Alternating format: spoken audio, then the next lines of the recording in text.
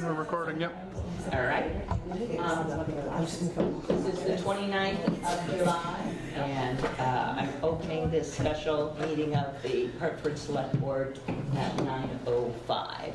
Is there any public comment? Then we will move into the meeting. It's all yours, Alec. All right, well, thank you all for joining. I think maybe each, John, Kathleen, and I can do maybe some quick introductions, though I think you all know John pretty well at this point. More than I do. Yeah, right. Maybe some de-introductions. Yes. But appreciate you all taking the time to work on this with us this morning. I think this is, like all three of us kind of mentioned, doing this kind of strategic planning and just sort of work planning is going to dovetail really well with some of the capital improvement plans that are coming down the pipeline. And just prioritizing in this sort of group fashion is really, really helpful. Not every town does that, so kudos to you all for taking the dive into doing this. I think we're going to have a lot of fun for the next few hours, in some people's definition of fun.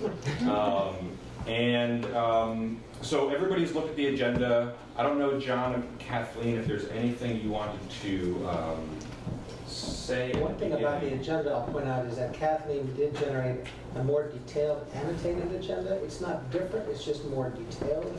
Bottom right there, Brandon, under your right hand. If anybody wants that, feel free to pick one up. Brandon, would you mind passing? Yeah. That's the whole thing. Yeah, why not? The other stuff is material you should have already received in your email, just hard copy. Did anybody else have a question with the capital improvement plan in the email? Opening it? I've never sure. So it was it's like an email attachment that John sent, and then the PDF was attached to that email that he attached to his email. Oh, maybe because I don't have Outlook app, I just do it in the browser. Okay. I just went to the website and used like the plan that's on there. I don't know how many updates. It's right here, we can give you the hard copy for sure. Perfect, I'll take one of those. It's one of those spreadsheets without the color on it. Okay. Thank you, Brandon. You're a great student. Oh, are you Taking initiative to start the path. I really have this one. Yeah. This is Alex, I taught at high school for 20 years. Oh, did you? Oh, nice. Way back, 83 to 2003. Okay, interesting. Not during your time. No, not exactly, but I had a fun time. I visited Hanover High a couple times. Yep. And had some pretty good conversations with some of the students about local civic and government stuff. Yep. Well, with their council, they do a really They're very good job. good. Yeah. Talk about, Okay. we could use Oh, wait, now them it's gonna work. for, Of course it is. Robert's rules. They're really good at This is really good. maintaining that. Oh, that's interesting. Yeah. Good. So that's your introduction? That is it until we get to some of the next Yes. stuff. Yeah. Did you want to say anything? Yes, good morning, everyone. Kathleen Ramsey, DLCT, Municipal Operations Support Specialist. John caught my eye when I almost went into town of Middlebury, an old habit after having been working for the town of Middlebury for 20 years, first as assistant manager, then as the town manager. Also worked for several other Vermont towns over a career of town management. Thank you. Glad Thank you. you're here today. Welcome, everybody. Sorry about Mike being sick today, but he wishes us well. His only input was that his priority is the Gate Street project, also known as, I think, the Coolidge Block. So thank you for all these introductions. Breakfast items over there, donuts, muffins, coffee, fruit. Lunch will arrive around 11:30, quarter of 12. So keep some room available for that. We trust you all received the package of materials I sent you on Thursday via email. We've got the hard copies that we just distributed here. As I said before, my goal really has always just been to bring you all together, break bread, and collaborate as a means of team building. I'm sure we'll all meet this goal and also do some thinking about the future of the town and the work to be done by the select board to bring progress about. Toward that end, Eric, VLCT, and I have put together an agenda to help us accomplish this today to some degree. In my mind, as I said in Thursday's email, This exercise has already borne fruit in that staff and I have laid out in one collection of documents important projects that we have either on the drawing board or in the pipeline. In other words, projects that are, quote, on the town's plate. This information will inform future budget cycles and the recently begun effort to reinvigorate the town's capital improvement plan. So anyway, thanks for being here, and let the event proceed. So a couple of things before we maybe do like an agenda review. I'm going to be doing most of the kind of facilitating, and Kathleen is going to be taking notes. What we're going to do with those notes is after we all meet, clean those up a little bit, and then send them back out to you all, so everybody's got a copy of kind of what we go over today. There's a lot to discuss, as I think we're all familiar with from reading some of the materials. We could spend 5 hours doing this, we could spend 50 hours doing this. I think the goal today is closer to 5 hours. So we're going to be trying to move through stuff, and so just keep in mind, expectation-wise, that we're not going to be able to, cover every detail of every item, but that really the goal is to have the conversations today that are not the last conversation in this process, but really one early conversation as a foundation to doing more of this kind of planning in the future and refining the process with or without, our help as well. And so just keep that in mind, that we're not going to be able to get to everything, but we're going to try and get to all of the items so that we can prioritize some of your upcoming work plans. And then the next thing that I'll say, which is just one of my favorite quotes, which is a Dwight Eisenhower quote, which is in preparing for battle, that he found plans useless, but planning indispensable.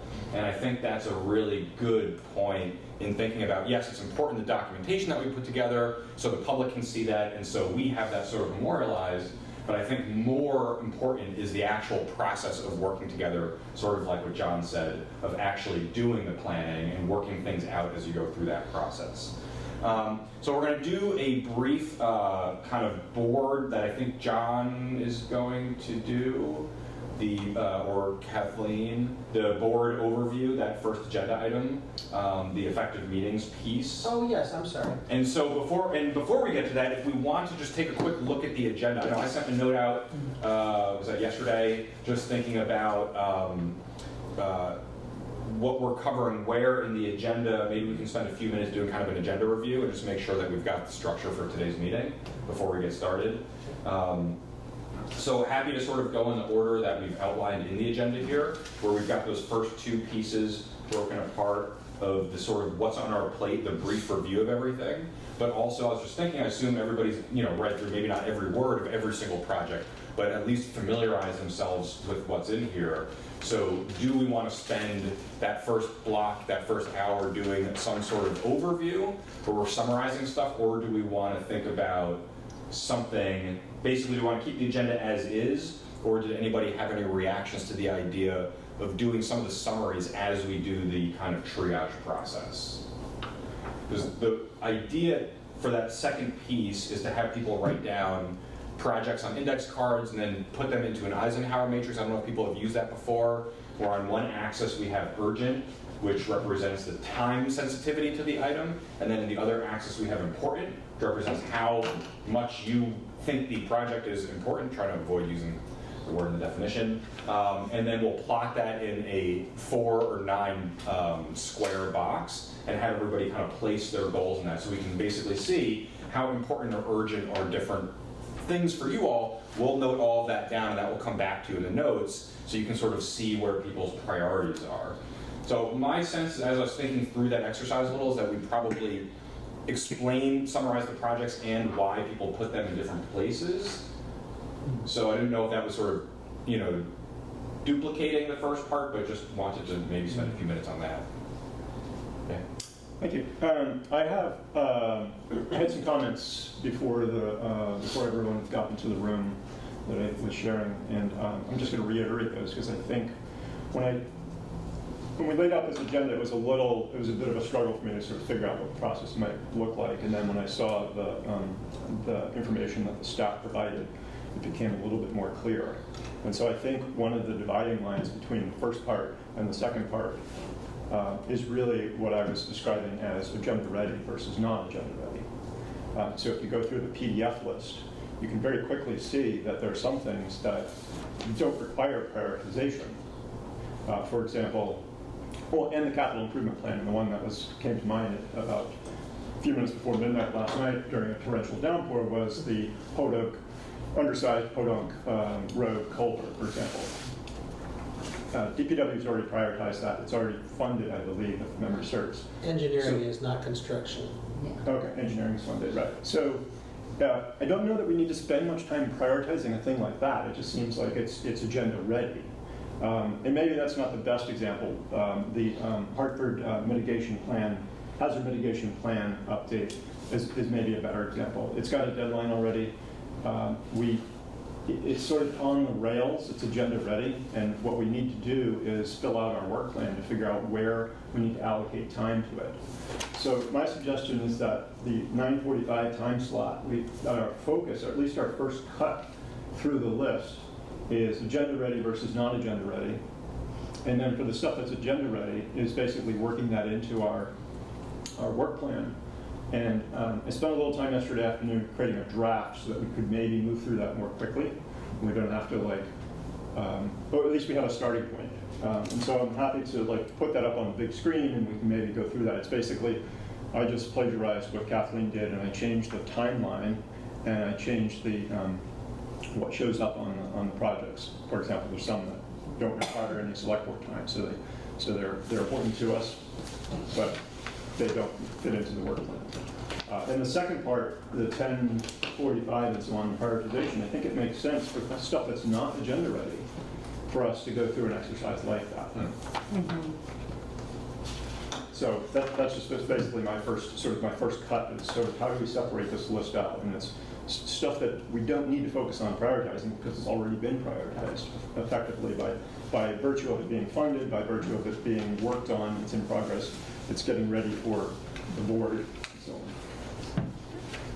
So What other folks think, yeah. Here. All right, and I appreciate Eric's, time you've kind of put into thinking about this. I think that makes a ton of sense to me. I'll just want to know how this process and outcome will be different from how things are being handled now, so that the leadership of the board and I, when we're setting agendas, can take all these things into account. The way it's worked thus far is that department heads come to me when they feel that a project is ripe for select board consideration and action, and then we talk about it among ourselves at the agenda setting meeting, and then we put the items on the agenda. But if there's going to be a different step or a different way of approaching it, that'll be important for me and Mike and Mary to know. Yeah, absolutely. So I guess I would respond to that by saying maybe I could put this up on the screen and we could look at it and it might become more clear or less clear, and we can figure out whether this is even feasible for us to do. And that's part of what we're here today to do, is figure out whether work planning is feasible and how it impacts the current process. So I've broken this out into, we could break it out by quarter. I broke it out into double months. So July, August is one column. September, October is another column. So for example, if the hazard mitigation plan update, I have in September, October, this is just totally a suggestion based on the narratives that are in the PDF that you shared, or the content that was shared from staff. But I have September, October timeframe, a block that says review. And so that's like one unit of meeting time, 1 unit of select board meeting time that's allocated during those months. And so there's obviously latitude, and there's a requirement to sort of figure out which, there's 8 potential agendas that could go on there, right, within that time frame. So it's not as granular, obviously, as the agenda or the process that you go through now, but it gives us a sense, for example, that that's coming down the road sometime in October. And it ensures that nothing gets lost in the cracks. Right, and what should I be reading as a select board member to prepare myself for that coming down the road is kind of the idea. Okay, thank you. I'm hearing a couple of things here that just personally for me are a little bit confusing. And from what John has said and what Eric has said, it seems that there is there's a lot that the staff has done and continues to do that is timely. On the other end, I hear we setting up plans, so I'm getting a little bit confused about how we can meld the two, because having, except for Mike, having been on the board the longest, I've seen how much work that the staff does and how hard they work to get things in line already. In largely a self-directed manner. Right, and so I don't want to end up doing just, maybe there's a melding of the two to get together, but I also worry a little bit. We always, in all the select boards we've had to remind people that we go through John.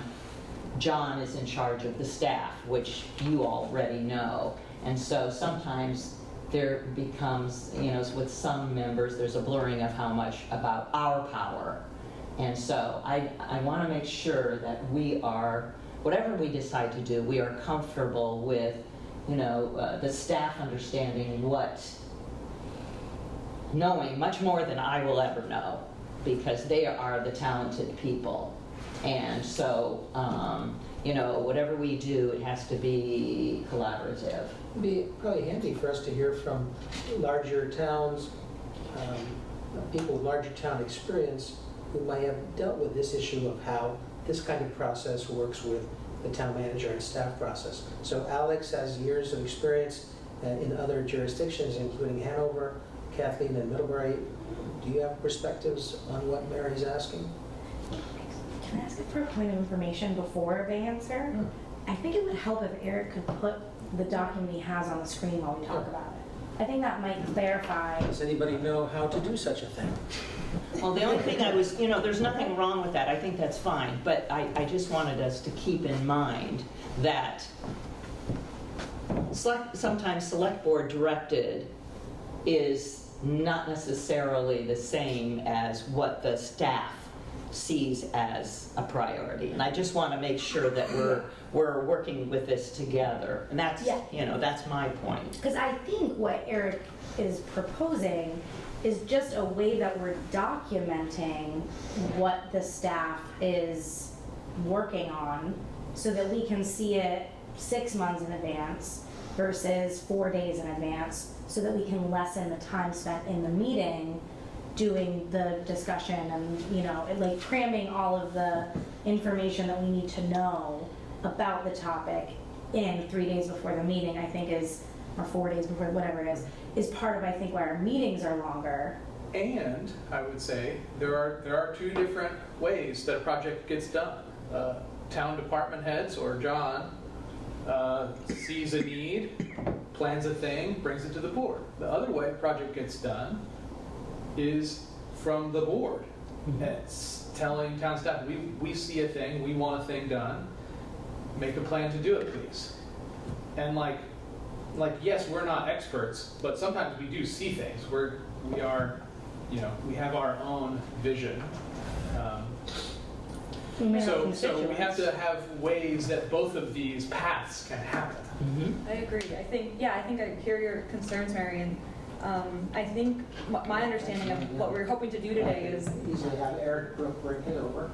to sort of acknowledge, there are different roles. Staff has a really clear role, He could send. and select board has a role that's different from Do you want that. to send me the document then? That's a little more 1,000 feet if we're doing our job well, which I think it's been hard for us to do, because we're sort of just getting stuff thrown at us, and then we're making decisions on the fly the best we can. But I think recognizing that, like, we want staff to function at their highest, level that they can, and in order to support them in doing that, it might help if, as a select board, we had a little bit more of a bird's eye view and a look at the horizon. And that's, I think, what I was saying earlier, that this has already been helpful, because now in one set of documents, you've already got kind of the universe of things that are in process or in the pipeline or on the drawing board. So, I guess I would just chime in and say, I think what I heard a lot of good ideas, and the other thing I want to add to that is that my first cut at the spreadsheet wasn't an attempt to change anything. It was an attempt to take the narrative that's been provided, like particularly from the PDF and also from the CIP spreadsheet, and provide it and present it in a way that we can see it sort of a full picture. It's not to control that part of the process. So that's again my distinction between agenda ready and non agenda ready.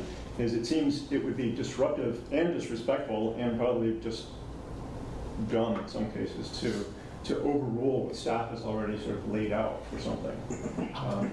The hazard mitigation plan, there's a timeline for that. And so all I'm trying to do is take and put that onto a map that lets us see, lets us have some visibility and not change or influence or control that. I haven't seen an email from you yet. Yes, because I'm talking. Okay. I do both of them. And I really apologize, Would you Alex. send it to all of us, please?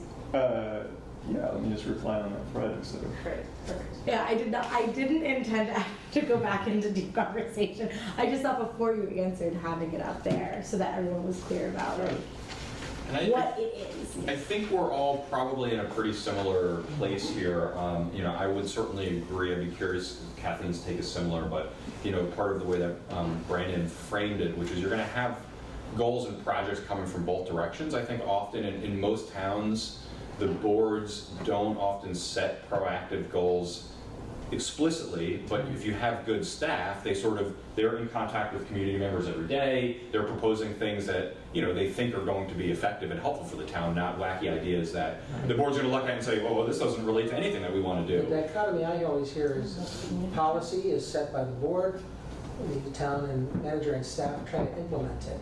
But of course, there's no prohibition, and in fact, it's welcome if people have initiatives they'd like to get moving, to communicate with the leadership of the board, who then communicates with the town or directly with me, and we can see if we can get it done by involving the appropriate staff. Absolutely. Well, that kind of brings up a question for me that might be better placed elsewhere in the agenda, so feel free to table me. But what, the strategic vision, for example, as I'm reading through that, whose job is it, I guess, to enact and follow through on that vision?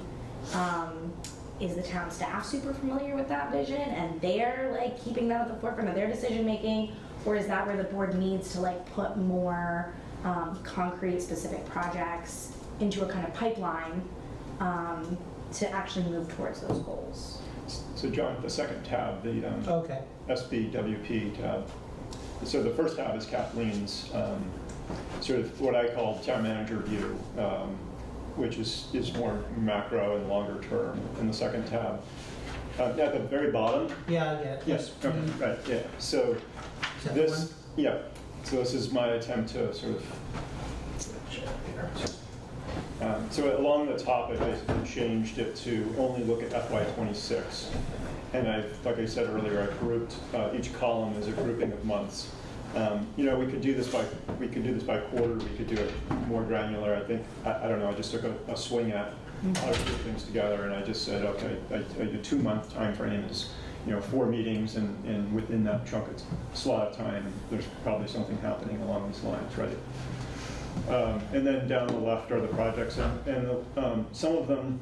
I think I've highlighted the ones where I've used green text, like the very first one is, it doesn't require select board time, so I would imagine that it will come up maybe during the town manager report or whatever, but it doesn't need us to block out time on the schedule. And then I added some things in yellow are things that either I added because I was hoping we would maybe include them, or things that I thought were missing. For example, there's one in there about future of the transfer station, which I found to be conspicuously absent. I did too. That's my from note. this whole thing. That's my note on my little sticky. Where is it?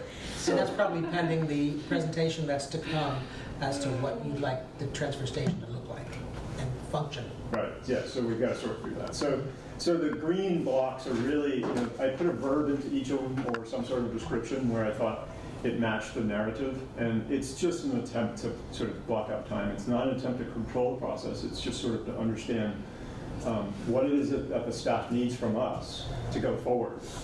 So for example, the hazard mitigation plan, I think if you go back and look at the narrative, but I think it said like, 2 to 3 meetings or something like that, and you've got to review it, and then ultimately you've got to approve or adopt it, right? So each of those chunks of time basically represents like maybe a 45-minute unit on a select board meeting. So if you go all the way down to the bottom on that spreadsheet, If I did. if you did, you would see that I sort of tallied it all up, and I tried to basically come up with what is the demand versus the capacity, right? Because they sort of need to match up, because the board can only put so many.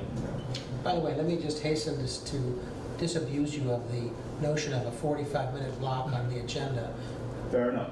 Shorter, please. Fair enough.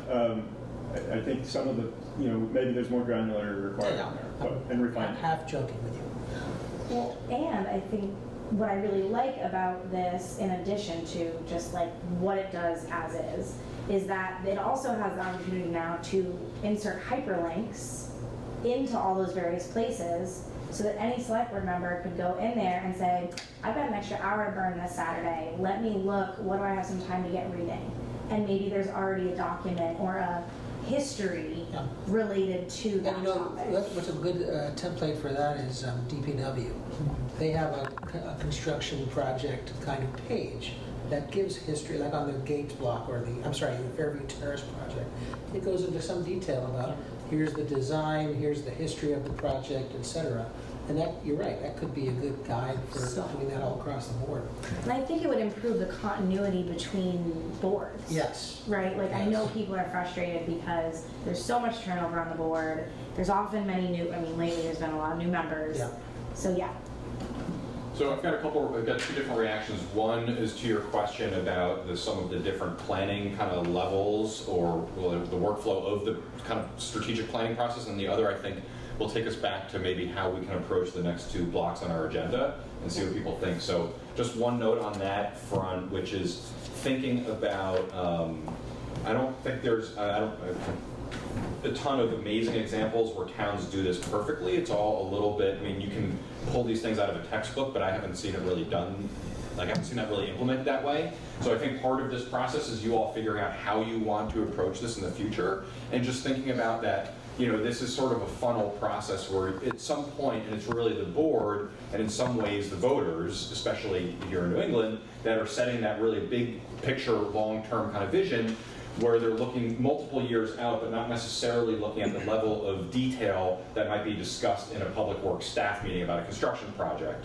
And that's that really big piece of the start of the funnel, and then the select board might narrow that down a little bit further, and then it keeps getting narrowed down further. So you might go from a vision to a strategic plan to a work plan that might be parallel to a capital plan, and just thinking about as you build out this process that it's certainly within, from like a statutory perspective, the board's purview of being able to say, okay, what are we doing for the upcoming year, or 3 years, or 5 years? Some of that's going to flow into the capital plan, and some of that is going to be just on the operating side.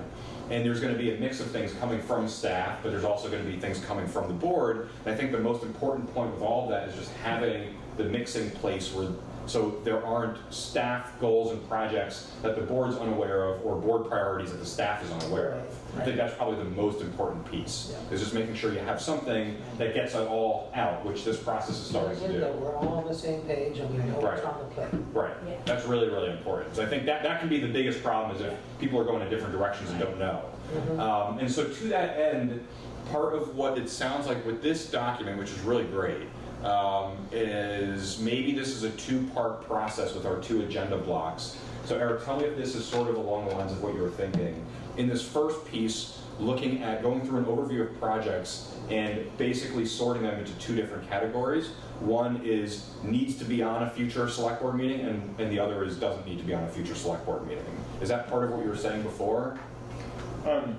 I would refine it a little bit more to say it needs to be on a meeting in that time frame. So from July to, I picked April. So I would just arbitrarily picked a chunk of time, right? So a manageable chunk of time. So that's what I mean by agenda ready. Agenda ready means it can go up there, and we can block out some time on it.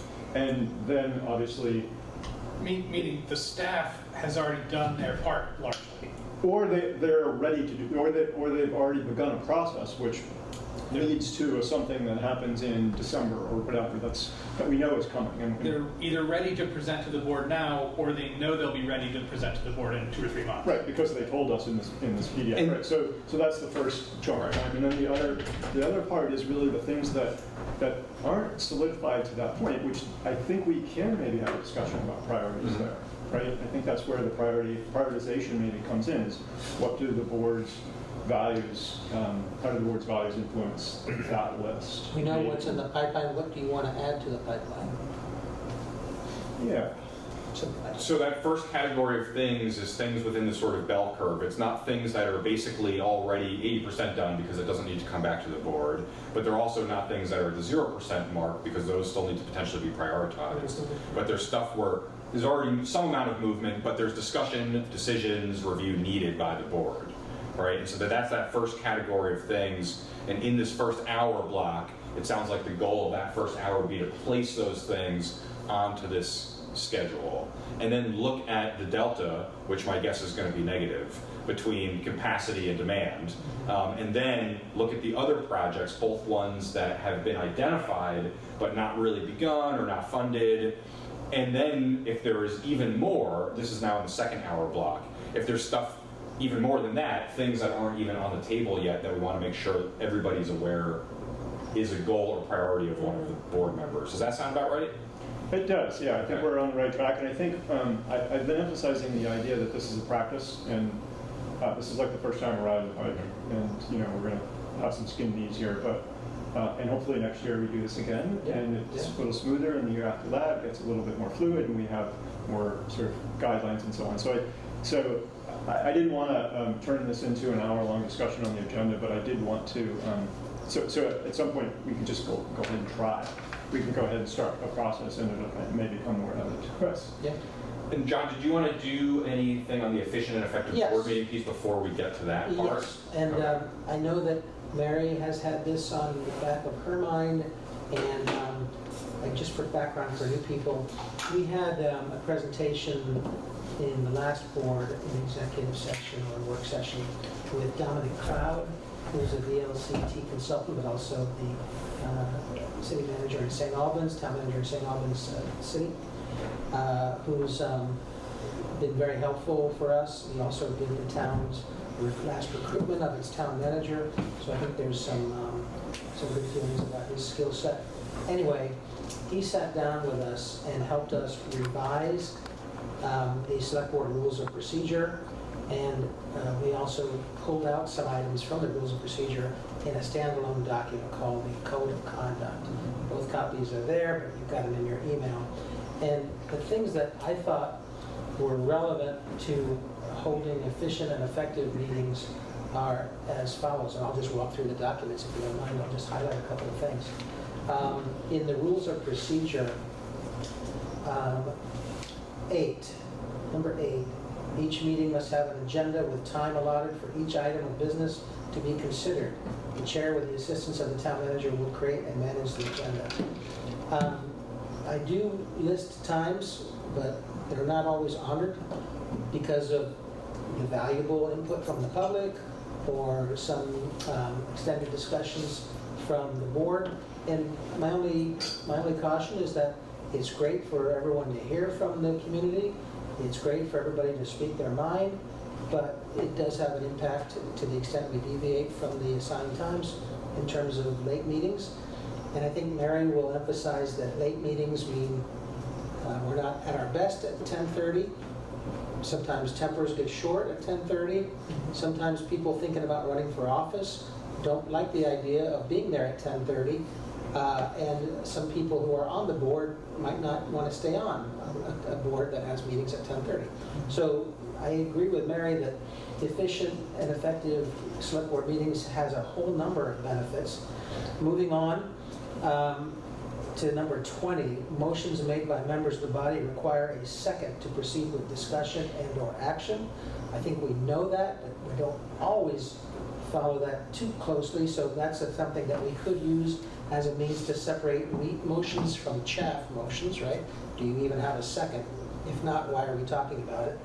Can you say that one again, John? I'm not sure I understand. Yeah, number 20, motions made by members of the body require a second to proceed with discussion and/or action. Sometimes somebody will have a motion, but they have no support on the board, so there's no second. So let's not spend time even dealing with that motion if it doesn't have even a second to support it. Have we had that happen? I think I've seen it on occasion. Maybe not this board, but.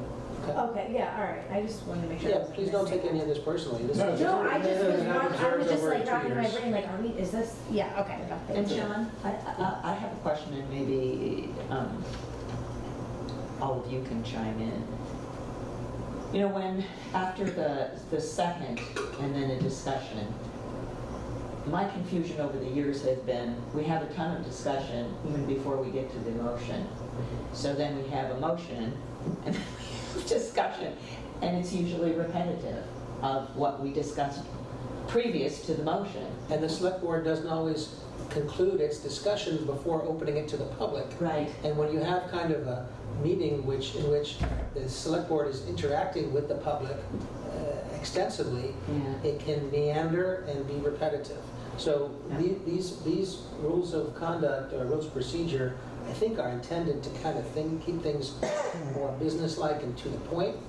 It might not satisfy everybody's goal for a thorough democracy all across the town, but we need to remember that that's another statement in our rules of procedure, your rules of procedure. This is a select board meeting Right. in the public. Not public. It's not a public meeting. So, Can I make a note to that, actually, Mary, as chair? So my experience in years past is that when you get to the discussion after a motion and a second, that next discussion item is not open to public comment. It did not used to be. That is like, really kind of like one, usually like last comment per board member, like pertinent to that vote.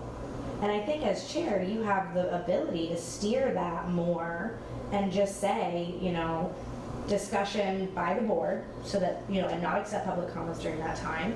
And we each get one statement and then that's it and we vote. And you can call well, the there is, vote. but then there is a provision for public comment Right. on that agenda item. Remember, they have a 3-minute Yes. limit on general discussion. And then 2 minutes. And then 2 minutes per agenda item. But not in the middle of the motion. Right. You know what I'm saying? You don't need to Right. let, and we used to not do that here. Like the discussion was like board only, public did the discussion after the second. That was just like a quick, every board member can say their piece and then you call the vote. And you can call the vote. I think that'd be a really helpful distinction. But we would have to do this, setting our, you know, we would have to lay this out, I think. to the- Well, it's already in the I think- rules. Yeah. No, but I mean, there isn't anything that actually says After the second? after the motion. It does say about the board making comment, but it doesn't say anything about that's not time I for. think it My may be Robert's understanding of the rules. guidelines is that it's always up to the board and ultimately the chair to determine if they're gonna accept public comment after that initial public, I mean, during any agenda item, you know, we always accept public comment during the public comment period. Number 40. So I'm sorry, I finished your thought. Yeah, I was looking at number 40 as well. So, anyway, I think you have, we all, and you especially have some authority to say this is, you know, we've had the discussion, we've allowed some 2-minute input from folks, now we're calling the motion, then we're gonna have final thought discussion from the board, and I like that, I hadn't thought of that before, and then we're gonna vote. And by the way, kudos to Eric the other night for calling the question. There was some issue that we had heard enough, and let's call the question. But anyway, yes, members must limit their comments and motions to the meeting agenda item under consideration. That was an issue, I think, in the previous board where people started meandering onto off topics.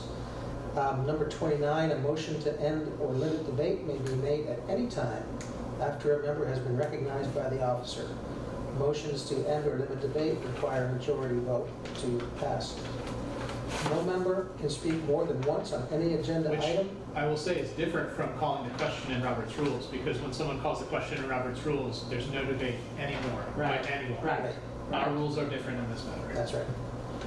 No member can speak more than once on any agenda item or motion until every member has had an opportunity to do so.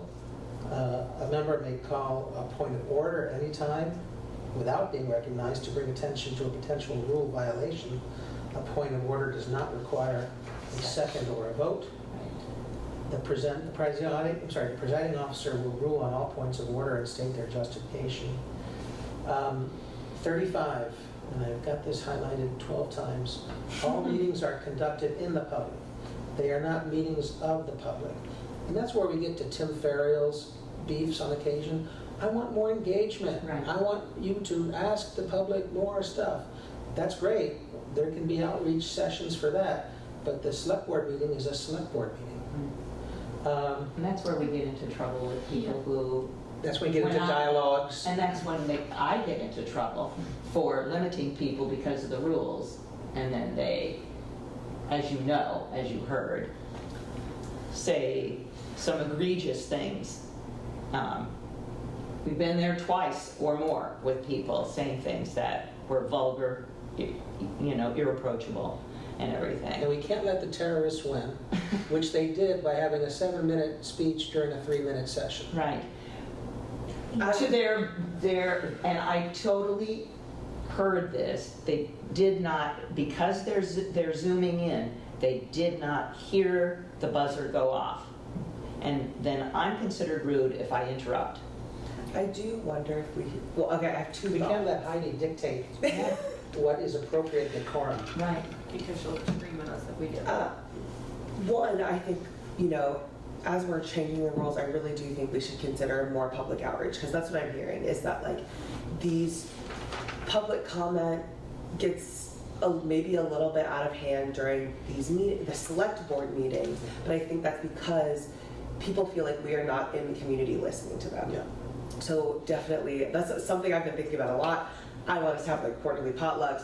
We can talk about that another time, but like that's my idea around that, is that like what I'm hearing is the public don't feel heard. So then they take up time during our meetings to get heard. So I feel like we should try to make some concessions there where we can. I know everybody has busy lives, but then I also think during public comment, there should be, I don't know if it's the timekeeper or the chair or a different role, but I do think there should be some more consistency with like interrupting everyone. Like, just so you know, the timer just went off, please wrap up that thought. And like, that's for every single one, because sometimes I think people seem like they're about to finish their thought, and so we just like let it go. Then they actually don't finish their thought, and so then it feels like we were letting them talk and They're not just letting others talk. inhaling. Yeah. Yes. They're refilling their lungs. Yeah. So, yeah, those are my thoughts on that. Yeah, and I think agree with that. should be. And I think it could be another person, Mary. I don't think it all has to fall Yeah. on you 100%. I'd be happy to take that on, like a timekeeper role. I know Eric's doing the timer. Like I don't have another like official role. So like something like that, I'm comfortable, because I feel like I have a pretty neutral relationship with most people in the public somehow. So I could be the interrupter. Yeah.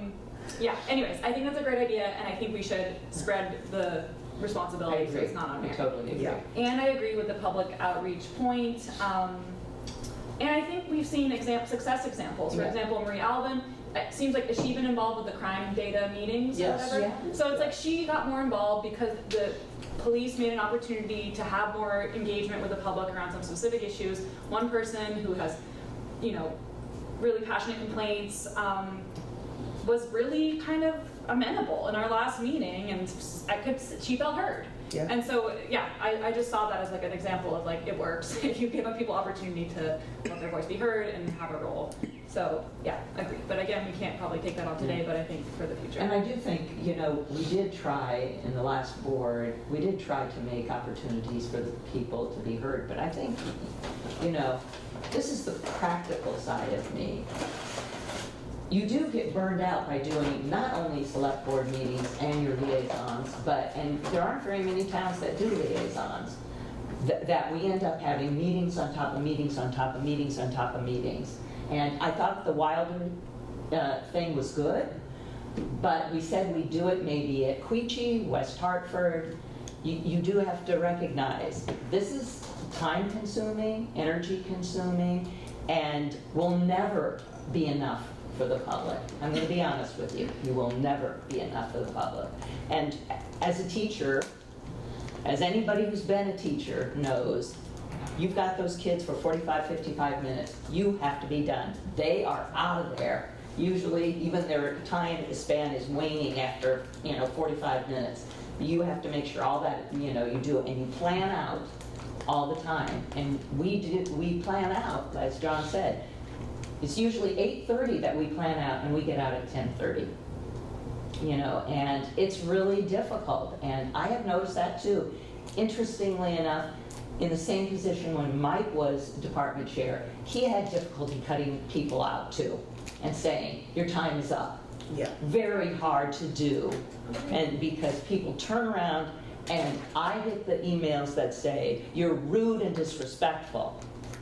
And nobody says anything. One person responds and said, this was inappropriate for that public member to respond this way. One person. And this has been my bugaboo of being on the board. We receive all the complaints. We never get kudos for the work that we do. And it's very difficult to be in that position. And I'm not saying I want admiration.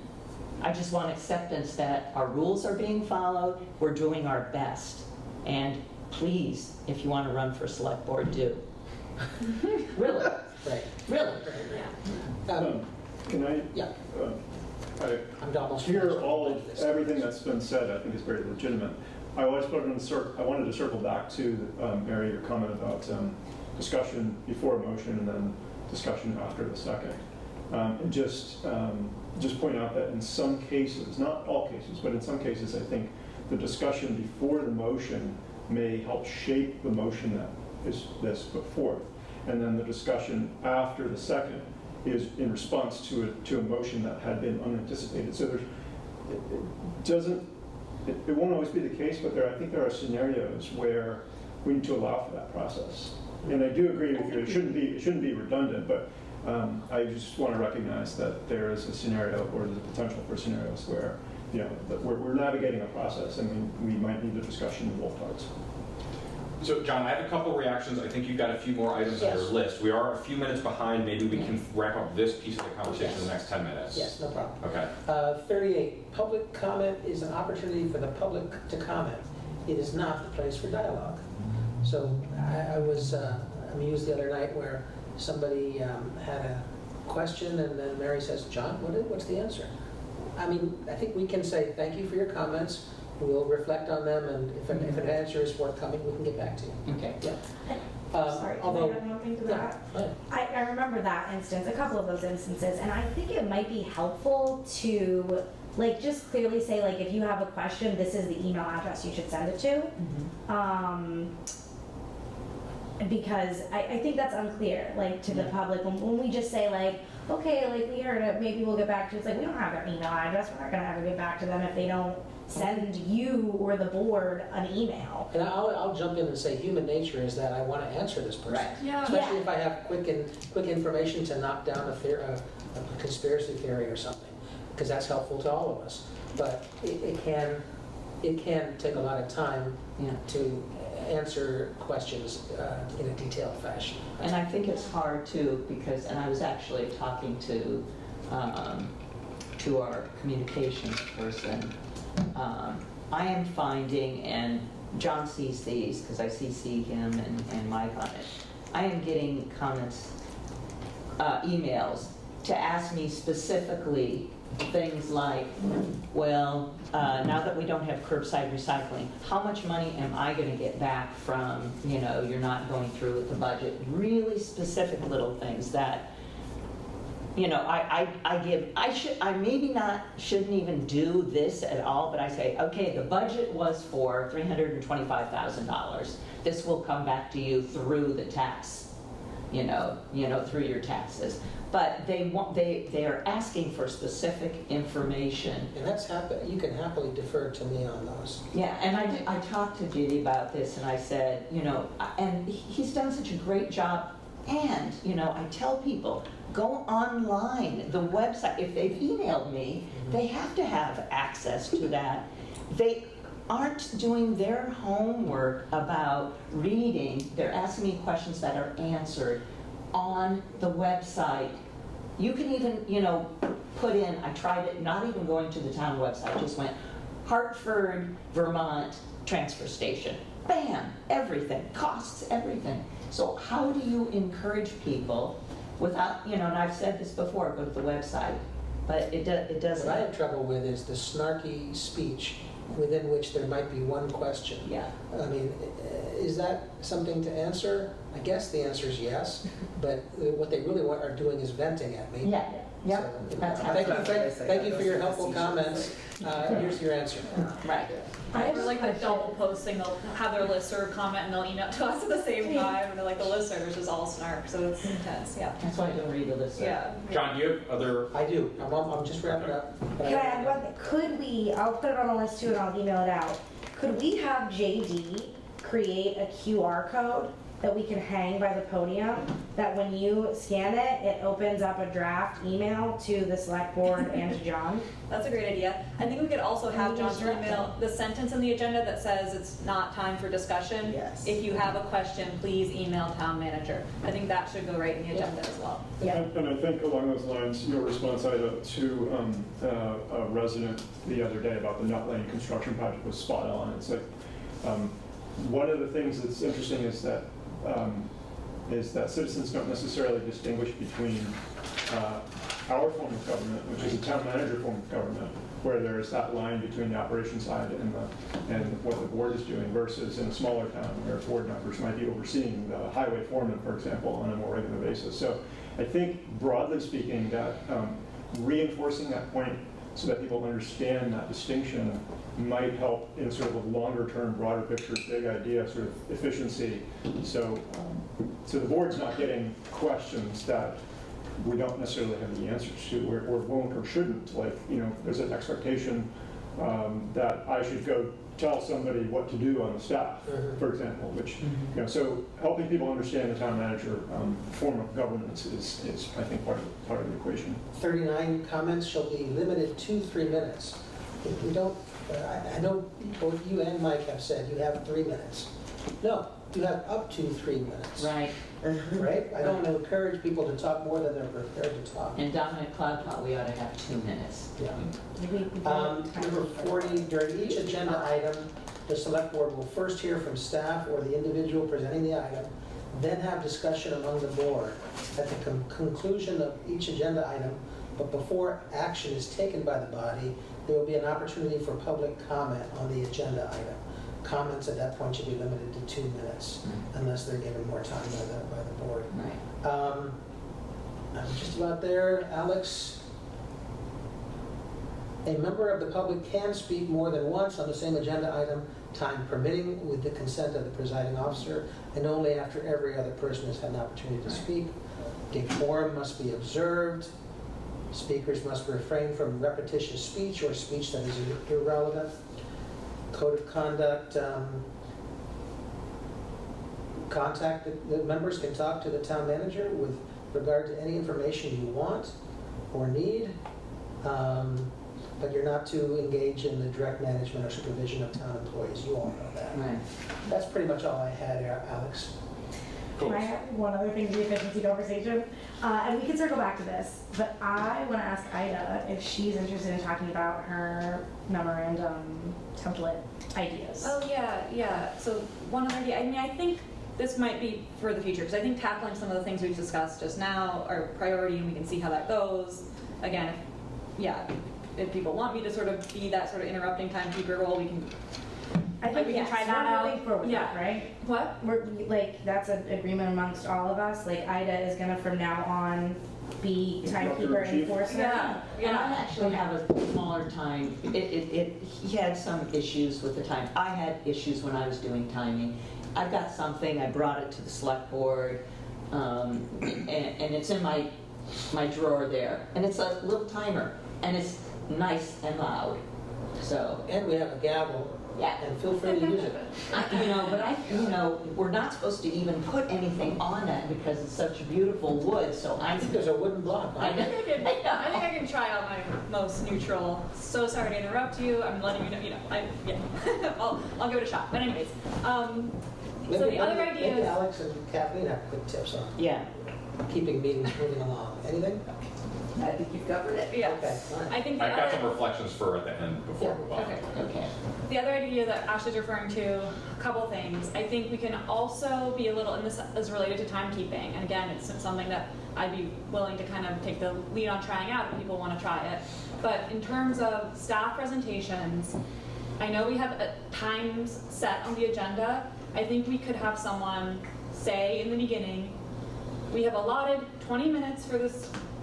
I mean, and in communicating to them when they're preparing a presentation. Just the headline. Yes, or and also like slide, like we could have a slide deck in the notes, but in the meeting it could be 3 slides, you know, like, and we could have the details, and the public could have the details in the agenda, but the presentation itself would be like, we only want this to go on for 15 minutes, that's our goal. If the presentation part can be 5 minutes, that would be wonderful. We know we're not gonna get all the details. Thank you for sending them in advance. We have them. We want time for discussion and for public input. So I We think, need to assume that everybody's read your packet, yeah. and the public, if they're gonna comment, they should have read it as well. Yeah, I mean, it puts more responsibility on us to be as prepared as we can be, but I think that's acceptable for, you know, and I think it's just, we know that we want our meetings to be shorter for all the reasons that we're talking about. This is one thing we could try to sort of, and then have someone say, we have 2 minutes left, you know, for the presentation. I don't know if we want to be as specific as delineating like presentation time versus discussion time, but something where we're prompting staff to wrap it up as well. Like we're going to be prompting I can do that since they're. Staff and committees and commissions. Yeah. There's a few committee commission I reports know, that have because it's been like they're pretty proud of exciting. their work and they have done so much, and it's just, they're not thinking like big picture, which is our job, to think about the whole agenda, not just like, oh, we have like this time slot, we're gonna take 25 minutes to like explain everything we were doing to the board. It's like, we don't have time for this. But we want to know, we want to see it in the packet, and we want to hear the Cliff Notes update. And then the other idea would be like incorporating some of that efficiency into the agenda memo 1-pager that we get. First of all, if it could be 1 page, that would be great. And maybe having like a couple summary bullet points at the top for staff. So we have a sort of a few paragraphs that we usually see the background of the context of the agenda item. Like if we could have like the bottom line up front is what they call it in the military, but like, you know, something at the very top that is like the point. And then we basically say, like, when in your presentation, we kind of just need the point, and we don't need all the context. So that'll help you know what you need to pay attention to as you're reading the rest of it. Yeah. And then the rest of the structure of that form, I think, is great. Having the recommended motion is excellent. But there's just ways that I don't think we're going to iron them out today, but I just didn't want to put them out there for future consideration. And I'd just like to go back to John's reading of some of the procedures, and I notified John of this. I don't know if it's going to be helpful at all, but I wondered if we could highlight procedures and conduct, and I did it on a couple of pages, and just put it in the room where we hold our meetings so that when people come in and they sign in, because there's a lot of people who don't come to our meetings where we set the rules and procedures yearly, and they don't know how we operate. It's obvious, and just have it there. My concern on the other side is we're getting, and John and I have talked about this briefly, we're getting more and more people who come online and not very many people who come in person. And there is a difference in the way things are run when you're speaking from online versus being in person. I have noticed that because I came during the pandemic. And Decorum, yes. Yes. When you're remote, you might think you can get away with more. absolutely. So I asked John, I said if and I actually just retyped everything because it was better for me to actually see it. It's the exact same words, and just have it on the table in the back. And I said, do we need a motion for us to do this? And he said, no, just let the board know. And I haven't had a chance to talk with you because it's been a very busy week. But if we just have it back there and people can take it home with them, people can read it while they're waiting to come up and talk. So do you use Zoom for your? Yeah. Yes. Yes. I was wondering if you could drop those things in the chat. We don't use the We chat, don't we use use the the chat. webinar. We disable the chat. Yeah. Unfortunately, one of our select board members is our Zoom host, so she's got several things to do at once. Can the Zoom host put things in the chat? I don't, on the webinar, I don't think so. Well, we could link to them on the agenda. I mean, I know that Yeah. everyone was reading the agenda, but I think there's, yeah, I don't think, no, I don't know that people will go out of their way to read it. I don't know. So can I ask for maybe, was there one more comment and then we'll Yeah, wrap up and move on to the next? I wanted on Ida's idea of, like, or you mentioned like how staff, you know, they want to share with us like their big highlights. Like, yeah, they want to take up the time that we have given them on the agenda so we can share with us all the exciting things they've done. Ashley had an idea around that where another town was like communicating big wins. And I don't, they're like big wins for the year. I don't know if that's something we talk about today, but I do think that I just want to highlight that Ashley has a really good idea for how we communicate big town wins to the community.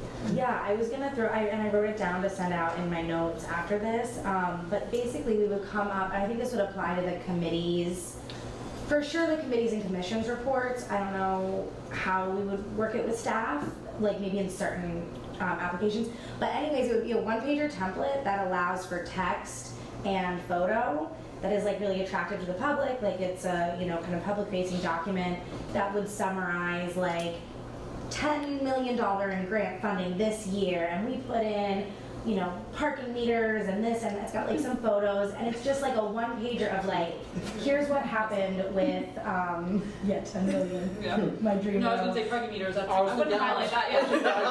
I'm surprised to hear you advocating about Right. parking meters. I canvassed business owners for 2 hours yesterday in downtown, and they may have, Did have change your moved heart and my- mind? They might have. But if I canvass residents and other people, it might spot me back. So, but anyways, but Celebration of achievements, that's something that JD's all over. Right. yeah, And he'd and so love it to, could he'd love to be, hear this idea. yeah, it could be a template for staff members to use to dump information into, and I think it would be really wise to have as a template for committees for their report. It's like they put together a one-pager PowerPoint that we've already kind of listed out what information we want and room for pretty pictures, and they just go fill it out, and it makes their life easier too. And then we can post it to the Facebook, and like the public is happy too. And then our staff's being heard. And maybe getting a little appreciation, Right. because I think people saying something like that, Yeah. right? Where's the negative comment going to come from if you're just like celebrating a lot Yes. of things? Like you can really only say celebratory things in response. Okay. So sorry, Alex. No, it's okay. No, so there's a couple things that I heard here, and just I think we want to wrap up this sort of piece and move on to the first of the 2-hour blocks this morning. And so obviously there's a lot of support, I think, for structure in the board meetings, a lot of support for Mary, for board leadership, and like some of the ideas with timekeeping. I've got a couple thoughts on a few of those that I'll just share very quickly, and then happy if we have time later to talk more about. But I think a couple things worth thinking about. And so part of this is from a context, you know, I've been a town manager, but I was also a mayor, so I was an elected official kind of at the beginning of this whole local government adventure. I'll give a couple thoughts about public comments and public engagement. So one is thinking about what the purpose of the board meetings are and making sure that the board is aware of what the purpose of the meetings are and the public is aware of why the board is meeting as a board. Kind of like what John said before, like they're not public meetings, they're meetings in public. But of course you need to have opportunities for people to be engaged. And so making sure it's super clear what goes where with your town government. And so if the board meetings aren't the place for engagement, where are the places for engagement? And making sure that those are just as visible as the board meetings. Because I think what a lot of towns find and they default into is using the board meetings as the focal point of engagement in the community. Which, as most of us know from spending time at board meetings, it's really, we're trying to jam, you know, it's a square peg and a round hole basically. You've got time limits, you've got agenda, I mean, all these things, it makes it really hard to do. When I got elected, when I was mayor, I was 23, and a lot of people were very, you know, a lot of young folks in the community very excited. Okay, how do I get involved? I'm gonna start coming to the meetings. I'm like, why should you come to the meetings? They're 5 hours long, they're boring, we're not really discussing anything. You get 3 minutes at most for a comment. Like, I would actually rather you go to this committee meeting where you can work on this actual issue. Don't come to the board meeting. And the goal wasn't to have more people in the board meetings, the goal was actually to have no people in the board meetings, because in my mind, in a community that had, you can interpret this another way where nobody's engaged, but you could also imagine a community where everybody's actually quite engaged, and they're engaged in ways where they don't feel like they have to come to a board meeting. And so a little bit like Eric said, the town manager form of government allows that town manager to be the CEO, and I'm sure John has enough emails already, but like you should, the idea about having an email address on the agenda is super smart, that's great, because it gives people an immediate follow-up step.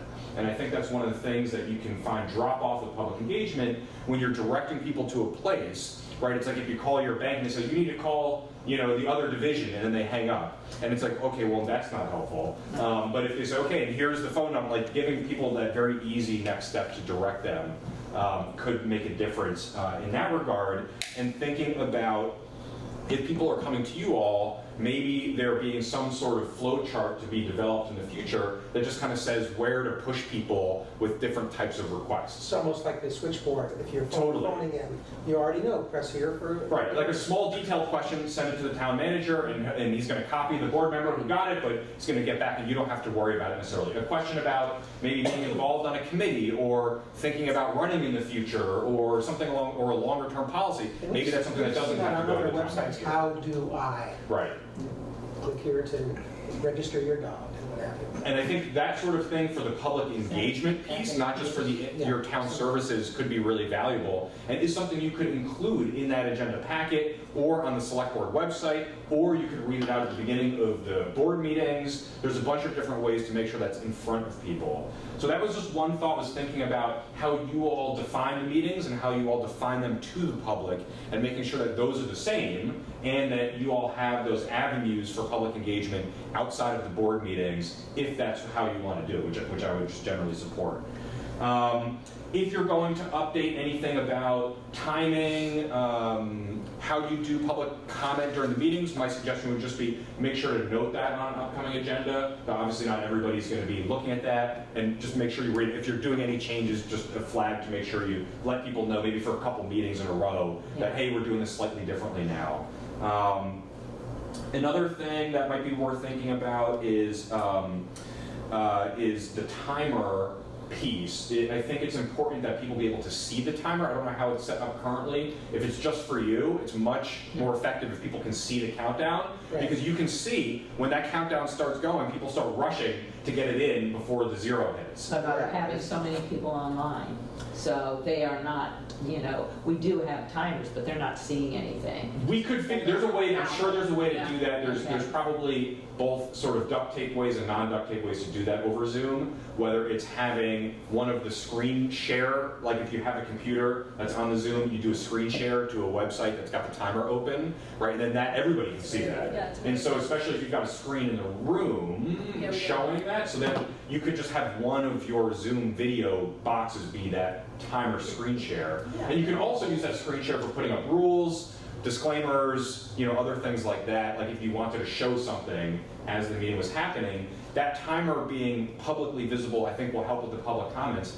My suggestion too would be run that timer based on the time that's in the agenda each time you get to an agenda item. That includes for staff, that includes for board members, select board members, that includes for other committees. So if you're getting to a 20-minute piece of the agenda, throw 20 minutes up on the clock.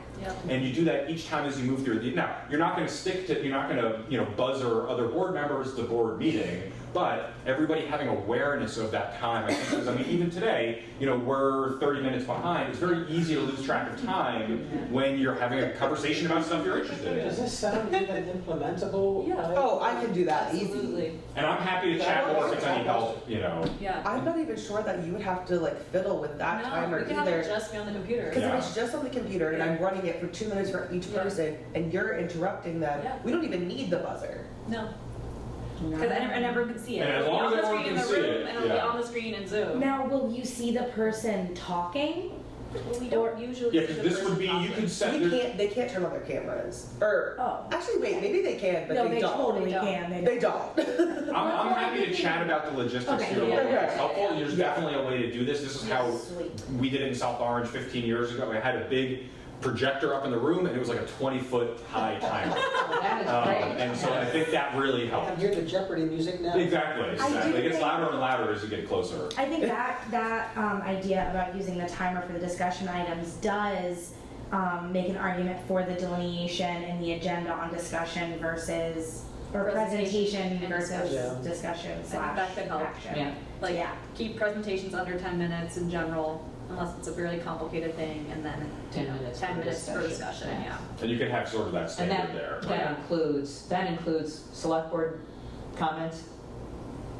Or are you just you're talking about anybody making comments, not just like a public or anything?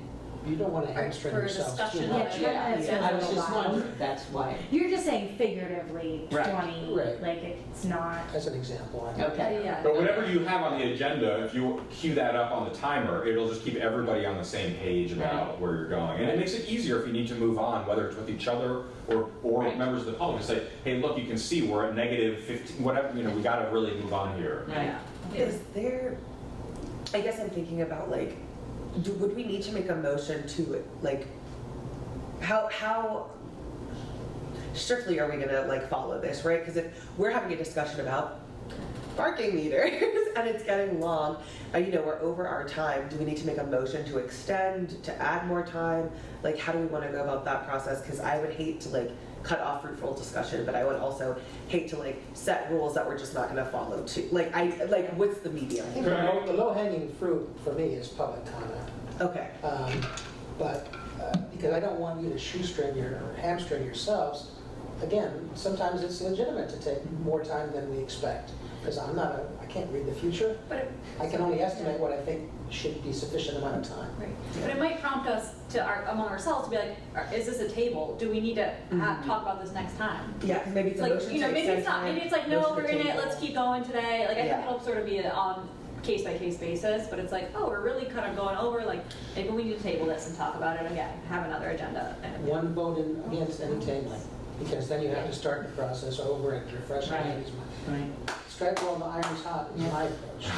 Yeah. And just for whatever it's worth, there's a few things that we're kind of talking about here. It might be worth, if someone is taking point on some of these items, it's been so far mostly you two, but also, like maybe writing up a few bullet points and just making sure that in a future board we say, yep, that's how we want to do it. So I think all these things can be worked out. And for example, I think it's a great idea. If you set 20 minutes for an agenda item, you get to 20, you say, hey, everybody, maybe the chair steps in and says, okay, do we want to add 5 minutes, 20 minutes? Like, what are we doing here? It just makes everybody aware of the time. And like the planning and versus plans, as you go do more of that, it'll just get better naturally. And you'll need to do that sort of stuff less. And I think it sets, again, a good example for the public, because you're holding yourself, even if you're allowed to extend your time, because it's your meeting. Of course, you can extend time if you want to, or table it if you want to, but it shows the public that you're putting some guardrails on yourselves as well, which if you're also putting some of that on their public comment, it's kind of a nice way to frame that, I think. Yeah. One other thing I'll just mention on the public comments that I heard, just as far as thinking about that, it is obviously different between board member comments and public comments. One thing that I've just seen work very well, and I did back in the day, was during that public comment period is going through all of the public comments first, then closing public comments, and then responding if you need to respond to comments. So nobody got anything, it was just only, and this was a little different because in New Jersey, there was a statutory requirement that everybody get the same amount of time. And so the way that I handled that, instead of interrupting people or asking questions where, do you pause the time and now you're adding to their time, or do you not pause the time and now you're eating into their time, it was basically nothing was said during public comment period except the member of the public speaking. The big timer on the wall, I'd hit the gavel 3 minutes, we'd move on to the next person, then I would close public comments, then I would go down my list of public comments and say, oh, that's a great question, John, can you take that, can we get your email address, can you follow up with that person afterwards? And that way you're avoiding the back and forth during the public comment period. You're treating everybody fairly. You're not disrespecting them by not answering. Exactly. And then some things don't have answers, but the public comment period is done. Right. It's now the board discussing and responding. It's a good idea. It's something I've struggled with. I'm the guy that keeps the clock. And so when someone, not just in public comment, but during an agenda item, if a member of the public has a question, or maybe they have 5 questions, and they ask the first one and the staff That's right. responds, I'm like, gosh, should I pause? Because the answer is really eating into their time. And so we could try to do something similar where, we suggest to the member of the public that they lay out their questions even for an agenda item, and then there's And then you do everybody's question, and then you Well, wrap. just for that, maybe just for that member of the public during an agenda item, so we're not just having this back and forth, it's like, okay, I've got 3 questions, here they are, and then here are the 3 responses to it, like if we can keep track of that, then we can be a little bit more equitable with the time, because, like I said, I don't know. It's what impossible all to the do time. fairly otherwise. Yeah, it's good, there are a lot of people who come in with a lot of different questions. I'm just, I think about it and I go, okay, so we have a contentious issue and we have 20 questions or 20 comments to then afterwards delineate, what are all these about, all these different ones, and then respond to. I don't know. I mean, we haven't tried it, so, I'm just trying to work out in my brain how we would handle that. I mean, I think it's good for simple things. I don't know. No, it's for all public comments, even the ones that have questions, like, what's your answer? The answer was always from the select board chair. Thank you for your comment. Right. Done. But yes, done, and then the town manager will follow up. And that's what I do in answering emails. That's what I have clarification on for agenda items though, because oftentimes, a lot of people comment on Zoom. I give them the permission to talk and then I take it away once they're done.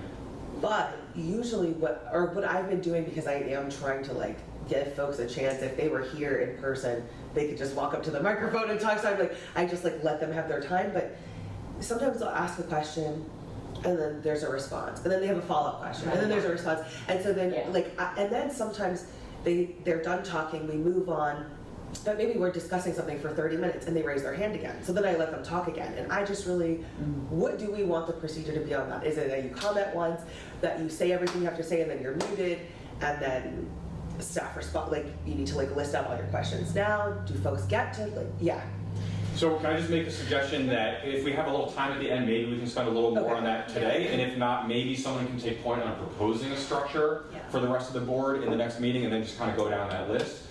To that point, I would just say that's the benefit of doing all the public comments at once, right, is you cut down 95% the back and forth, because you go, you do your public comment, then you, then you, then you, they're done, now public comments is done, now we're responding. Items though?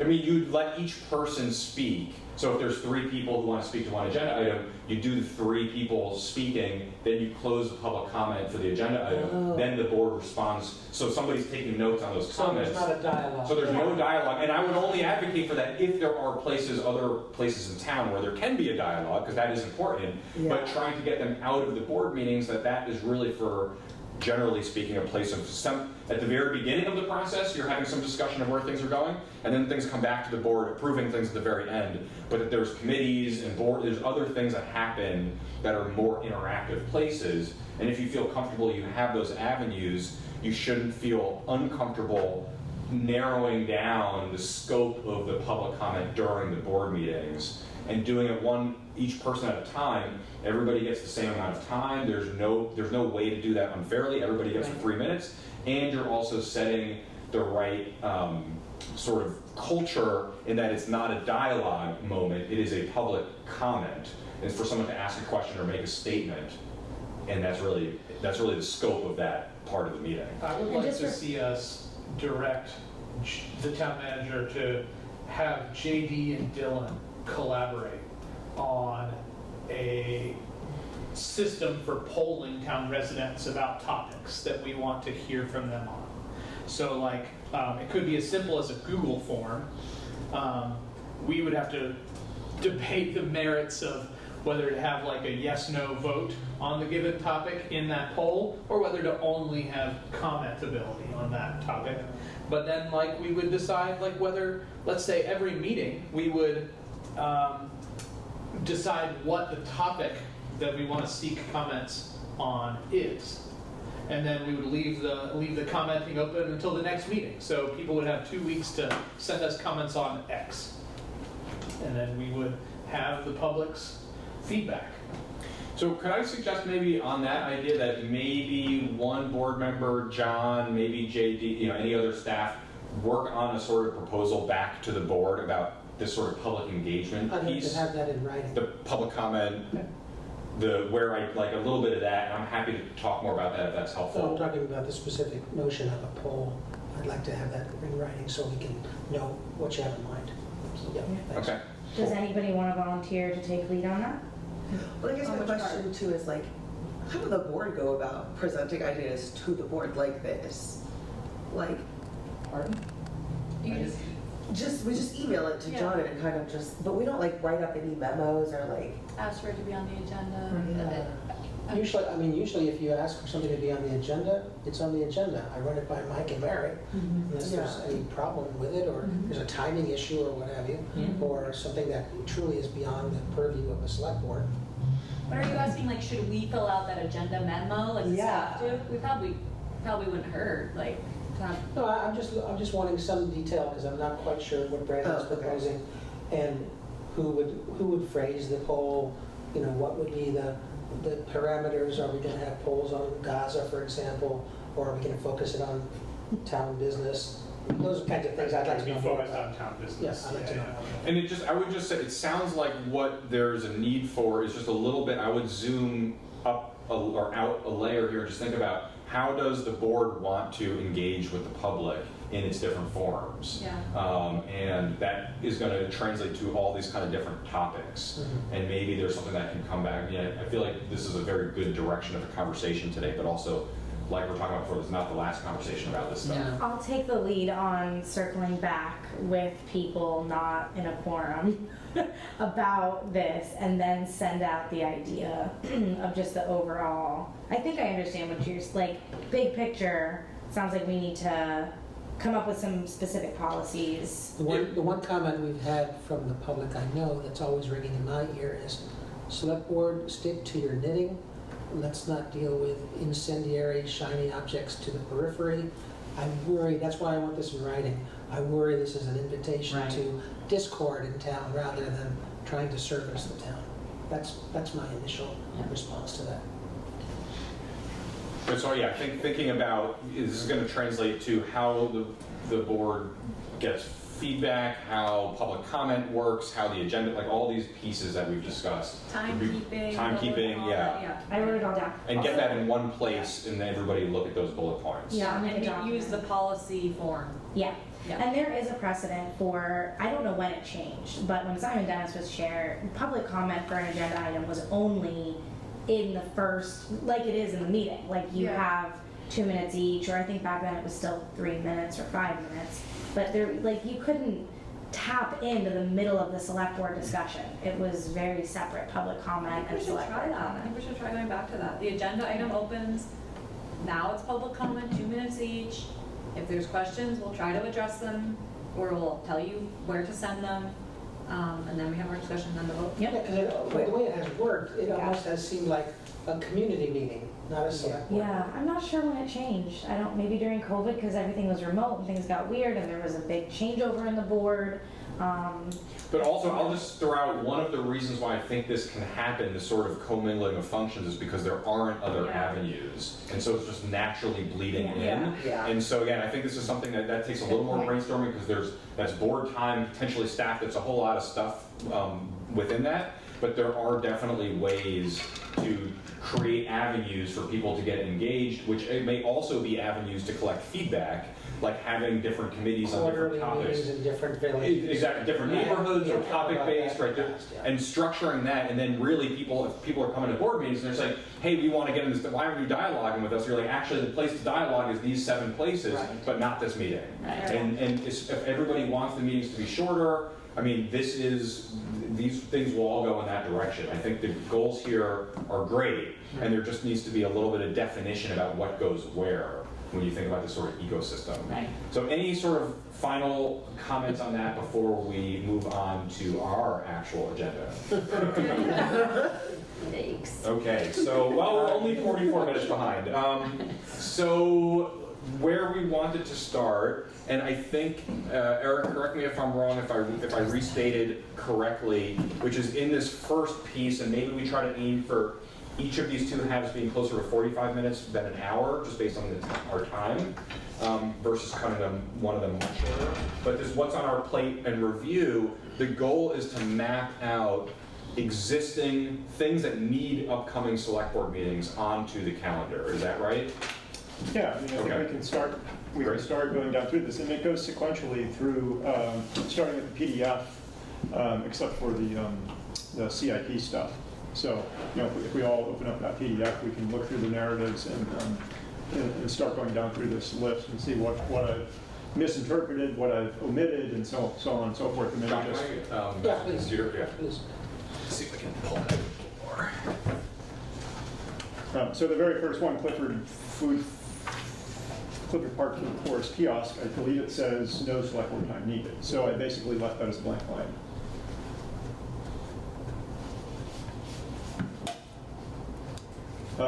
The second one, hazard mitigation plan update. I think the deadline was Feb 26. And so I put in, I guess I should open this document myself, but I put in 2 chunks of time for September, October for review of the document, and then January, February timeframe, a chunk of time to adopt it. Does it make sense to go down through each of these, or do we want to just skip to the ones where, I mean, how do you guys want to do this? I think if we could develop a rhythm, we can get along pretty quick. Okay, And maybe do we just want to note the ones we're going to be coming back to in the second half? that sounds good. Just change the text color or something like that. So, pedestrian bicycle plan update, winter of 26. I've got a chunk of time in September, October for a review, and November, December to adopt. I think did Lori have like 2 meetings? That's a suggestion or something like that? 1 or 2. yeah. 1 or 2. Homes for Hartford Big Little Build. I had 2 discussions, July, August, and another in September, October, as a setup to discussion and budgeting during the budget season. And so in the spreadsheet, I've omitted everything that has to go into the big giant pot called budget season. I've omitted from this spreadsheet because it got too hairy for me, frankly. And maybe that's a whole separate chunk of time management. But so I think what she was saying in there is you've got to have some discussions to set up for a discussion during the budget season, if I interpreted it correctly. Coolidge block redevelopment parking. It says something like, I forget what it says, 1 to 2 hours, or a couple of meetings every month. Does anyone have that particular item up? Yes. Dedicated amount of time for the select board at various stages, if the select board wants to proceed with a public-private partnership. Could take a couple of hours once it's moving forward. Yeah, so I basically just put a ×2 factor in there for July basically through April. I don't know. We're expecting to hear from David Briggs I was gonna say. in the July, probably no later than August timeframe, with an initial presentation. We should learn an awful lot more about that after that. Yeah, so that line could be pretty dynamic, right? That was Yeah. just Yeah. that was just a swag. Queechee Main Street sidewalk. That one I think I had a little trouble understanding, and what I think there's a grant application, and then there's maybe there's a grant application for engineering design, and I put out in March, April timeframe a chunk of time to approve the grant application. Do we need the laptop attendant to be back? Do we need I was gonna Alice say, somebody take notes. I am taking notes, but Oh, yeah, I guess, well, these notes. So, homes for Hartford, we're gonna have to come back to that, or no? No, I think We're on everything we've Queechee. talked about so far is Okay? what So you wanna highlight that one? Well, I wanted to basically ask maybe John for his input on that. If a chunk of time on a March or April agenda for the grant application approval is how he interprets that as well.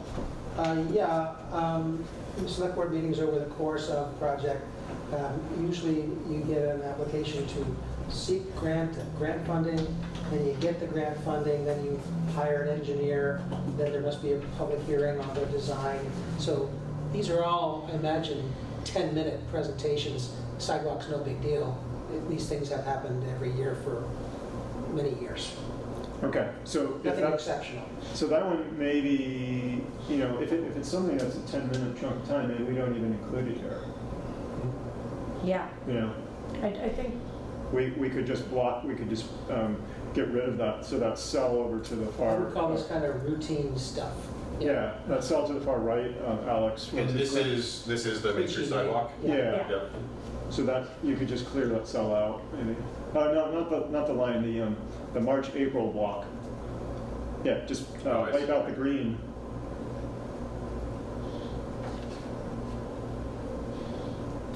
Railroad row kiosk panels didn't require any select board time, so it's, you know, it's on there, it's just information only.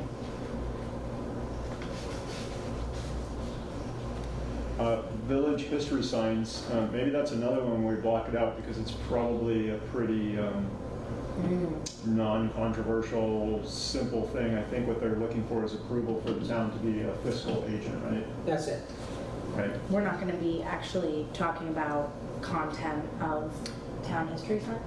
I think that is set by the, I think the content and so on will be approved by the committee, or the commission, Historic Preservation Commission. And this should be a 5-minute matter, really. Yeah, so maybe that one just comes out of there as well, Alex. And that's this one. Yeah.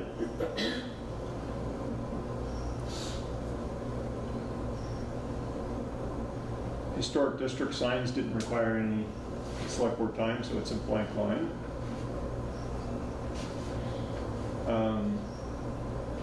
Village center designations and economic development.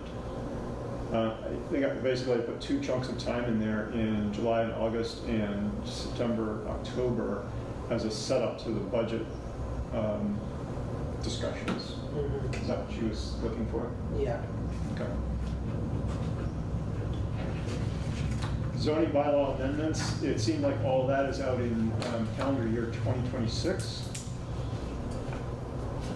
So there's nothing on, you know, up to April of next year, I don't think. Here, no objection. Hazard mitigation grant application program buyouts. I read that and I didn't understand Yeah.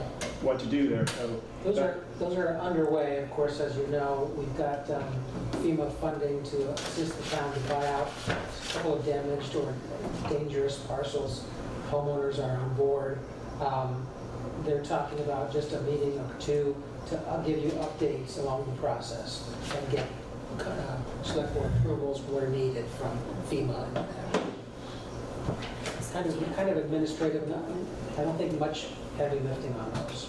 Okay, so maybe the question marks could be cleared out and that just doesn't, we don't need to block out any significant chunks of agenda time for that, is what I'm hearing. Right. The board has generally already agreed to the concept. Basically, it's just like an update and a vote to approve that the Yeah. funding gets allocated, Yeah. because it's from FEMA, people need it. Right.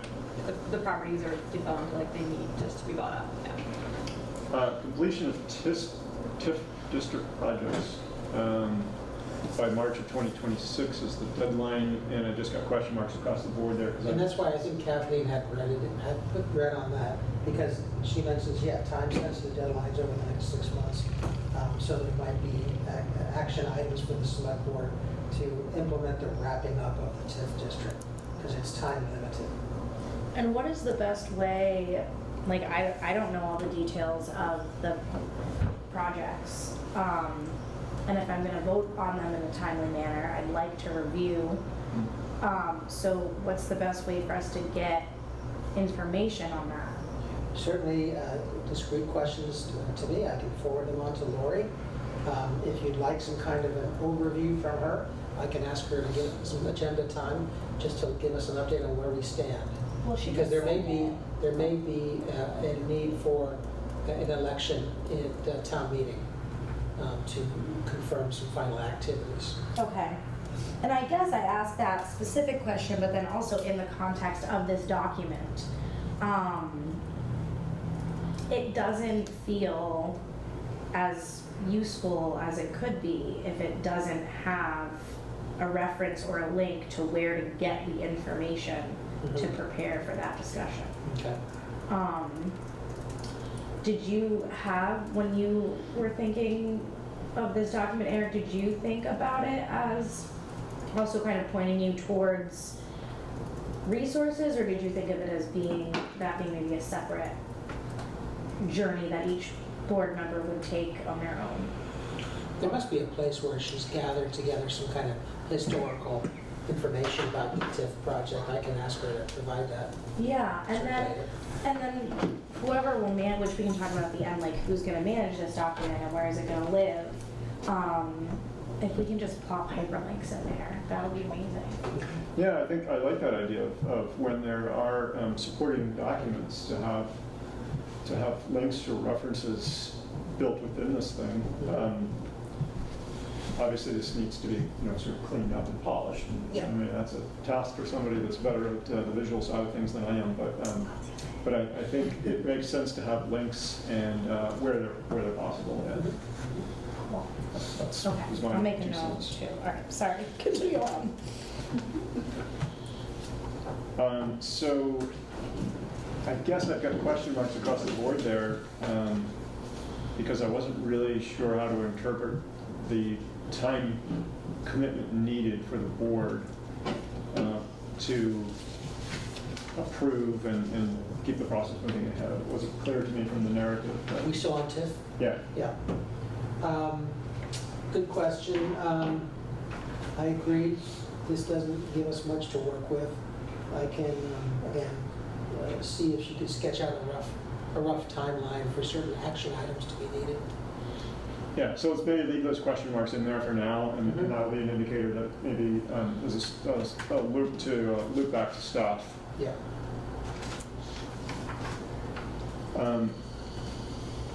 I-91 exit 11 interchange sidewalk. I believe there was it's not engineered yet, so there's a request, or we will need to approve an application for a grant Yeah. and then a design contract. And I put those in November, December, and March and April because I think it said that second half or something like the design should be finished either late 2026. Yes, fall 2026, going out to bid for construction, summer 2027. So do those blocks of time in their locations make sense? Or do we want to just leave that out because it's pro forma kind of stuff? Yeah, this is going to be just another cut and paste sidewalk project, so I don't know that the board's going to need a lot of time to think about things. Okay, so maybe that comes out of there as well. Town plan update, I'm pretty confident will not come out. There were public hearings for that. Yeah. And I wasn't sure from what planning and development included in the PDF, whether we needed to do a discussion of that before the public hearings. Yeah, all I've got for the project timeline is fall of 2025. Again, that could be a second thing where I ask Lori for a little bit more in the way of a timeline. So right now, I just put in, I've got those 3 chunks of time, 1 to discuss and 2 for public hearings.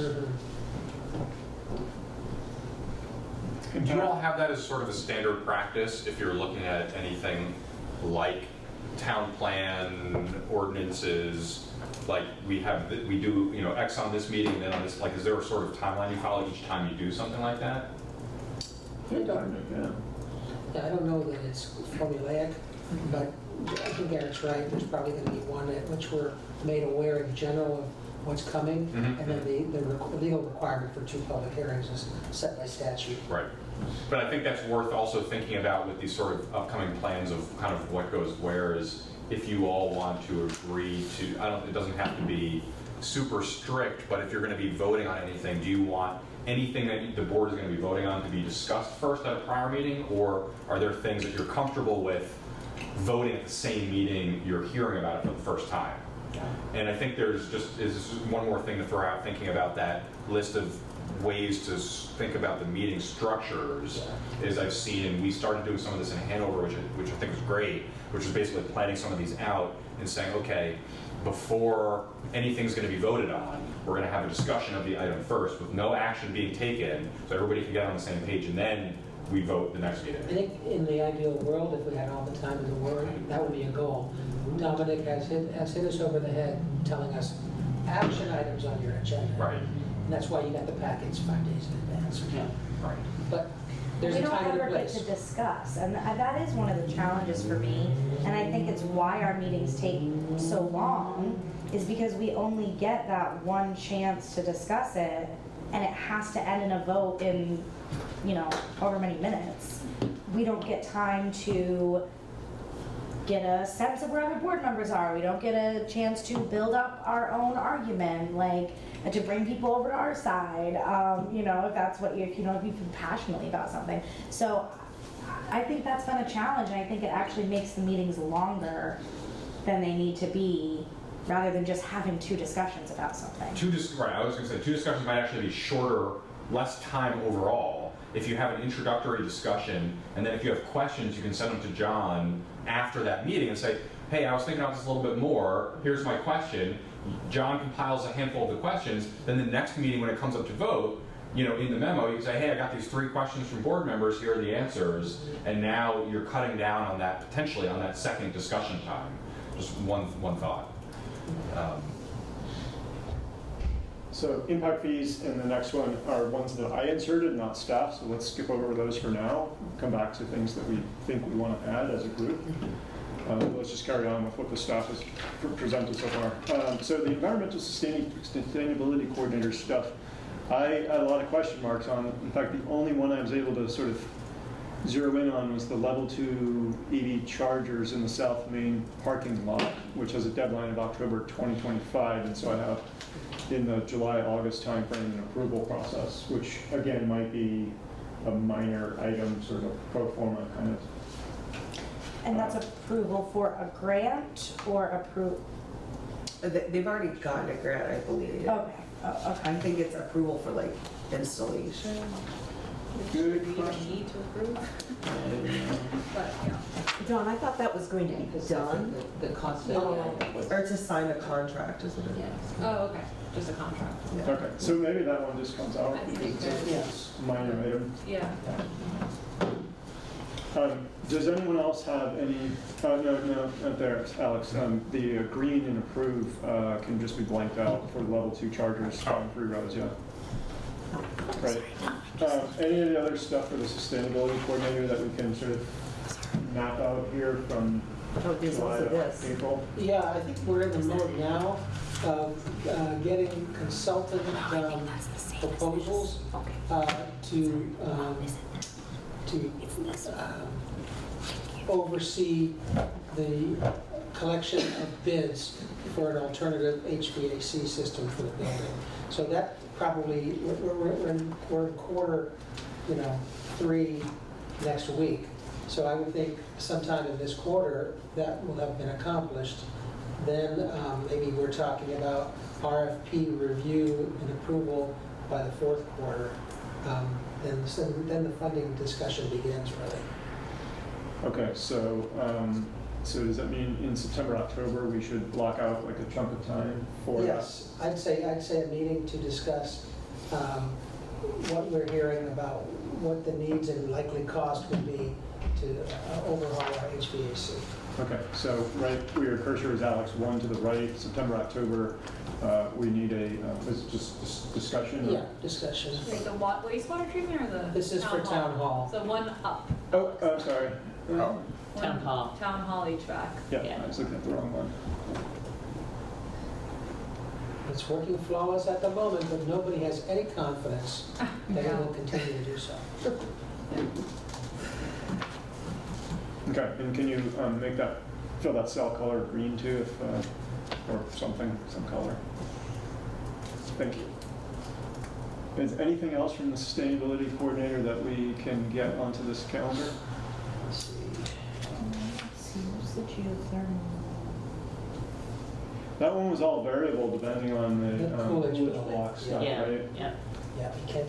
So I didn't put anything down for it because it was all wild cards. You might do something parallel, but maybe a little bit later in time for the wastewater heat pump replacement, White River Junction. I think that's going to be a similar process in terms of identifying a consultant, maybe the same consultant, and then getting help with RFPs, and then evaluating what the cost will be. That's maybe a quarter afterwards, I would think. So November, December, or January, February? I'd say so, November, Okay. December. One cell over, one cell down. Yep. Turn up the heat on. This one? Yeah. No, we're not from there. Yep. Perfect. Okay. And is your expectation that maybe this, once we feel comfortable with it, we'd circulate it to staff and see if anybody helps? Oh, Good idea. yeah, I mean, that is what I No wrote up in like no that. can do, chief, yeah. That's what I wrote up in that memo, is like, Yeah. there has to be a reality check on what we Yes. just put down, Yeah. because what if we have misinterpreted something? Right. And, or they just want to fill in more gaps. Sure, yep, Right? yep. Yeah, absolutely. So should we move on from the sustainability coordinator stuff, or do we have other? Okay. Town manager, reinvigorate capital improvement plan. I wasn't sure what we needed. Yeah, the select board has made it clear they would like to see that happen, prior board. And as I say, we have siloed plans. We have now got the funds to do the plan. And it's about, I think, retaining a consultant and then spending about a 12-month process interacting with select board, the staff, and the public to develop a more coherent and comprehensive capital improvement plan. And so that's the timeline I've got in mind. So will you need board time between now and April? Probably to award a contract with a consultant. And I would think that would be doable in the next 2 months. Okay.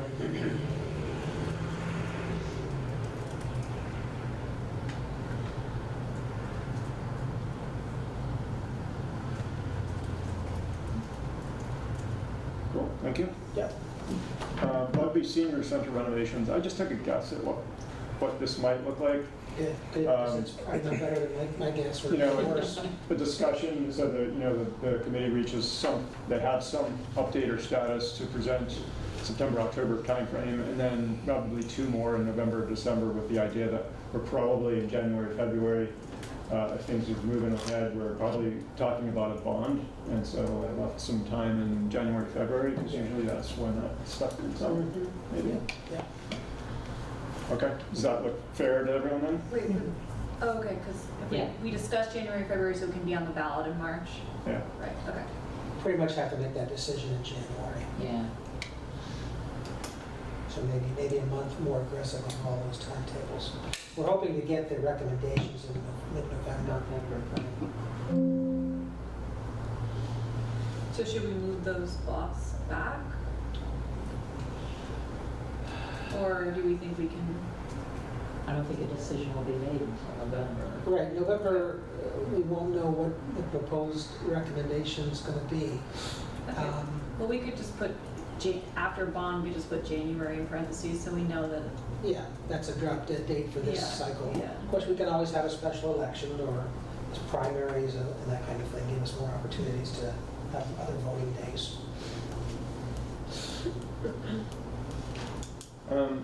I added here, but I didn't highlight in yellow apparently, the welcoming ordinance / fair and impartial leasing policy, because that was also one I thought was absent. I don't know if we have any sense of whether that's going to require discussion or if it's, I don't know if we can even guess at that. Well, certainly, to the extent I get some more meaningful feedback, I'm happy to share it and have a session devoted to that.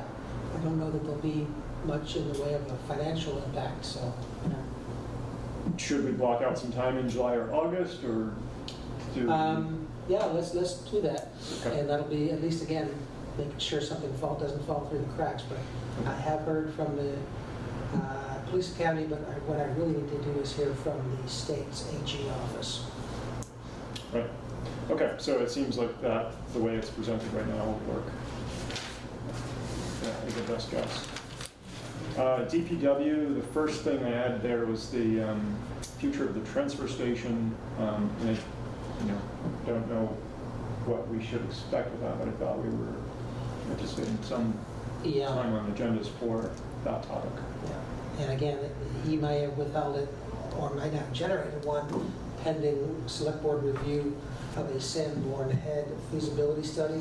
That's basically done, and it's just been a matter of him wanting to come and share it with the new board members, especially since none of the older board members have at least heard from Sanborn Head once or twice before. It's basically a discussion of, here's half a dozen options, which we're trying to narrow down to 3 bite-sized options for the select board to consider. How would you like future operations to look like? We can do lots of different things at the transfer station, and we're trying to present 3 best options to you. It's an excellent one for links with background reading, Yeah. because we have these formal reports that have been generated. Yeah, and I know that we have the reports and like the website. Our website still isn't great. I do want to say that on behalf of the public. Our website is not easy to find things, and like even for me as a board member who's been pretty active in town government. So just putting that out there, that I'm trying to understand the transfer station. I understand bits and pieces, but like it feels like I'm looking at an isolated view. It'd be nice to look at it all together. If there are specific areas of improvement, by all means, share them. Yeah, that study in particular, I had difficulty finding on the website, so having it linked is, I think, is going to save a lot of time for people. So John, when do you think the consultant will be ready to come to the board? I think he's ready, or they're ready. It's just been DPW kind of dealing with the transition on recycling. So I'm thinking definitely July, August is reasonable. And then you'd be looking at budget solutions. Yeah. Yeah. Yeah. So discuss. I'm just saying, right? Maybe also to be featuring a field trip, because I know that's been a comment. People would like Definitely. to take a tour. Yeah. Do we want that listed? Which Yes. one? So one row up, yep. And then maybe field trip there, discuss / field trip? Yeah. Discuss / field trip. I don't think he was on our list.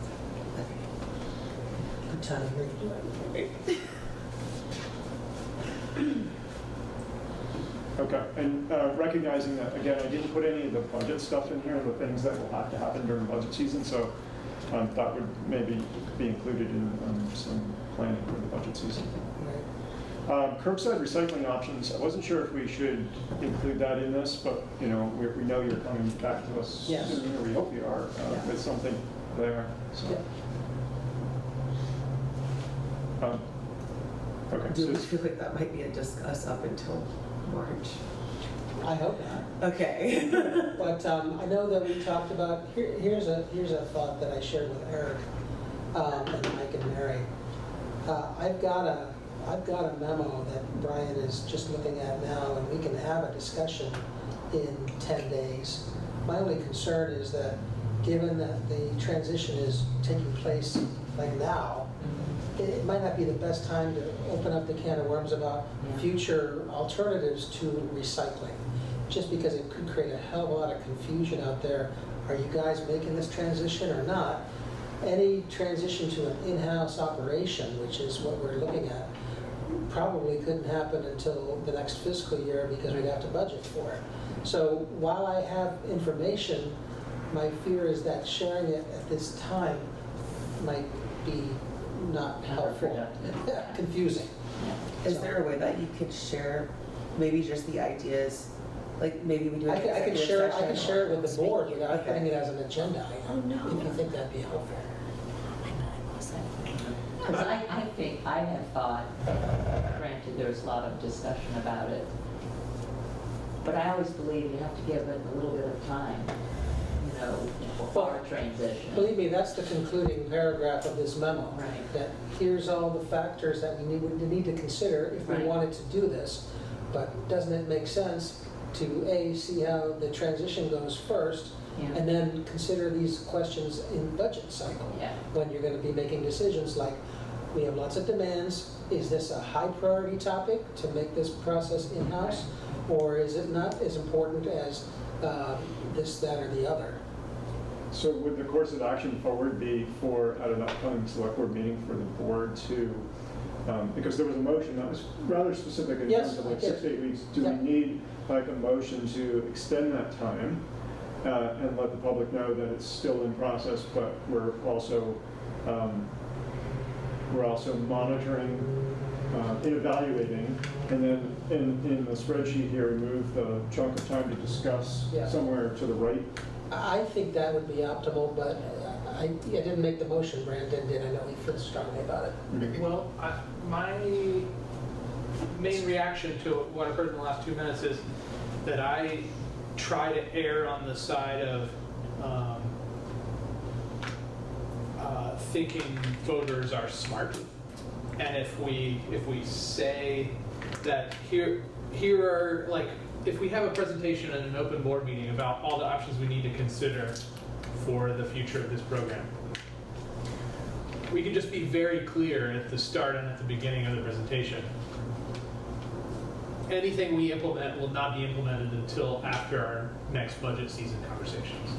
So July 2026 at the earliest. Well, that's agreeable to me as well. Yeah. I just think that, for me, maybe raising the topic creates more froth and anxiety and uncertainty. Like, what's going on? Are we on or are we off? Should I hold on to my recycling until next week, until you might have a decision? Because I just thinking about human nature. Yeah. That's very intellectually appropriate, Brandon. If we can assume that people will think logically that, okay, we're hearing this, but we shouldn't be getting emotionally reworked up prematurely.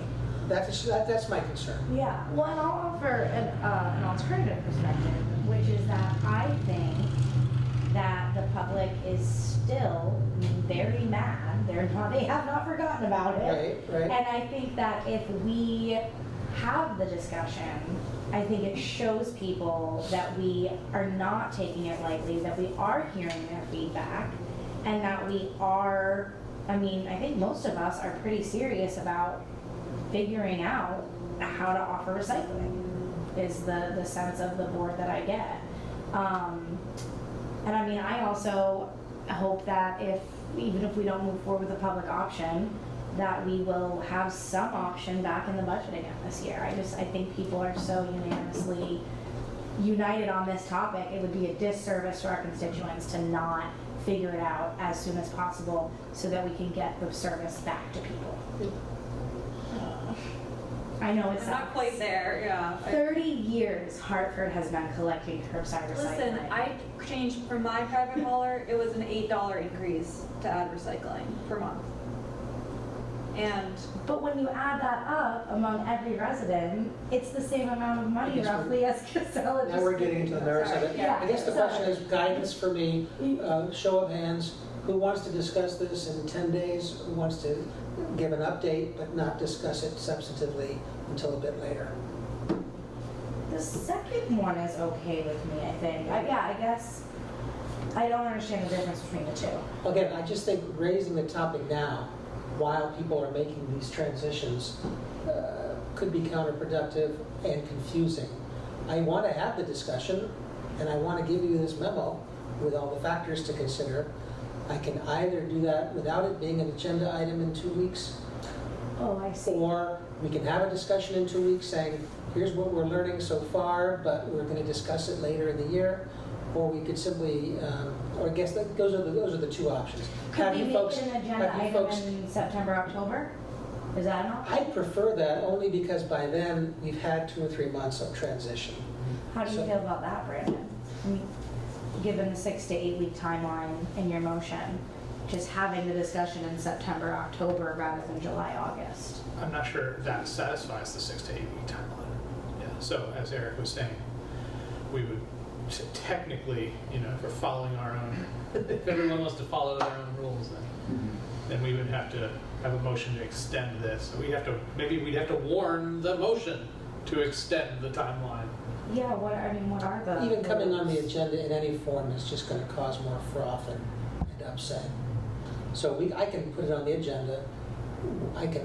We can have this discussion about the fact that any implementation, if the board is interested, wouldn't happen until later in the year. Mhm. So get your stuff together for this transition now. Oh, yeah. Or could it be just part of the town manager's update, that you're updating us, that you've done the work as directed in the Yes. timeframe? That's a great Give idea. like Better idea. give 2 points of update and Yes. then say it will be on the agenda later in the year. Yes, Yeah, I think that's a that's a better that's a idea. great Is idea. that okay, Brandon? Yeah. Brandon? Okay. I wanted to defer to Brandon because it was his It's your motion, motion, yeah. But yeah, okay. All right, so That's an Alex, update, yeah. Yes. Yeah. so just move it down that way a little bit. Yeah. September, October. That's what we just did. Thank you for doing some jujitsu with me. I appreciate it. Yeah, perfect, thank you.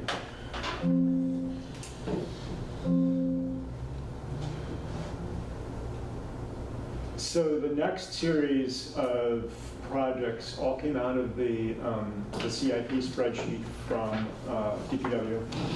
And I think I've got question marks on all of them because it wasn't clear to me timeline-wise. Like he's got some stuff in there about timelines, and he also has in the foremost column, it needs 1 to 2 hours of select board time or something like that. So I was having a difficult time translating that into. I focused on the word critical.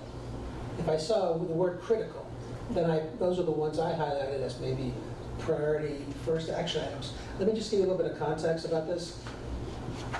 Even though there's been town turnover in the town manager's pot and on the select board, there's been a lot of DPW.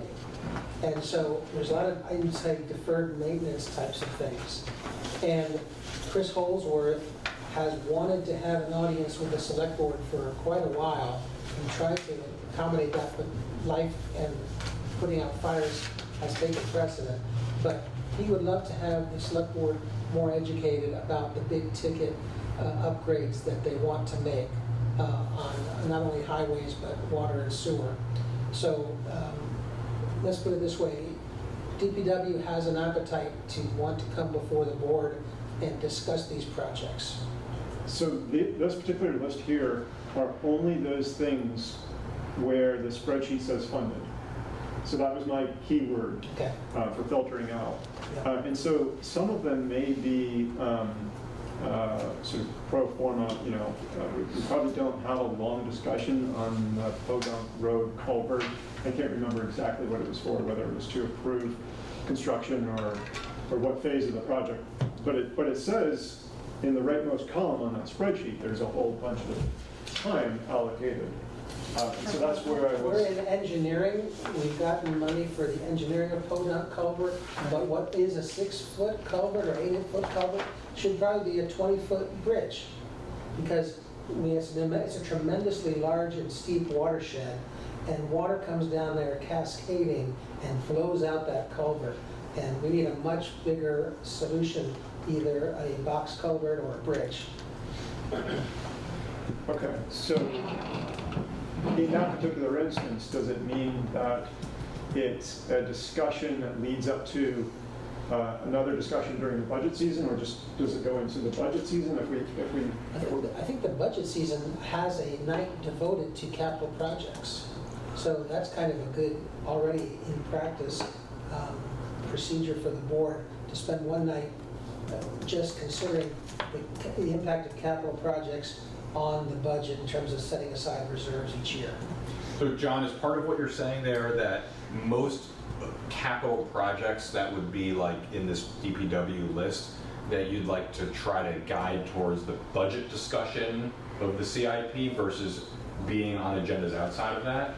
Well, I'm not opposed to, and I think it'd be a good idea for the board to hear from DPW about these big ticket items at standalone time, but also in budget time, but they'll also certainly be discussed with our consultant in these community discussions. Which set of pipeline is most important, most critical to repair first, that kind of thing. So I can see it playing several roles.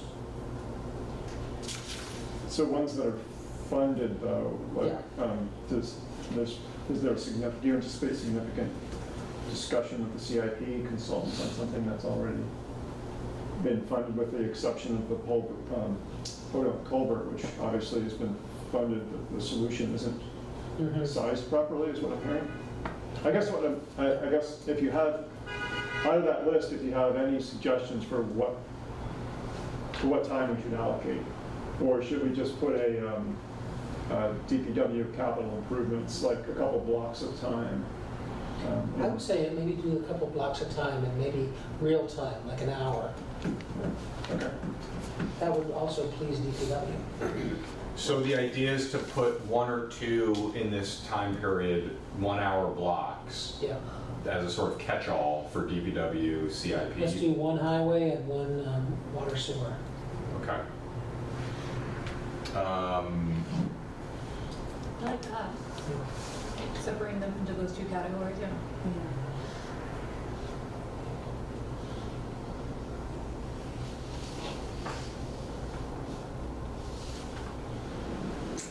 Hey, John, this DPW capital improvement plan, Yeah. is this like an Excel document that Chris or someone else owns? Yes. And then updates? Yes. We don't use like Google Drive for living documents? That I don't know. I don't know. But if you wanted to ask me that question, I can certainly forward it on. Yeah. Get that. So we're putting 2 green blocks in here, right? Mm-hmm. What are people thinking timing-wise? Well, can you scroll? No, you can't do that. Kind of looks like you just have one. One would be capital improvements, the other would be water sewer. Yes. Or one So- would be a highway. Highway. One's water sewer. Water sewer. And So by the two way, there's roads. also, So 2 rows. 2 separate One- rows. I was just gonna put the highway in one and the capital in the other box, but Under the timeline. Oh, I see. Doesn't Yeah, By if the we way- add one more row, I'll go through later and organize them so that they're kind of like headings and then the appropriate smaller ones are under them. and by the way, let's keep this in mind. The general fund funds highway projects. Everything else is, they're all enterprise funds, and ratepayers support those. Another good reason to have them in 2 Yeah. separate discussions. Yeah. So both before budget, like. Yeah, I could see one in July, August, and one in September, October, before we get into the budget season in November. and which one's first? How about highway first, and then wastewater in September, October timeframe?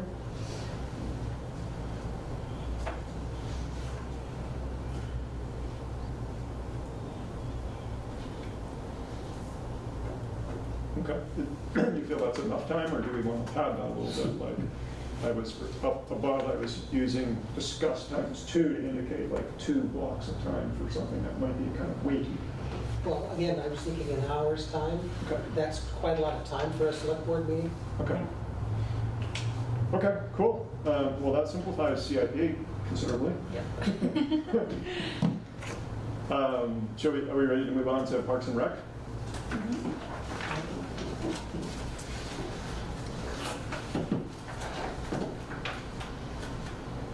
Now, there's a little redundancy in Parks and Rec just because they have their own way of developing their projects. So sometimes there's the what's on their plate form followed by their capital improvement form. So I wasn't able to sort of tease out anything to put into this work plan for July through April, because it seemed like a lot of it had to be discussed during budget season. And then the Wrights Reservoir thing seemed like it was more longer term, And that's the one thing that stuck out at me like a sour chord. This is just the town manager, risk manager talking now. This is an empty reservoir. There's been one member of the public who's been advocating for us to refill it and to recapture the glory days of canoe rides and fishing trips. I look at a dam which has a high hazard rating and which is no longer going to be insurable by VLCT next year, and I say, dismantle this dam. Let's not fill it, for God's sakes. But I thought that Scott Hauser was on that page with me, but based upon his submission, I suspect maybe not. But that's a conversation that we ought to have. We did have a conversation about it 8 months or a year ago, and we raised the pros and the cons. But if you're ever going to get a dam project done, you're going to need or want grant funding, and all the grant funding is to dismantle dams that are high hazard, not to refurbish them. So that, I just wanted to put that bug in your ear for future discussion. So is there a consensus that maybe we want to have that on an agenda sometime this fall if we have space for it? I mean, one of the things we might find is if we get to the bottom of the spreadsheet, we're overloaded in July, August, September, October. And so I would say this is not a high priority matter in either event. The only priority to it is that at some point it's going to be uninsurable. So we might, that could prompt some action to move forward with a plan one way or the other. That might make the conversation easier. Yeah. Yeah, I mean, a tiny bit of context, like we did get a really impassioned presentation from someone who's lived in Hartford for a super long time. He remembers Bill Hall. the family who donated their farmland, so it could be this recreation preserve, and there used to be a farm that was like the whole area where the aquatic center is now, and then across where this reservoir is, and so there was a lot of like nostalgia and fond memories, and it was touching. And so it kind of, to me, I was like, and I think I said this at the time, like, this sort of feels like the Historic Preservation Committee, like, can we like honor that in plaques, descriptions, like commemoration at the site? And there are lovely trails there now. And Scott had that Yeah. idea when we were trying to find compromises and had engineers down, that you could at least radically reduce the dam footprint in terms of height, so that all that's retained is either 0 water or 3 to 4 feet of water, which even Bill Hall has said he understood could be the best he could hope for. But Scott said, oh yeah, no matter what we do, we want some kind of interpretive signage to honor the donation of the land and all that stuff. So, Yeah. Am I correct in assuming that when we say X2 in these cell entries, that's attempting to be 2 separate meeting blocks in that four meeting column?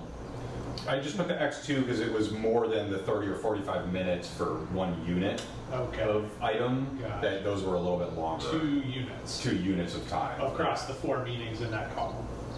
Right, yeah. Okay. And there'll be some revisions to this, I think. I mean, this is our rough cut. But basically, I agree with So- John that we could put this January, February, I feel, unless anyone feels strongly.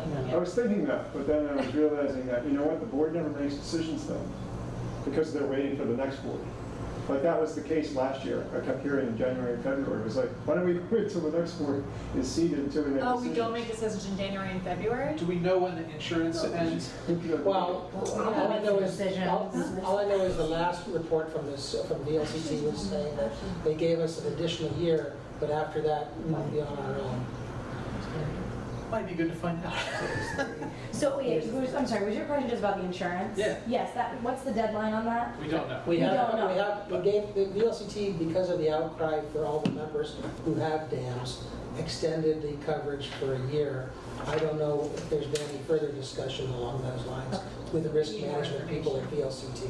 Yeah. Let's put a block in January and February, and then revise it as needed. I don't see like Other other decisions boards in and January and February, because we're planning. You know, like, it's hard when you haven't been thinking about it, but I think we'll have more, confidence and feel more empowered to make decisions as a board in January and February if we've thought ahead of time. Mhm. Yeah. Maybe I was overstating it there, but I just Yeah. remember last year being like, Yeah, doing yeah. a lot of Well, things. we don't I'm have not saying to it do the didn't. same I'm not saying it wasn't like that in the past. I'm saying I think the work we're doing now is going to serve us well in the future. Good.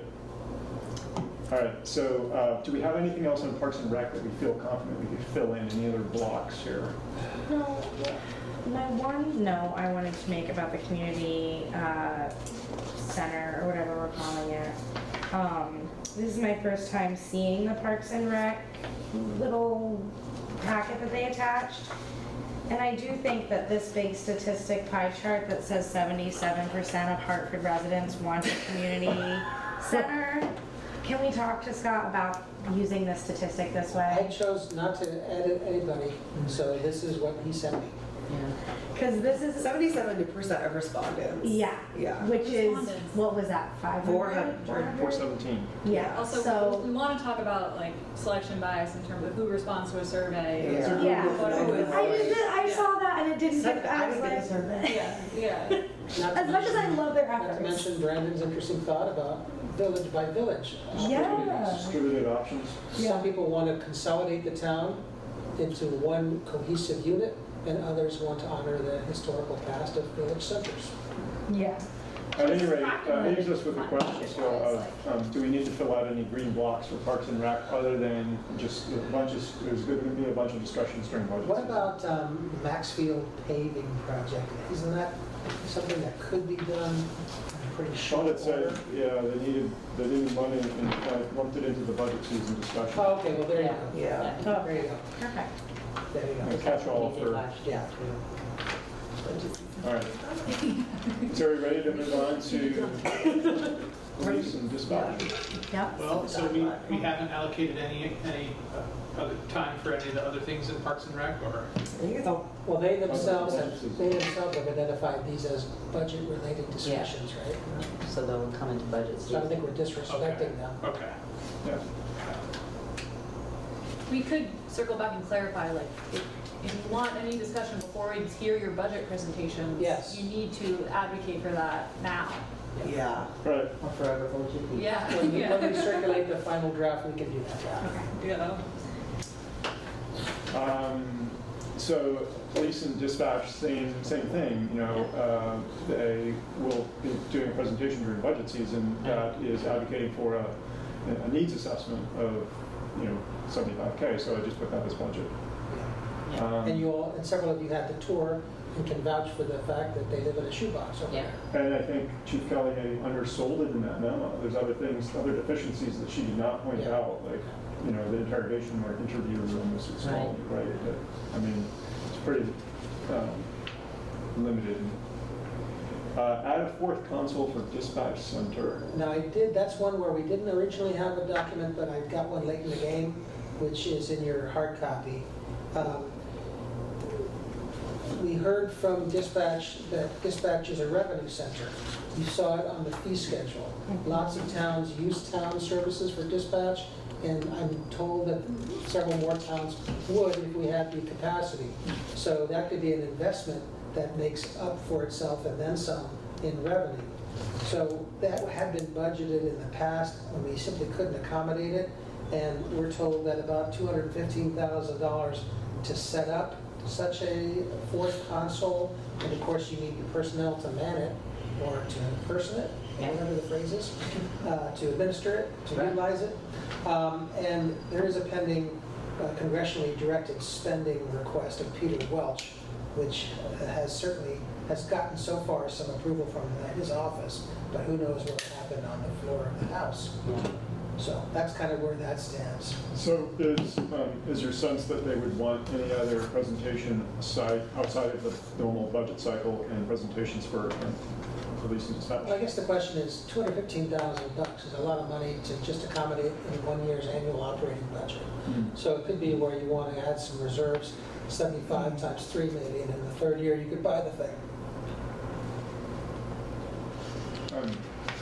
So do you think we should block out some time Oh, yeah. for that kind of discussion? Well, the first reserves would be budgeted, so that could coincide with the budget process. Yeah. Okay, so maybe Alex, just change those question marks to the budget, yeah. Thank you. Fire department, oh my gosh, these people are easy. Yeah. Beautiful. That was great. That's a time shift. Same thing with clerk.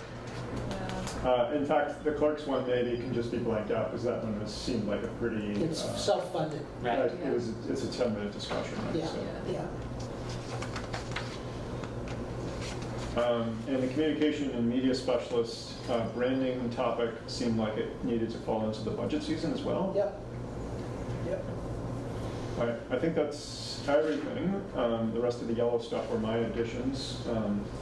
And the numbers at the bottom, Alex, are not dynamic. Right. I didn't put a formula in there. I just was too lazy because it's a small spreadsheet. So I just went and counted the cells. And so, I can update those later. But I can update them on lunch. We should be doing a Well, pizza I delivery wanna right about know, leave. So do we want to pause here basically and eat when food comes in, or, I mean, I'm not sure which of the two, I guess we really did the first block in that agenda, but there's. Do we have to go over the yellow items? so we can go over the yellow ones, and so the yellow ones are only my yellow ones, but then there's yellow ones from 5 other people, or maybe 6 other Right. people. And that is the And second so- block, right? Like the By the yellow way, ones are Right. the ones If that we're gonna we do wanna- yellow, I've got a yellow to add right now.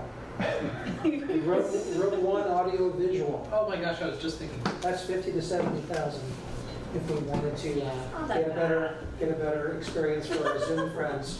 So do we want to, so it sounds like the second piece is not necessarily, so maybe do we want to do over now / over lunch, like people writing down some of your yellow items on some index cards, and then we can look at the agenda and try to figure out timing and try to do like a quick discussion of those items? Or how do folks want to proceed? Because we're basically an hour behind.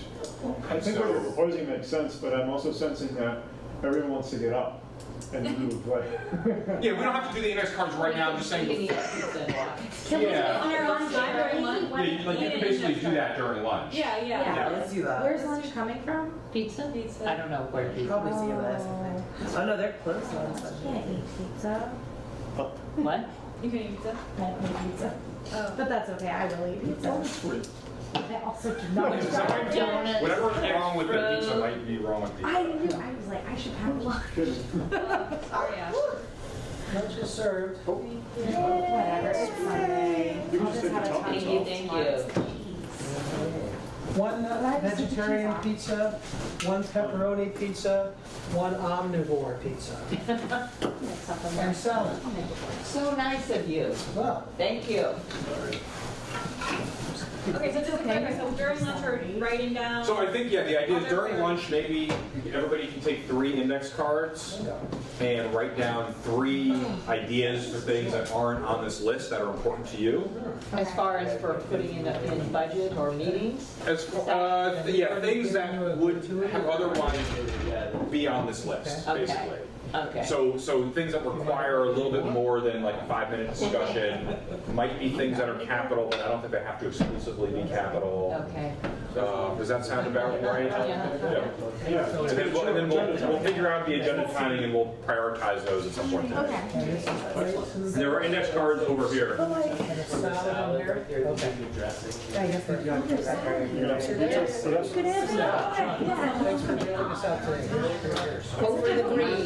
Damn. Could be one of those rain. 10 minutes over, you're done that, like. Rainy days. Oh, thank you. Yeah, appreciate that. It's like taking a view, yeah. It's gonna be all audio now. I feel like it's right, it's, I feel like it should be casual. Yeah. Come, you can have something on your mind right now, come back. You can have nothing on your mind. Come up with other things. Other things, yeah, okay. Like 3, anybody else need? I have mine on here. Is that okay? Oh, yeah, that's fine. No, actually, because I think, well, let's see what we end up doing. If you want to jot them down quickly here too. Are we focused on capital items or can they be personal matters? I think the idea was anything that should ultimately be on this That should have list. discussions of select. So something that's operating or capital, but requires some amount of discussion or approval from the board. Got it. Can other people give me their ideas? And we have one. And you don't have to have 3. You can have up to 3 minutes ideas. Yeah, I only have one. I mean, yeah, everything else is I think, kind of on I there. think there's a lot of that we already have on our plates. I have. Not that that matters. No, Brandon, you are good with coming up with these things. You No, it does. fill out one for me. Yeah, you can throw a few ideas under my bucket. There's nothing in here like a post-it note kind of thing or something like I've that? got a Something I bulletin can- board next door, but I don't think there's any sticky stuff. Does it have is it a whiteboard? There's one Yeah, right it's behind Yeah, the door. With a magic marker, does Right. that kind of help? Well, not magic markers, but the ones that are supposed to be for whiteboards. My magic markers won't rub off.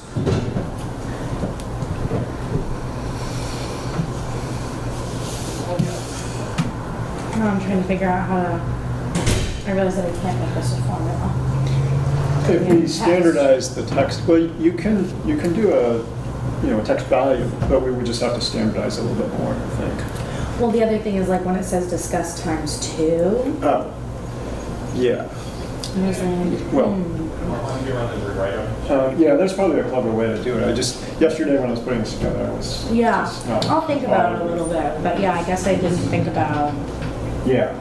how tricky it might be between the text and the, It's not a big spreadsheet to just No, it's not. pull that through and tally things up, but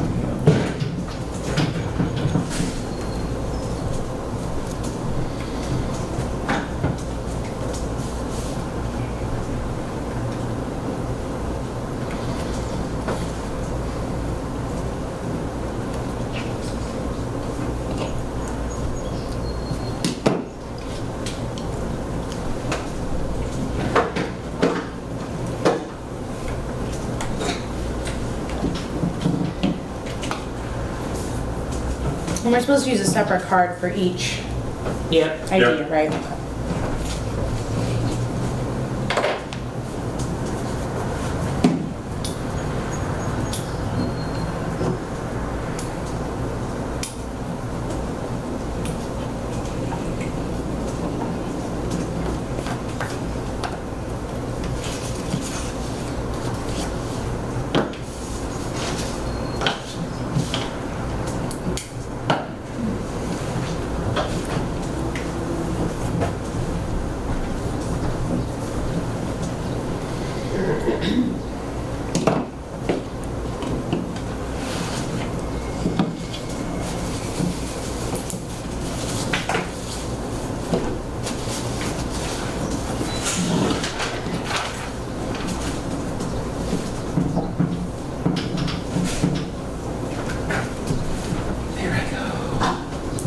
Oh, thank you. Sure.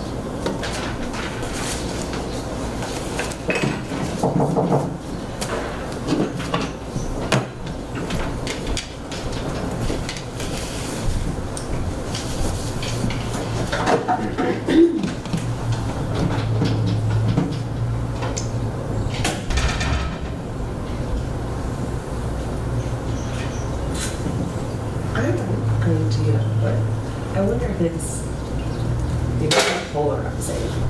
With our like items, our projects that we have going on, would it be helpful to know what town they're in? Because I do know people feel like Our village, that's yes, what village they're in, so we're spreading the wealth around, you mean?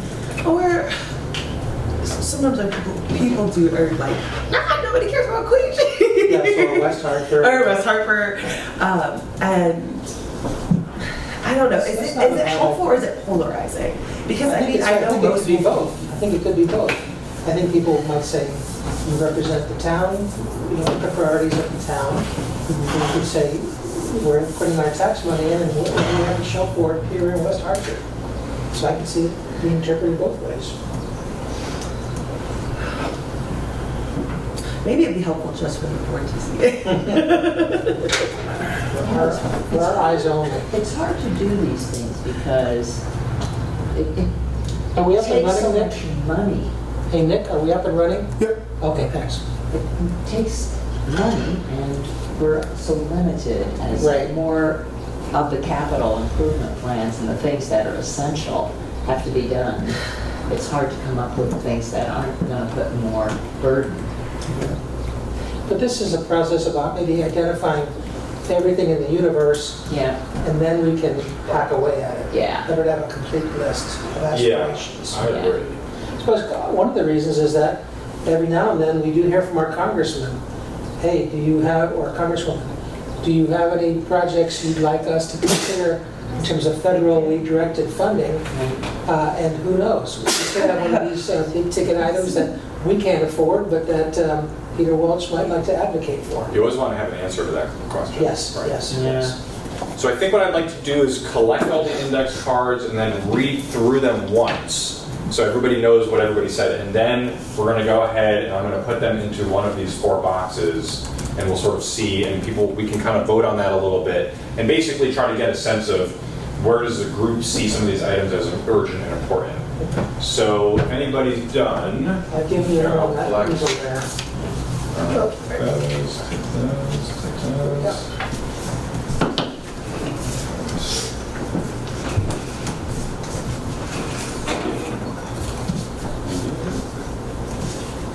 See, writing, still writing.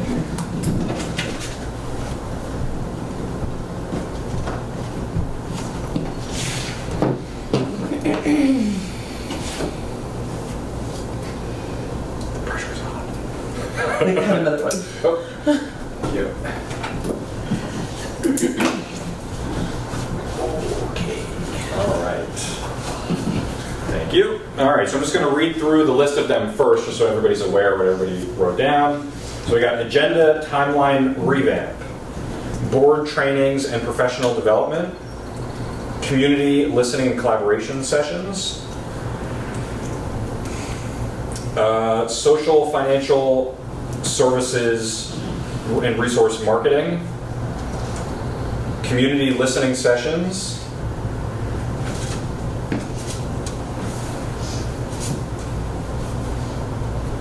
AV overhaul in room 1,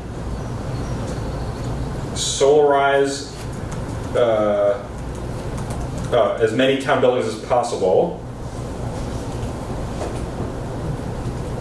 bike path or sidewalks on Route 5 from town line, from Norwich to Dothan Brook Gothen Brook School bike path. walk path, Yeah. okay.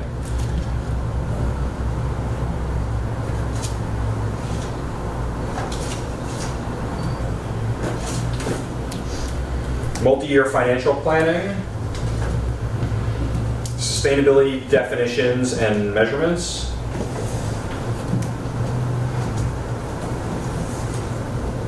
mobility and transportation planning, community engagement,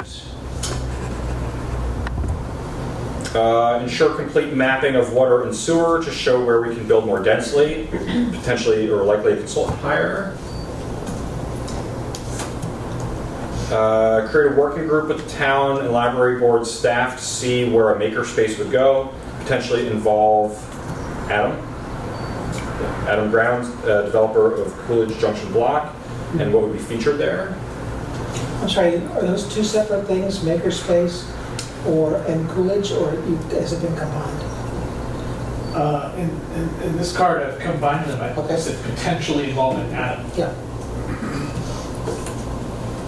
Ensure that we have a plan for if the April 28th executive order is enacted and any federal department moves to place national security staff in our police department.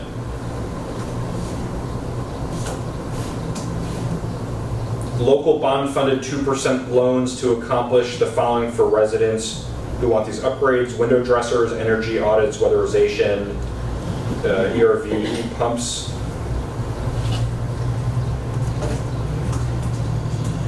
Evaluate whether responses to rental survey are sufficient. We have 55 responses and 2,500 renters, so likely we would need more data.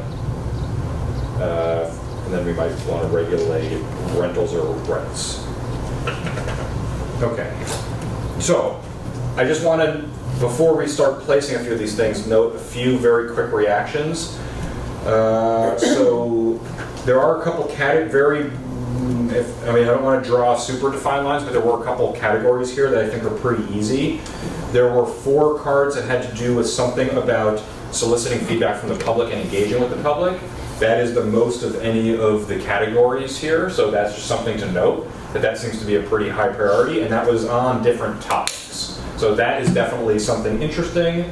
The agenda timeline revamp and the board trainings and professional development, I have grouped sort of similarly as far as like governance related looks at stuff, like governance processes. The complete mapping of water and sewer and the multi-year financial planning could be sort of related, sort of similar as far as just more comprehensive long-term financial and capital plans. There were 3 that could be grouped as things involving mobility and transportation and non-vehicle bike walk build-out stuff. So that was another like pretty big category. And then similarly, there are 3 that have to do with sustainability efforts in some fashion.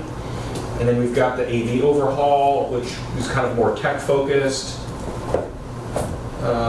One might argue that's outreach related, to the extent that people have complained about the manner in which True. we can broadcast our meetings. Right, that's true. There's certainly a component to that. And then in fact, actually the social financial services and resource marketing, I would actually might group into that community public engagement bucket also. Yeah. So that's a big bucket. So maybe just starting super high level, community public engagement, governance policies and processes, mobility, transportation, and sustainability. Do those sound about right as seeming like they're the coalescing of some of the individual goals of some of the board members? That sort of seems kind of on brand, for lack of like a better phrase. So why don't we take a look at each of these? So I think that's worth thinking about. I mean, that's I'm sure gonna map towards some of the prior planning documents that have been already created in town. But why don't we go through each of these and thinking about those kind of high-level pieces as important goals. Let's place a few of these note cards on this matrix and sort of see where we end up. So I don't have a particular order to go in here. Using magnets or something?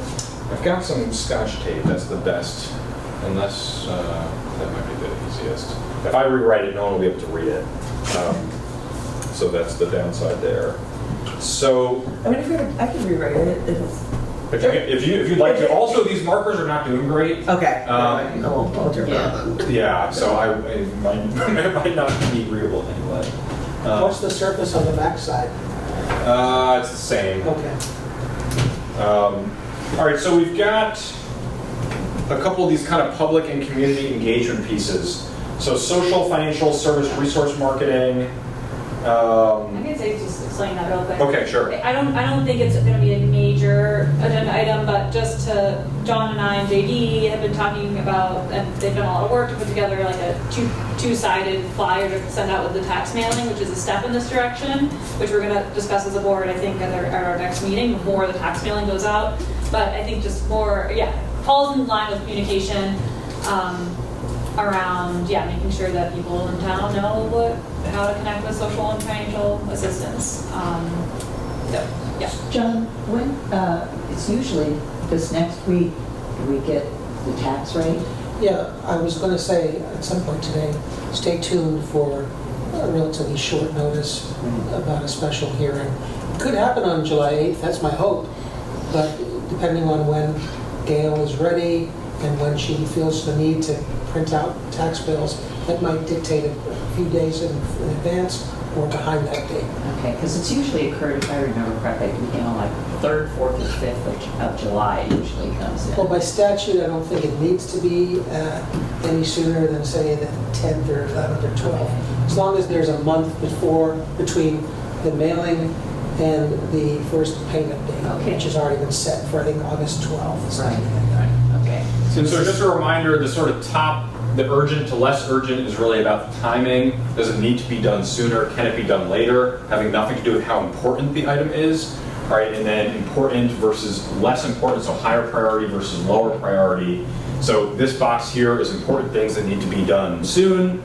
This box here is important things that do not need to be done soon. This box here is not important things but do need to be done soon. And this box here is stuff we're not going to do because they're not important or urgent. And that's a little bit of an oversimplification, but that's the basic kind of 4 boxes here. And these are, again, not meant to put things into some final category that's written in stone, but just meant to help flesh out a few of these things. So the community engagement pieces, the 5 different things that all sort of fit within that.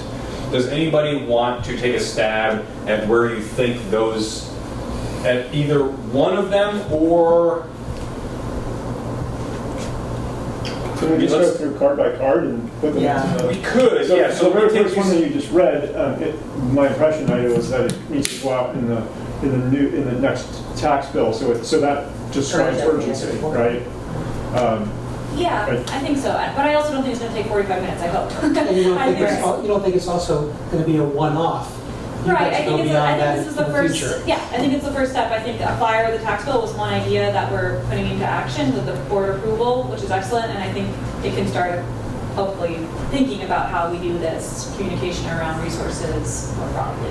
Is this going to take up, like, is this going to be with the budget? No. Is it going to take Okay. a block of time, or if it's going to take up less? Is there like a way that Yeah, well, maybe we could write those Like, on there. do it Let's try to get a bunch of stuff on there Okay. first, I think, and then maybe we can go through the times. Okay. Because what I would love to do is also ask, we've got 3 cards that could all be similar, which is community engagement, community listening sessions, and community listening collaboration sessions. Can each person who wrote one of these give like a 15-second overview of why you wrote it? I know, but we'll, yeah. Well, Do you the recognize the community handwriting? engagement can be the same as the listening sessions. But why did you write it? Because everybody tells me they feel like the select board doesn't listen to the voters. Okay. And then who's this one? The other community listening session? Same, yeah, same. If we're gonna have more efficient meetings, as you've been saying, then we need to make spaces for discussion of the meeting. Okay. And I also, yeah, exactly what they're saying. so these are all basically the same note. Yeah. Okay, so I'm going to kind of put these together. And where do we think this is falling? Yeah, very important. Does anybody feel like this is not an urgent, important topic? I guess it's all about how you define urgent. Right. I think it's important, no doubt about it, but could it happen next week as an urgent matter, or in 2 months as a not urgent matter? Oh, well, okay, hold on. Are we thinking, because 2 months to me feels like urgent for Okay. the select board. Yeah. So instead of even actually thinking about these as boxes, let's think about these as scales. This one was Yeah. super soon because the mailing's going out, but this doesn't have to be in weeks. So maybe we think about like kind of weeks, like a few months, like many months, like something like that. Let's So go we're like thinking the about. right of center, like. Yeah. So this is a conversation in the next few months. Yeah, and because maybe summertime, everybody's away, Yeah. sometime in the fall. But also it's going to require, however you're going to have that conversation with the public, there's going to be some stuff that the board's going to have to do first. Right. Maybe summer's good for that, maybe not. And for whatever it's worth, I'll try to not put my own personal opinion on too many of these things, but I think this is a meta issue to everything. Yeah. Right? Yeah. And one of the values of doing it on the sooner side is that everything theoretically flows from that, or could. And so we've got 3 kind of votes for community engagement as very important and pretty time sensitive. Just I thought we had this maybe with the previous board, it went away, but we were going to try and do this like every That was every quarter. a Kim initiative that Right. we didn't follow through on. Okay. That we liked the Wilder thing and we wanted to do more, but life got in the way. Yeah. Yeah. And so that was a process that you wanted to replicate? Yeah. Something like Right. that, yeah. Or as to include Brandon's idea of a potluck gathering, or one for each village, maybe, something like that. And I was just gonna add that as far as like where it falls on the urgency scale, I think it would probably behoove us as a board and then like as individuals who receive feedback via email and in-person interactions to do something like forward thinking of budget season. right? Because that's like such a contentious thing. Is like actually somebody said to us in the parade yesterday that we were spending their money foolishly. I don't know if you guys heard that, John and Mary. I heard it loud and It was, clear. yeah. And it's John didn't sleep last night, in fact. And so I just think that, yeah, like maybe for once, like getting ahead of the narrative and like recreate the narrative of how the town interacts with the residents for budgeting. Well, you know, on the pushback side is that this is no secret. It dominates the agenda for several months in the fall. But on the other side, I have heard things about, how Lebanon has a wonderful video describing the budgeting process. That certainly sounds like something we could look to as an example and post some kind of 5-minute overview of the budget price process, something that JD would be all over. Yeah, that would be great. And I think that honestly though, like, and I think Alex maybe touched on this a little bit, or maybe we didn't go there, but like, a lot of people's complaints are not because they actually are complaining about that one issue, but just because they don't feel like there's an avenue for them to have that conversation. Like, I don't think that people actually have an argument about any specific budget line item. When I say any people, I mean the folks that are like very loud about feeling disenfranchised. I think that it's just that effort on our side to make that, like, we want to know, we care what you think. I don't think that it's actually going to turn into like really detailed conversations. I think it's more relationship building. I think so too. And transparency and accessibility, how do we leverage that? I feel like that could be an excellent topic for one of our listening sessions of like, The last one we had was on the topic of communication, but everybody wanted to talk about other things. Right, but more specifically, we could say transparency in the budget process. Like that could be the topic. So in the interest of putting the cards on the board, does anyone disagree with the location of that particular card? Because we're going to have to come back and revisit each of these, right? Yeah, and then my hope is actually to move a little quicker, putting some of these up here, and then we're going to come back through them again. And so the last one on the kind of public engagement front was about, does it evaluate whether responses to rental survey are sufficient? And so what do folks think? Do you want to give us a 10-15 second quick overview of this? Sure, yes. So I'm the liaison to the Housing and Homelessness Committee that created this survey, and the board voted to implement it. And so far we've received, I think, about 55 responses. And I know that Hartford has a rate of property ownership around 77%, which is pretty high. But that means we have about 2,500 residents who are renters. If you say 2.5 people per household, that's more than 1,000 rental units in our town. So 55 out of 1,000, not a very good response overall. And if we ever want to actually try to establish some regulations over rental housing here, we're going to need better data, more representative data. So the question is, do we require this survey to be filled out? I think if we do, it would be good to tie it to tax time, because that's the thing that people know they have to do, and you just do this at the same time. A, I don't know if you can require people to fill out a survey. And B, some of the reason they probably are not filling out the survey is that they don't want to be regulated. We don't know. And It's not a popular survey generally? All kinds of things about what the rent is there, and other data. And it's for renters, not for There's property? both. Okay. There's one for renters and one for landlords. So I guess my question would be, thinking about this for now, is this a subcomponent of a more comprehensive community engagement plan, or is this like this one, where there is a separate track that this needs to be considered on? I think it needs to be considered on a separate track. I think we need to understand the issues more deeply. For example, why was it not required to begin with? Like, and what will the state allow us or not allow us to do? Like, there's the technical components to it that need to be sort of understood as well. And then the benefits. I would put it on a separate one. Yeah, I Planning agree. Planning department had been tasked with this. Maybe we should hear from them. Right. Okay. Yeah. So staff developed a survey, it was sent out. Well, But- the committee developed a survey. Okay. They have a staffer on the committee. Okay. And the reason the committee recommended, for now, only making it a voluntary survey was the idea that maybe we could get pretty good data if it was only voluntary. And then like tick off fewer landlords who don't want their information known. And so, yeah, like we as a board will have to decide whether 60 units out of 1,000 or 1,100 is good enough data for us. And Would you like to hear from the planning department on an upcoming meeting to have this discussion? I would like to know whether the state will allow us to require survey. But so there are some questions to answer, it sounds Yes, I like. think it's just- And is that conversation in the committee or is it in the board? Can the committee and the staff put something together for the board on like what we want to see come of this? Why, like, Pros and cons. yeah. Well, the Well, I board, think it's they the did. board Right. choosing whether to regulate rentals. So if the board has no appetite at all to regulate rentals more than it is currently, then this point is moot.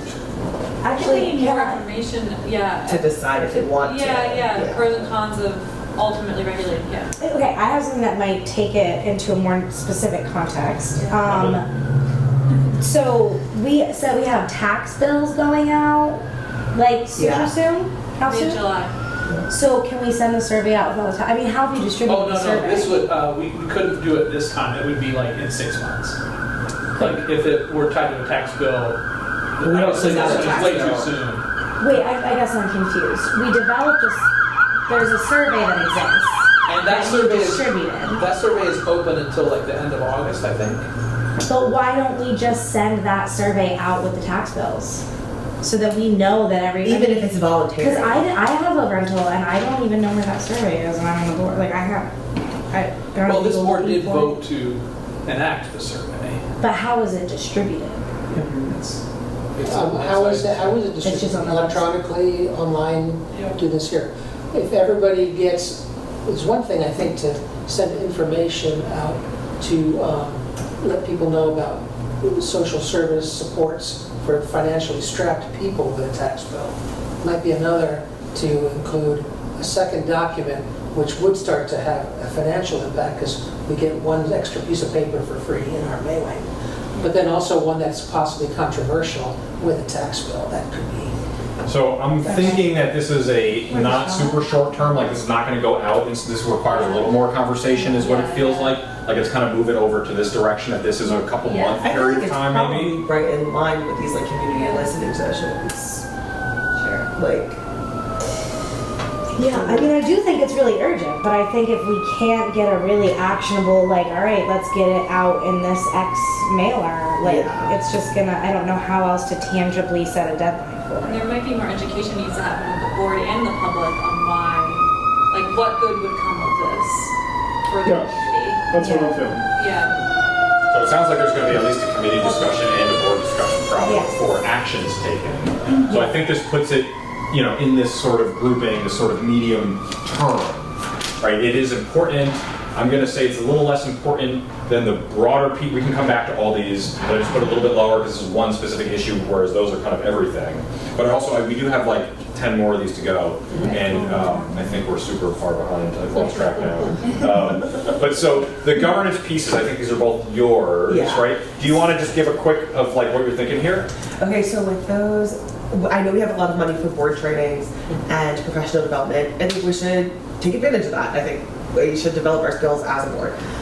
And then as far as the agenda timeline revamp, I've just been thinking that like getting all of the agenda and all of its documents 4 days before the meeting is not, I mean, like, right, we said it was a board, we knew that's what was the process was, but like I don't think it's conducive for the public to, if we want them to be engaged, I don't know that giving them 4 days over their weekend to know what's coming up, read the documents, come prepared with with comment is enough timeline.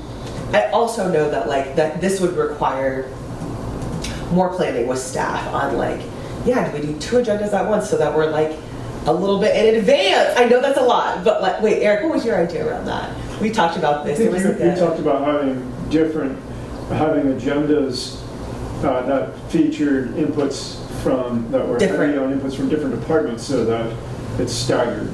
So that, So that maybe we have an agenda 2 weeks in advance. Or even a week in advance. I don't know what it exactly looks like, but kind of like having a conversation around that. What is feasible for staff and for John? And like, And we're already on a every other week schedule. Not every town does that. A lot of towns do once a month schedules. So that's asking a lot for the meeting to be over and the next day maybe having an agenda for the following meeting. That seems pretty ambitious to me. And I should tell you, not every, this is something I like to let people know, not every town shares the agenda packet with the public. In Pittsburgh, we never did. But I get it, openness and transparency. But openness and transparency in an unlimited fashion, I don't know what's wrong with the current 4-day turnaround. You get the packets late Thursday or Friday, people have Friday, Saturday, Sunday, Monday, Tuesday to review that packet if they choose to. even just like as a board member, I don't know if any of you all feel this way, but it does take like restructuring of my weekend, and I don't feel like I can give, right? Sometimes I feel like if I read something and it can marinate in my head, I can have better ideas and like, I'll have better ideas around it versus like, if I'm scrolling through this 300-page document on Monday night, like when I come on Tuesday night, my ideas are not fully formed yet. But that's just me. If other people feel differently, so I'm sympathetic to that as well. Because basically I like to read something and let it sit, and then when I'm not thinking about it, the good ideas come to the forefront. But I wonder if the process amendment that you're suggesting is sort of tied with what we just did in work planning, because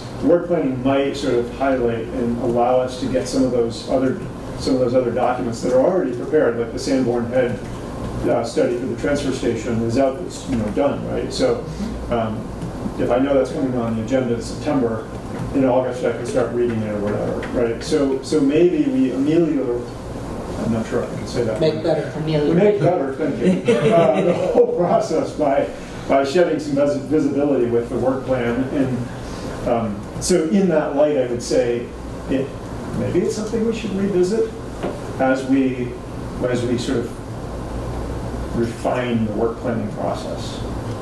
There are two things that sort of go hand in hand. And for whatever it's worth, I think a lot of the discussion today around some different process things, these can be definitely done as a group policy thing. So the community engagement, some of this is a discussion around, like for example, including the packet versus not including the packet, or having more time versus less time. Why and what's the goal from the board's perspective about doing any one of those possible options? And it seems like a conversation around, what are the board meetings? Why are the board meetings? Who do we want to be there? Who are we trying to speak to, and why is a really important conversation, and that's going to flow into how the board meetings are structured, how public comment is taken, how agendas are provided, how other committees are structured, how other neighborhood association meet, like all of those things all flow from, I think, a question about what is the board trying to accomplish in the board meetings and why. And as you say, it's the flip side of the same coin. If we want to have a tighter business meeting, the select board meeting, by limiting public comment, you have to have the flip side, which is the public outreach, which you mentioned. Right. And if that's the goal, right, all these pieces are moving one thing in one area is going to affect other things. And so far, I would just maybe consider thinking about this as one big topic, the rental one potentially a little bit separate, but these other cards about, what is the purpose of the board meetings and why, and then what are the decisions that need to be made from that. Where the board trainings and professional development, I would say, is slightly different. I mean, it's related from a governance perspective, but it's not really about the structure of the board meetings or about public engagement. So this feels pretty separate.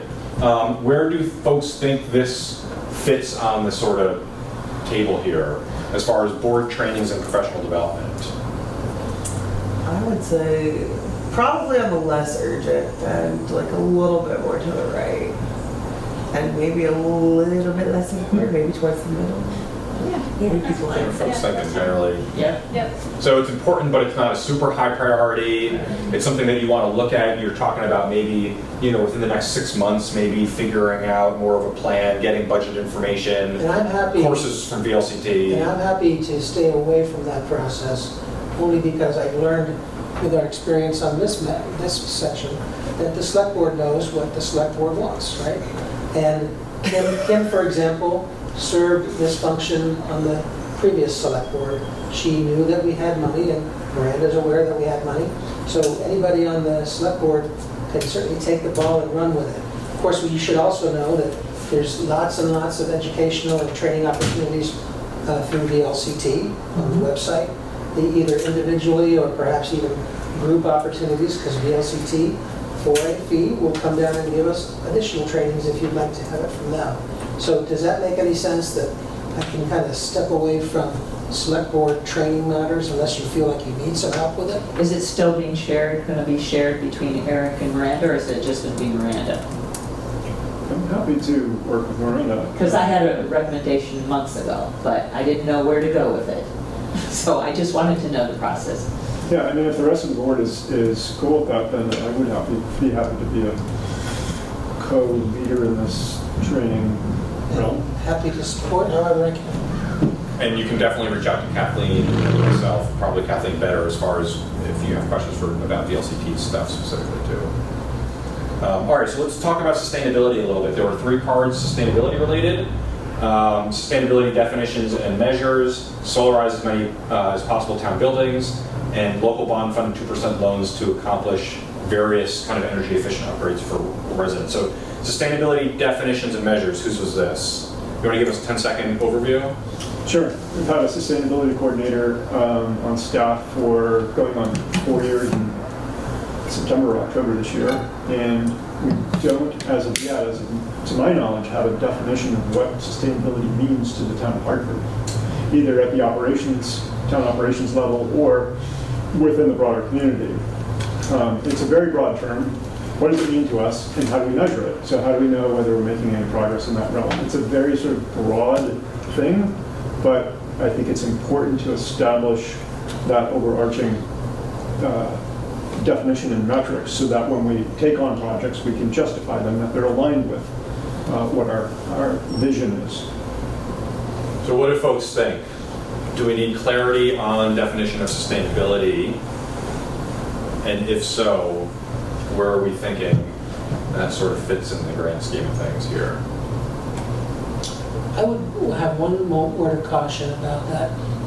It's great to have a better definition so we all understand what we're talking about. But I'd be worried about the select board adopting policies that look to that as a dispositive or determinative factor. So for example, we might learn with our HVAC overhaul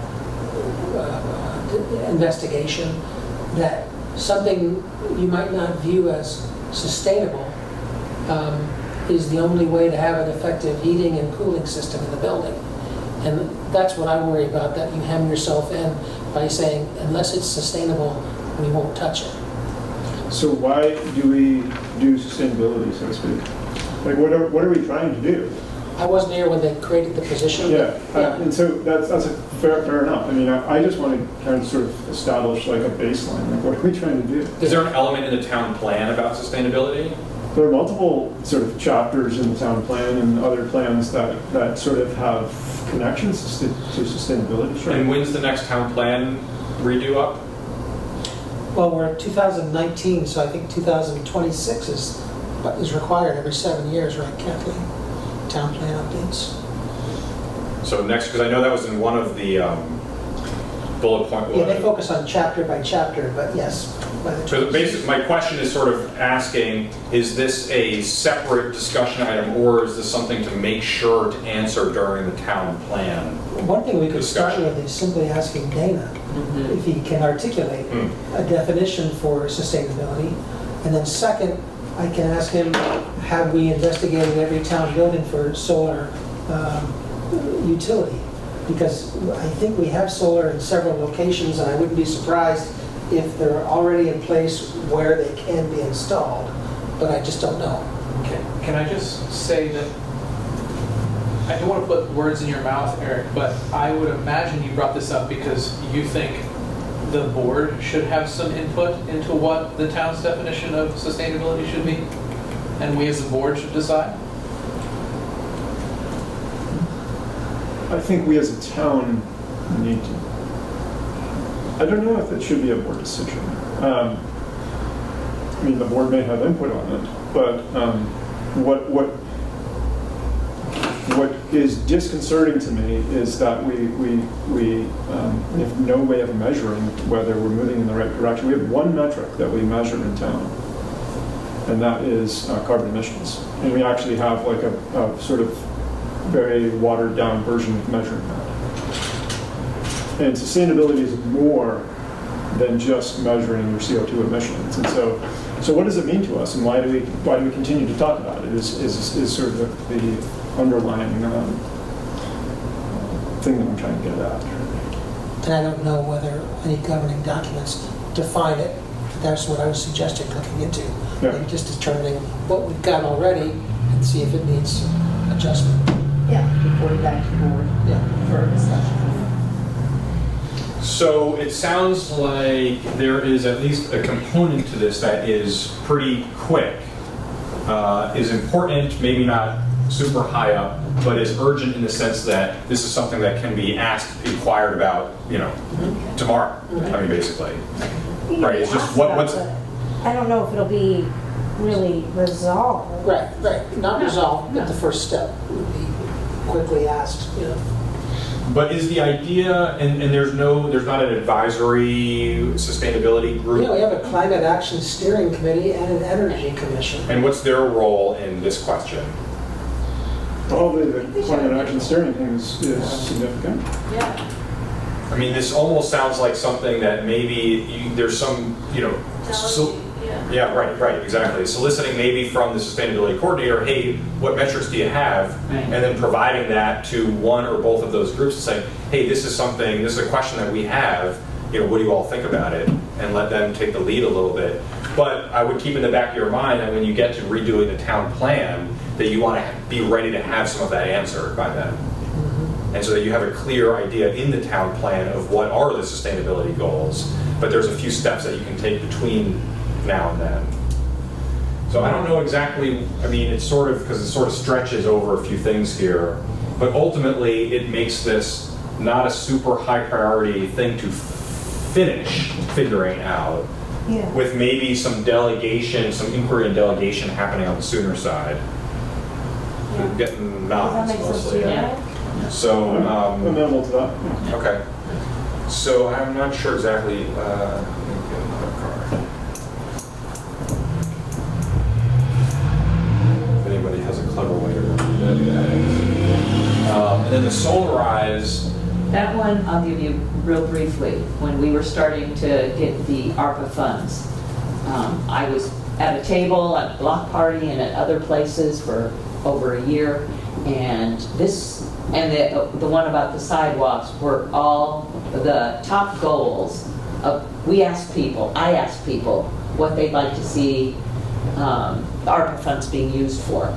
And these were some of them. Now, I do know that Dina has come forward at one point in time and talking about some of the buildings, the rooftops not being constructed in such a way that it could hold solar. But I'm thinking if we do end up with a new police department or, building and all of these others, that we need to use this if we're going to be sustainable. is there a question on when departments are figuring out capital plans about sustainability? I know when we're talking about vehicle purchases, that's always a question that gets Is there a hybrid? that gets run by this environmental sustainability board. And Bug B, that Dana did. So is it possible to consider as part of this kind of multi-step plan thinking about expanding something like that to the facilities? Yeah, maybe it's kind of a template or a checklist which involves environmental sustainability goals in every proposal that comes before the select board. Right.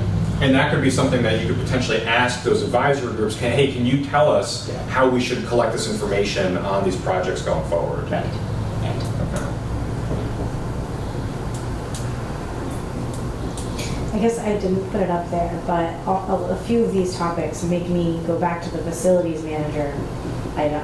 And I'm just really uncomfortable talking about any infrastructure improvements when it's kind of clear to me that we're just not maintaining our, Right. especially when you get into green technology and like people don't even know there's filters and mini splits. Like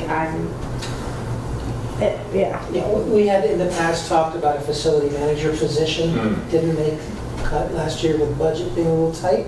We're gonna certainly run up the flagpole again this time. But I agree that with any public facilities, they're different than a home.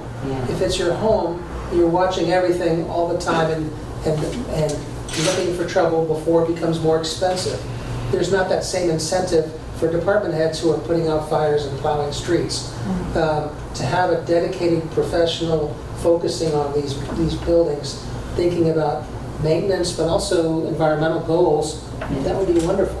Yeah, like are we actually being sustainable Right. by running mini splits not in their optimal Yeah. working conditions? Well, hold that thought till budget season. Use this. Yeah, I just thought I'd throw it I'm out. just going to note that as a budget season discussion here, and because it's not going to go on the list in a separate select board meeting I necessarily. could not Right, agree more right. with you. I could Yeah. not agree more with I'm going to sort of Just tuck that in speak about here. solar in particular, we may be too late for this already, but the federal incentive Yeah. to get a tax refund of 30% of the solar project might be going away at the end of this year. Yeah. The town also has it's hit its net metering cap as well. Yeah, that's what I was gonna say, we might already be at We were maxed out capacity. years ago. Yeah, Yeah. Long before Dana came on board, we so were we maxed out. we won't see dollars from it, but we can still do the right But thing. we can still talk to our legislators and say. So I'm also going to put solarize as similarly important, but further down the line, because I'm just thinking, I mean, someone correct me, but this would, you'd really want this to come after a few of these things are figured out, right? Okay.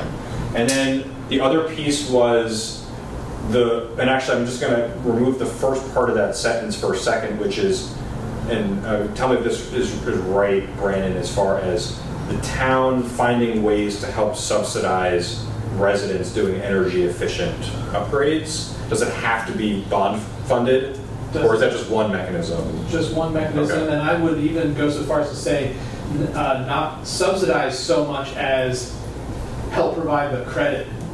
If someone wants to do certain things to their home, or even their rental, they know they'll be there a while. A lot of folks don't have access to the credit there are projects that have an ROI of immediate or 1 to 2 years that are just no-brainers. But if you can't qualify for the credit or you would qualify, but you have an 8% interest rate, and the town very easily gets a 2% interest rate, it makes sense that the town would find a way to channel that. So a question for you and everybody would be, do you feel like this is on a similar track where this would have to come after these conversations are figured out? Or is this something that you'd want to be considered separately than like this kind of like flow of conversations? If that makes sense.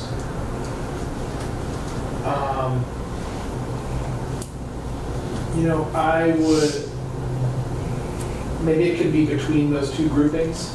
I think this is something that could be delegated to Dana and or that commission. We're not talking about merits yet, we're just talking about where it be on this list. My comment on merits is just maybe that this could have the potential to be a political hot potato. People anxious about redistribution of wealth in town, through the town, could be controversial. Are there people here that have brought up redistribution of wealth? I'm sorry? Has that been something, Yes, redistribution of I have. wealth? I have heard that comment. But I think the Good, we're doing the right. part of the question is Dana, the sustainability coordinator, that if Dana is also looking at other things that come from this, the question at some point will be, is that something that you still want on their agenda or not? And so that is part of my reason for asking the question, is this kind of part of these conversations or on a fully separate track? And that somebody else might be taking point, but if the sustainability coordinator would be the person to look at this, for whatever it's worth, my suggestion would be to answer some of these questions first, so you know the scope of the position and what things they have ahead of them. If you've got advisory boards come back and say, yes, for the next town plan, we need to do all these things, we need to start tracking baseline data, like that could be a lot, or it could be not a lot, and you might have plenty of time to do something like this. But it comes before thinking about solarizing all the possible town buildings, but it sounds like after thinking about a few of these baseline, what do we collect, and just understanding if we're also going to have a facilities manager in the budget, which would potentially be a big change in the sustainability coordinator's job. Right, if there's a facility It manager. will certainly lighten the load. Exactly. Because he's had to jerry-rig this HVAC system Right. for 20% of his day, it seems. Right. But if that person's doing all the HVAC and facility stuff, at some point you'll need to answer the question, do you want to add that on? But if you do the facility manager, that might make that question different. So that's my reason for asking if you want to include it downstream after that budget conversation. Makes sense. Okay. Okay. All right. Actually, this is kind of I think it's an easy one. AV overhaul in the meeting room. Okay, John, you want up here. Yes. Yes, please, God, yes. And so you've gotten feedback, if you want to give a quick... Yeah, I can give you a feedback.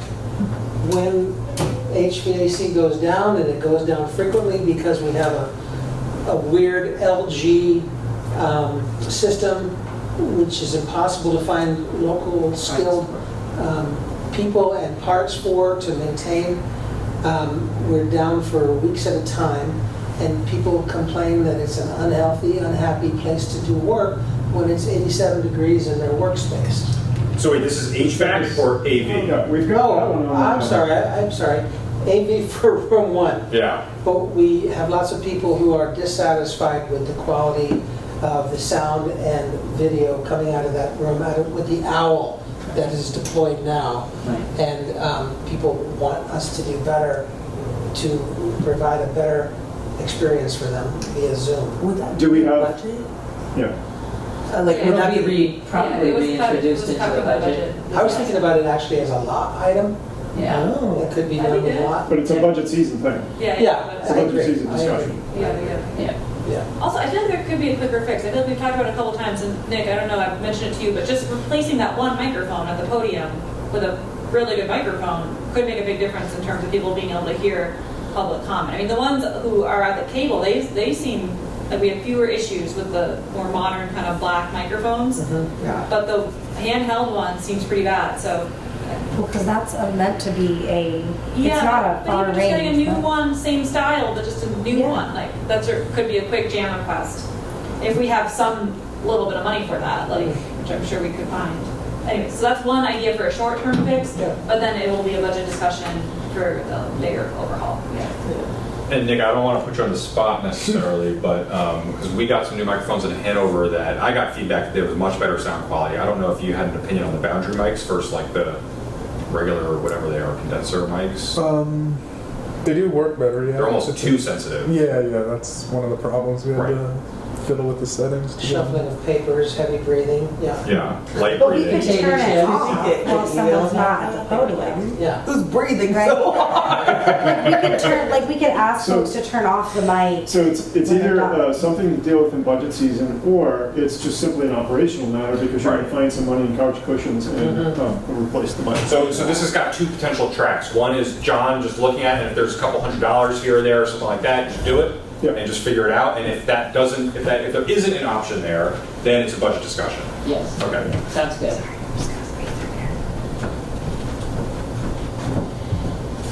Okay, cool.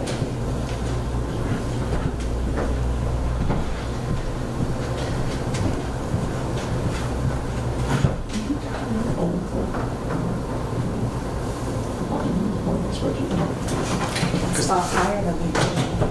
Because that's the next thing we need is to figure out. Okay. All right, transportation mobility ones are next. So we've got mobility transportation planning, the bike path or sidewalks on Route 5, and the working group with the town and library board staff. Oh, makerspace. Oh, but then that, right, the Coolidge, that should be a little bit separate. Okay.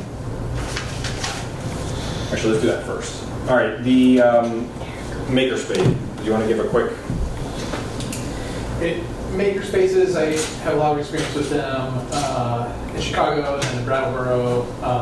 They're basically like libraries, but folks come to use the tools that are there generally in person on site. And they're available for anyone wanting to do something for themselves or for art or for their own business. You know, I envision quite a lot of folks using tools to prototype their products for their fledgling businesses and things. And so, yeah, it's a great resource, like where you put in a relatively small amount of money for the benefit that you get out of it compared to the benefit you get out of it. I also like, Did you have to have a building? Yeah, it's you have to have a space, Okay. and often it'll be like woodworking tools, but not necessarily that. Like It could be a various 3D printer. Yeah, that's I often recommend included. tour the Claremont Makerspace because they have a lot of different. That's good. I think they have a really like. We do a field trip like when we talk about this because I think they have a really good setup of it. Square footage. Ours is huge, but Probably somewhere between 800 and 2,500. And is the idea that this, I mean, so, and I probably really don't know this, the governance structure of the library in Hartford, what is that compared to Selectboard? They have a separate We have board? one or- town-owned library, the rest of them have their own governance and budget. We contribute heavily to all of them. But you oversee one of them? Yes. Okay. So my suggestion actually was to create a working group to discuss the possibility of this and how we could get funding, and then if so, what it would look like, how it would be run, and Reactions, thoughts? I just worry about, I mean, everybody I hear keeps saying there's nowhere that we can do any kind of building, so I don't know. That's why I was asking about the space and everything. But weren't you raising it in the context of Coolidge, maybe? Were you raising it in the context? so I just wrote on the card potentially that could potentially be a good way to fill space in his fancy building, but because it's more of a workspace, it almost works better in a repurposed space. Right. Something like the Data Man. Or the basement of the Crazy Club in Wilder? That would be a great place. They used to, the former bowling alley? Yeah. Would it make sense for one or more of the libraries to sort of be the driver, like the sort of the force that's moving this forward? Yes, they have thought about this a lot. A lot of them have tools that they loan currently. I've discussed it with them. So if we wanted to create a working group, I would think we would involve representatives from both of the library groups around. One thing you should be careful about is that there's quite a rivalry between the libraries, unfortunately, not a lot of collaboration. But maybe this could be a good way to start that. yeah. I also wonder if moving in Parks and Rec, we were just talking about this like, what is it called? Rec center? Yeah, but like this could be like the community center piece of the rec part. I think in a working group that would be great to involve, like Scott, for instance. Yeah. I guess maybe I asked my question incorrectly, Brandon, but I was wondering if it makes sense to, if you drop the idea and the libraries take the ball and run with it, would they then come to the board after they formed a committee with it and ask, like, hey, we would like this as a resource or whatever? Or how much does the board need to be in the driver's seat here? I think very little, the board, but if the libraries are not willing to run with it on their own, one of them or both of them in conjunction, then the town might want to be more involved. I feel like that's also feels like I feel like it's more urgent to start that conversation now if we wanted it to go into the budget for next. I don't know if it could fit into the budget for the, like, You know, is that, do you feel like that timeline is too quick? Sorry. No, go ahead. Just realized that it actually dovetails nicely with the economic development part of the town plan update, because there was something on makerspace stuff in there, right? So there's a potential connection to, you know, dovetail there maybe. And so we're talking about a working group that's being driven by the libraries potentially, at least or involved them, in it. or At least involved in it. okay. So feeling like where are we thinking here? Well, we've got our town plan updates coming up pretty soon, right? I don't have the spreadsheet in front of me, but there are. So beginning the conversation at least sounds like an early step thing, but again, not expecting to complete anything right away. Yeah. So I would maybe imagine this working group would take 6 or 8 months. right. So if that's the case, then the working group process you'd want to start sooner, right? I think so, yeah. So I'm going to put this in this direction.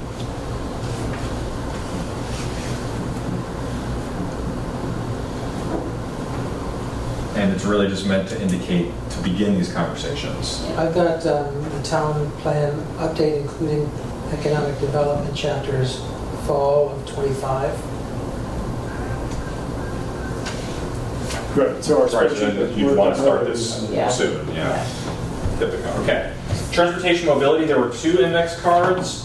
One said mobility transportation planning, and then the bike path and sidewalk. So bike path sidewalks, you want to start with this one? I just told you that was also engagement by, trying to get ARPA funds. And there is, now that we do have bike and walking paths from like Dothan Brook all the way down and even over the bridge, over Maple Street and et cetera. But we have this space that is from the town line to Dothan Brook. That's, if you've ever biked it, it can get pretty hairy, but I know that, that's been an interest in making it more bicycle friendly, even though we had a lot of hassles last year with V-Trans, with The road diet. the road, yes, yeah. And is this, so this is not something that would be considered as part of the normal CIP process? I don't know. Every year I've looked on when it says sidewalks, and it doesn't say anything about that. But I know it has been several times listed. Planning has like a 20-year plan for sidewalk implementation. Yeah. We could certainly start by asking Lori, is this on the drawing board? Right, that'd be great. So it sounds like part of this idea could potentially be incorporating a discussion about future bike or other mobility Right. in the capital improvement plan process. Yeah, that sounds great. Right. Absolutely. And so that is another thing, that conversation can happen, tomorrow, as soon as possible, basically. Right. And sooner the better if there's going to be a change in the CIP. And then who was the other person who wrote down transportation or mobility transportation planning? And what was your comment there? My thinking there is that one of the upcoming projects that will come before the board is the Coolidge Block redevelopment, which potentially includes an underground parking lot, which is an extremely, extremely expensive investment. And on the flip side, you have the question of, if you make it convenient for people to park somewhere, they will use their cars and park there. If you make it inconvenient for people to drive into park, they will find alternatives. And in concert with that inconvenience, you basically build out other mechanisms for people to get to places. They will use those other mechanisms. You don't, in New York City, you don't own a car because it's inconvenient. You use the public transportation that's there because it's more convenient. So we need a broader discussion on, certainly as either in advance of or as we're also discussing a potential investment, a huge potential investment in underground parking storage in downtown White River Junction. We sort of need to sort of come back up and look at the whole picture more broadly and understand how we are moving away from, and this ties back to sustainability, how are we moving away from the current modes of behavior and mobility and so on to something that's more sustainable and affordable, and we're not basically putting $12 million into a hole in the ground that enables the continuation of practices that are not sustainable. Do you have an advisory group that looks at mobility, bike issues, things of that nature? Not unless it's in the planning department that I'm familiar Okay. with.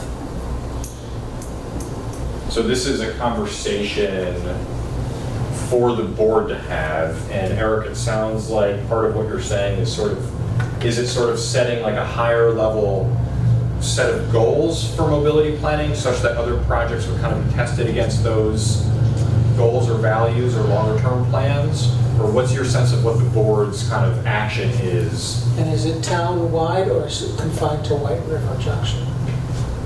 That's a good question. I think it should be town-wide, obviously, but my immediate concern, to be very frank about it, is downtown White River Junction, given we're going to have to make a decision likely about, if I'm reading the ether correctly, we're going to have to make a decision about whether we want to invest in a underground parking storage facility. And what do you think you would need to properly support that discussion? What would need to be done ahead of time for that?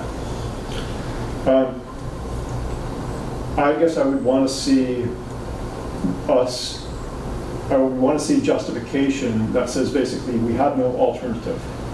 That if you put, say, 12 million investment in this infrastructure, you have no other choice. Like if you took that 12 million and invested it in alternative ways for people to access downtown, that would not be feasible, right? So some sort of justification that goes through that process of long-term, what does our mobility and access plan look like? What about, how would you feel about a less expensive above-ground parking facility? It still enables bad behavior, but maybe on your sliding axis, it's not so offensive.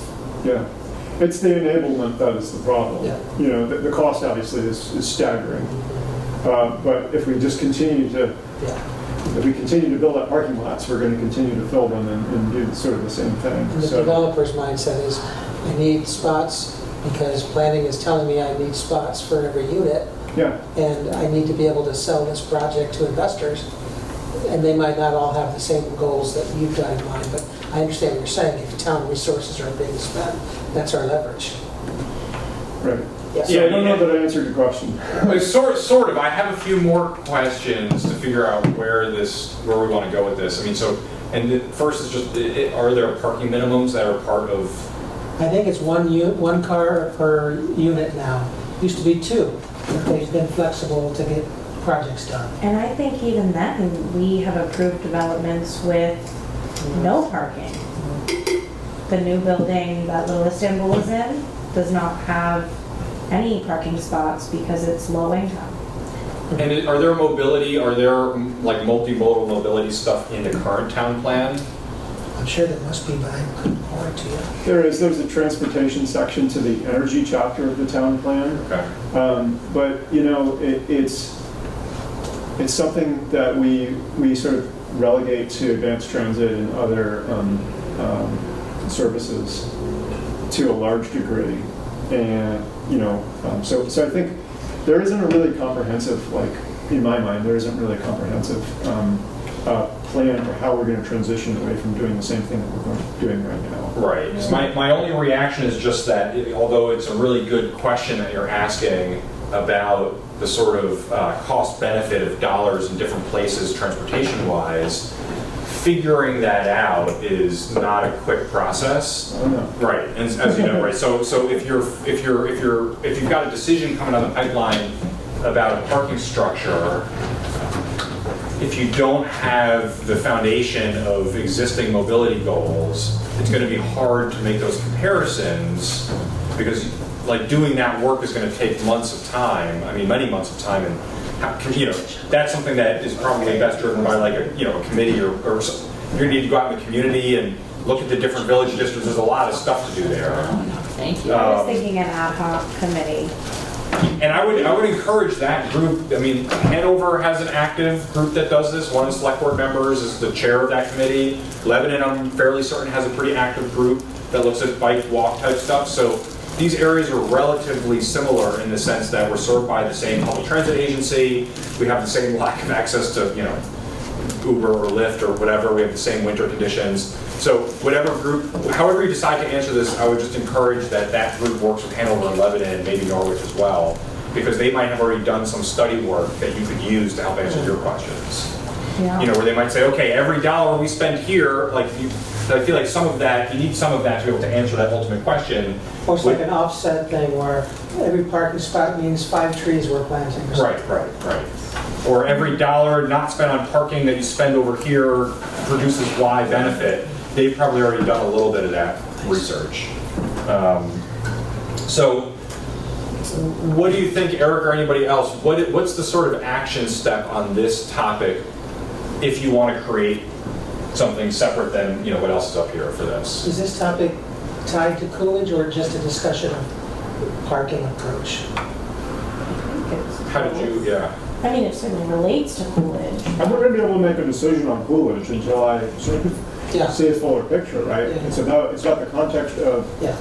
it's about setting the table for good decision making. And when do you think that decision potentially would be? If We're you- going to get a presentation probably in the next month or two from a developer and the owner about what their vision for Coolidge hotel redevelopment.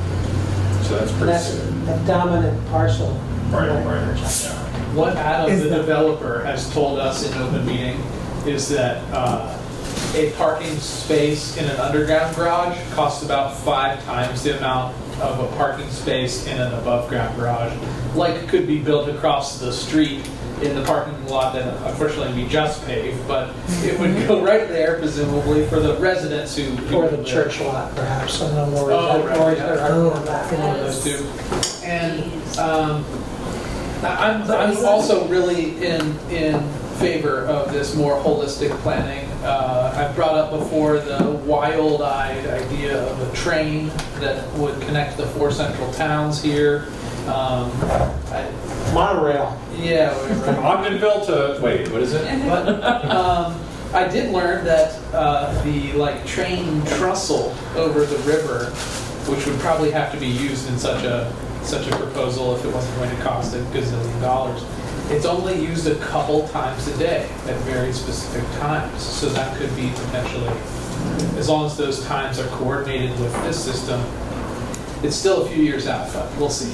Well, I guess, John, question for you is when they present, when Adam and David come and present about the Coolidge block, is that definite plans or are they still? No, by no means. Okay. They're in the mode of, here's what we're thinking would be something that the town could be interested in and benefit from. David could benefit from because he could ride off into the sunset knowing that it's going to be a favorable project for the town, and Adam and his investors could make $1 doing it. So do they have a date that they're hoping to have things finalized? Because I know it seems like that might be more urgent, but Let's put it this way, I'm surprised we haven't heard from them yet. We have informal meetings with them frequently, myself and the planning department and Dana, on the heating district component of it. And I think they just want to make sure they got all their ducks in a row for all the questions that might come up, and they're kicking the tires to make sure it's kind of bulletproof. But they have had some recent setbacks in that construction cost estimates have increased. Surprise. And also the planning department, because I talked with Joanne and Lori about this, they've been operating, getting the public-private partnership Yeah, oh yes, yes. idea first before. just some things need to happen first, like, as you're saying. There's a sequence of things. So there's 2 things that are just coming out of that so far. I think one is that there needs to be a smaller group to look into this, and whether that's some sort of task force or if there's not an existing committee that Committee to look into. the next part of this, which is basically understanding how the impact per dollars underground parking, above ground parking, public transit, bike lanes, like how does, Like the whole, yeah, basically to get, Clarification. because it sounds like what you all need, what you won't be able to have, right, is a Hartford specific study about all the different transport, because that's like a 6 to 12 month project that the would. future of sustainable transportation in the region or in the town. Right, and that there's already going to be stuff in neighboring towns that you can pull. We're looking at those, the dollar for underground, the dollar for above ground. You know, what's the impact of having a above ground parking structure 3 blocks away? Like those sorts of things. There's already going to be a little bit of that out there, but some group of people I think need to collect some of that and talk about it, and then put it into something that will be digestible for your decisions that are in front of you. And so it won't be, you know, the $50,000 grant that hires a consultant to do, you know, look at every street in Hartford, but at very minimum, it sounds like before you're faced with that decision, that you want to have more of a foundation about, well, where should we be spending our money if we want to encourage mobility that is in line with our general goals. Something to govern us between now and when the jetpacks finally arrive. It's, right. Something that you can use in that process. And so my suggestion is just that if there's a group to look into that, that group engage with the other communities in the Upper Valley, because I know some of that work has been done. And again, a lot of the things are going to be identical. You know, weather issues, costs, construction costs are all going to be pretty similar. Does that, and I have that as urgent just as far as that you may have a decision within 3 to 6 months. And if you want to have more information before that decision, getting going on that, however you do it, whether it's the planning office collecting the documents and just going out to their counterparts or a small committee, either of those should start pretty soon. Does that feel right to everybody? And that the goal here is really getting information to make that decision, but then maybe also thinking about just on your radars that in that town plan, when you get to that point, that you may want to develop, you know, something more specific to Hartford and each of the village districts about transportation mobility goals. Does that capture kind of what you're thinking there? Yeah. Okay. Yeah, in particular, getting the information, collecting information so we have the context. So you have something to work off of, right? Okay, cool. All right. So that sounds pretty good. All right, so let's go to, so these are both kind of long-term planning. We've got a multi-year financial planning one, and then ensure complete mapping of water and sewer to show where we can build more densely. That's pretty clear, I think. The multi-year financial planning, whose was this? Yeah, do you want to share a little bit about that? Yeah. Ever since I've sort of tuned into town politics and operations, I've been sort of surprised that we only, on the operational budget side, we only look at one budget at a time, or 1 year, or budgeting at a time. And so multi-year financial planning, the idea would be to project out in, you know, if we're building the budget for FY 27, we're also projecting FY 28 and 29 based on, you know, we've got 110 employees. We know sort of what the ballpark range for workers' comp and increase, healthcare costs increase are going to be. We can guess at some of them. We might be off, but you know, every plan has assumptions built into it. And so then we kind of see, or we see as a board, and we allow the public to see a trajectory of expenses within the town, which then helps us understand, in the context of those expenses, what do our revenues need to be? You know, so we were faced as a town with this recently last year. We need more revenue, so we're going to go out and we're going to raise the sales tax, right? So having, being able to see a trajectory, I think is very important. And this is, this is outside of capital improvement planning. This is just the operational stuff. And then also being able to smooth that curve so that residents don't see 3% tax rate increase, 7.5% tax rate increase, 5.5%, right? So maybe that trajectory allows us to say, okay, we're going to bring on this staff member in year 1, and this staff member in year 3, and this staff member in year 5, or what have you. And it's an idea that, so I think it really requires sitting down with staff, namely the finance director, and saying, how feasible is this? Like, because I'm not a finance person or a municipal person, but, so that would be the start, the initial question. So initial on the conversation. Massachusetts Department of Revenue website, there is a template for doing this. Yeah, many municipalities do it. I just want to understand from our finance director and other staff members, like how might they think it's feasible to implement, and whether it would be worth their time, and so on and so forth. And also, would it be worth the board, would it be worth the town investing time and energy in, so that the board is informed and the public's informed and so on. So it's, Maybe we define the more volatile areas and assume, inflation for the rest. That might be a way to start.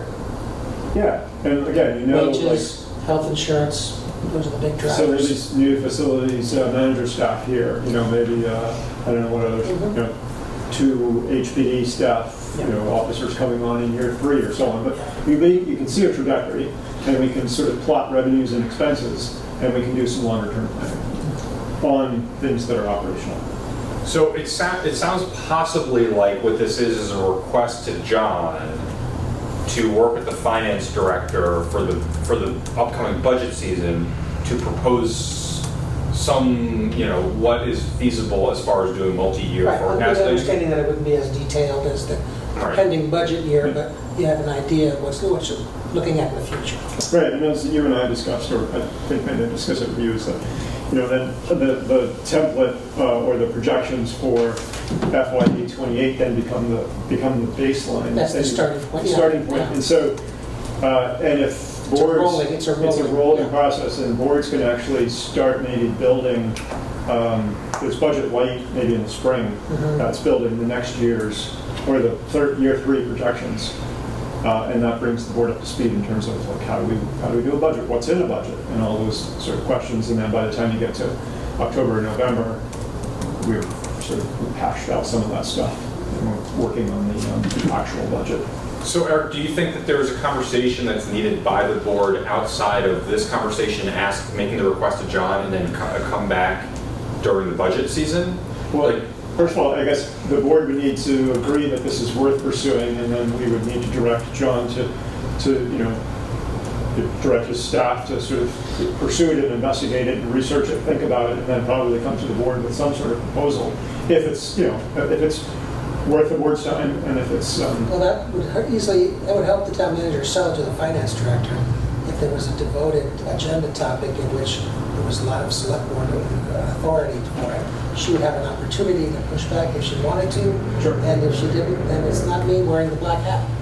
I love it. So it sounds like this is a conversation you want to have in an upcoming board meeting, and one soon, so that you have an idea of what guidance there is as far as budget development. Yeah. No, as far as urgency, I'm sorry. By the way, that brings up a topic. Every year, this tradition is that the select board generate guidance, budget guidance to the staff before they put together their draft budgets. In the past, it's been aspirations and some platitudes, pardon me, offending anybody. It could be helpful, since we had such a fiasco last year with the budget coming in at like 18 or 20% increase. It could be helpful if you put a figure in, not that we're bound by it, but that we maybe shoot for it, not to exceed.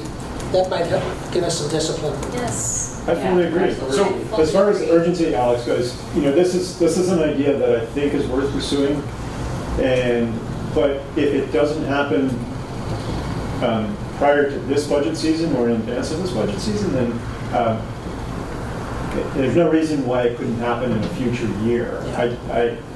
It's something I will probably continue to raise until it happens, unless there's like really good reason that we shouldn't continue to talk about it. But urgency, I would say, like, if we have other things that trump it, let's, maybe this is a summer of 26 kind of conversation. So I've got this basically as time sensitive, but medium importance, meaning you want to have the conversation soon, but if other things take priority over it, that's okay. Yeah. Right? Because if you do want to do it for next year, you do want to start that conversation soon. My little tiny note here is that if you're going to have a conversation in an upcoming select board meeting about this, that maybe consider framing that conversation as budget process for next year. So it's not just on that question, but it sounded like John, you might have had one or two other questions. Yeah, yeah. And so have a meeting soon where you work out whatever the details are that John needs so that you have clarity to do the budget development. And at the same time, we could maybe talk about how we're presenting the budget to voters in terms of charts and graphs and other tools that sort of distill and synthesize the information for them, because And/or a video describing the process. Yep. the process and, yeah. Right. Okay, so we've got one card left, and we've got 20 minutes left, but technically we have more than 2 hours of our agenda left. So once we do this card, we'll see where we're at. I think we actually have done things kind of at the same time, so we're in pretty good shape. That sounded worse than it is. But anyway, sorry, last card. All right, so ensure that we have a plan for if the April 28th executive order is enacted and any federal department moves to place national security staff in our police, or otherwise direct our staff. Is there anything more you want to share about that one? No, other than it feels very urgent to me because, here we are coming upon, we're 1 month out, and we don't know that anything is going to change right at July 28th, right? Probably wouldn't. But, the chief has weighed in over email. We've seen that she's not concerned about immigration-related things. But this executive order is far more broad than immigration and threatens to put what they're calling national security staff into our department. And I think we need to have a plan if it happens, or if they try to make it happen. We just, as a board, we don't want to be rushed into discussing what we have to do in some kind of emergency situation. Are there other The towns? the packet did also include sign off from Trevor Whipple, the VLCT law enforcement consultant, who says that towns are prepared to some extent by the model and each individual fair and impartial policing policy. So again, that's another comment on mostly immigration. What kind of scenarios have you got in mind that are worrisome to you? Because I'm not sure I fully understand what you're concerned about.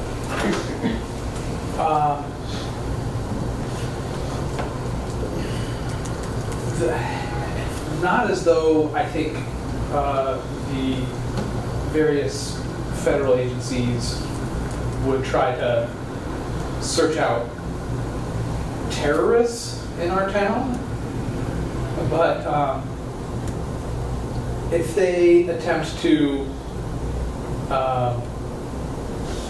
have any kind of non-immigration specific federal staff embedded in our town, that's the scenario that the executive order threatens. Or like people that are like to control protests or to like what?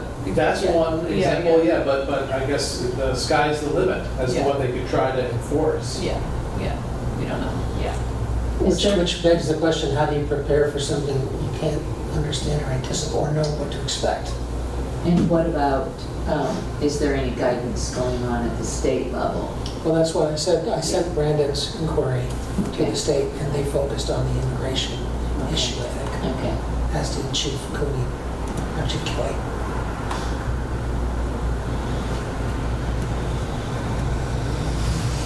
Yeah, I mean, I definitely am concerned about it, but I guess I also am having a hard time, like, pinpointing some specific scenarios and then, like, how we could, I mean, I'm happy to say, like, no compliance with the federal government at all, but I don't think we can get away with that.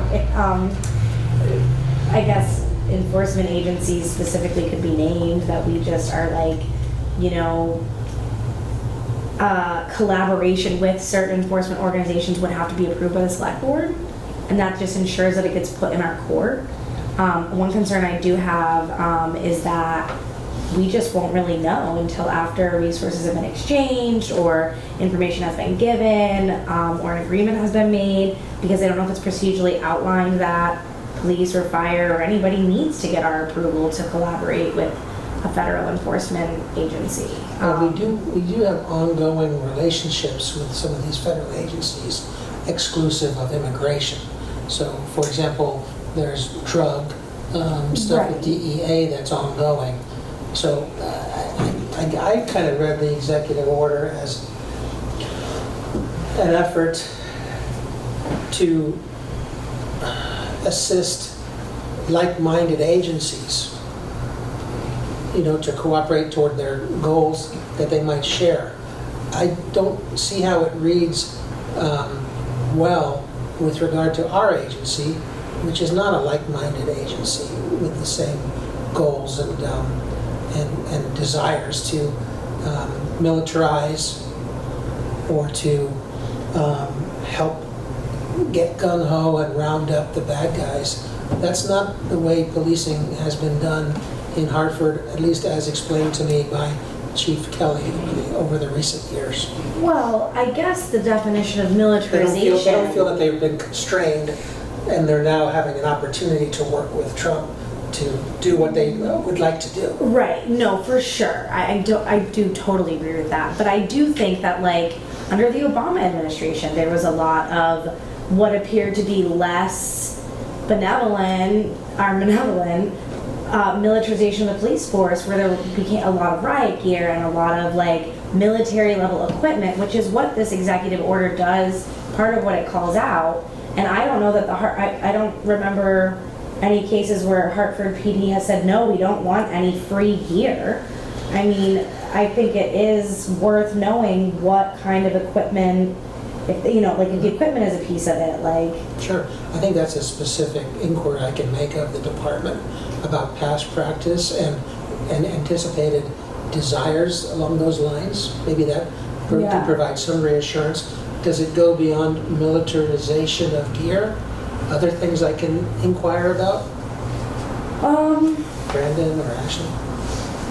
I don't know. I mean, yeah, and maybe this should be a topic for a meeting. Given, I mean, I guess maybe that's just. Do we think that this is like an agenda item that we should have this conversation and come up with maybe a list of questions for John to pass along to Chief Cooney that might inform our response. If there is anything that comes up. Chief Kelly. Chief Kelly, did I say Yes, I'm Cooney sorry. again? I said Cooney also. Yes, Chief Kelly.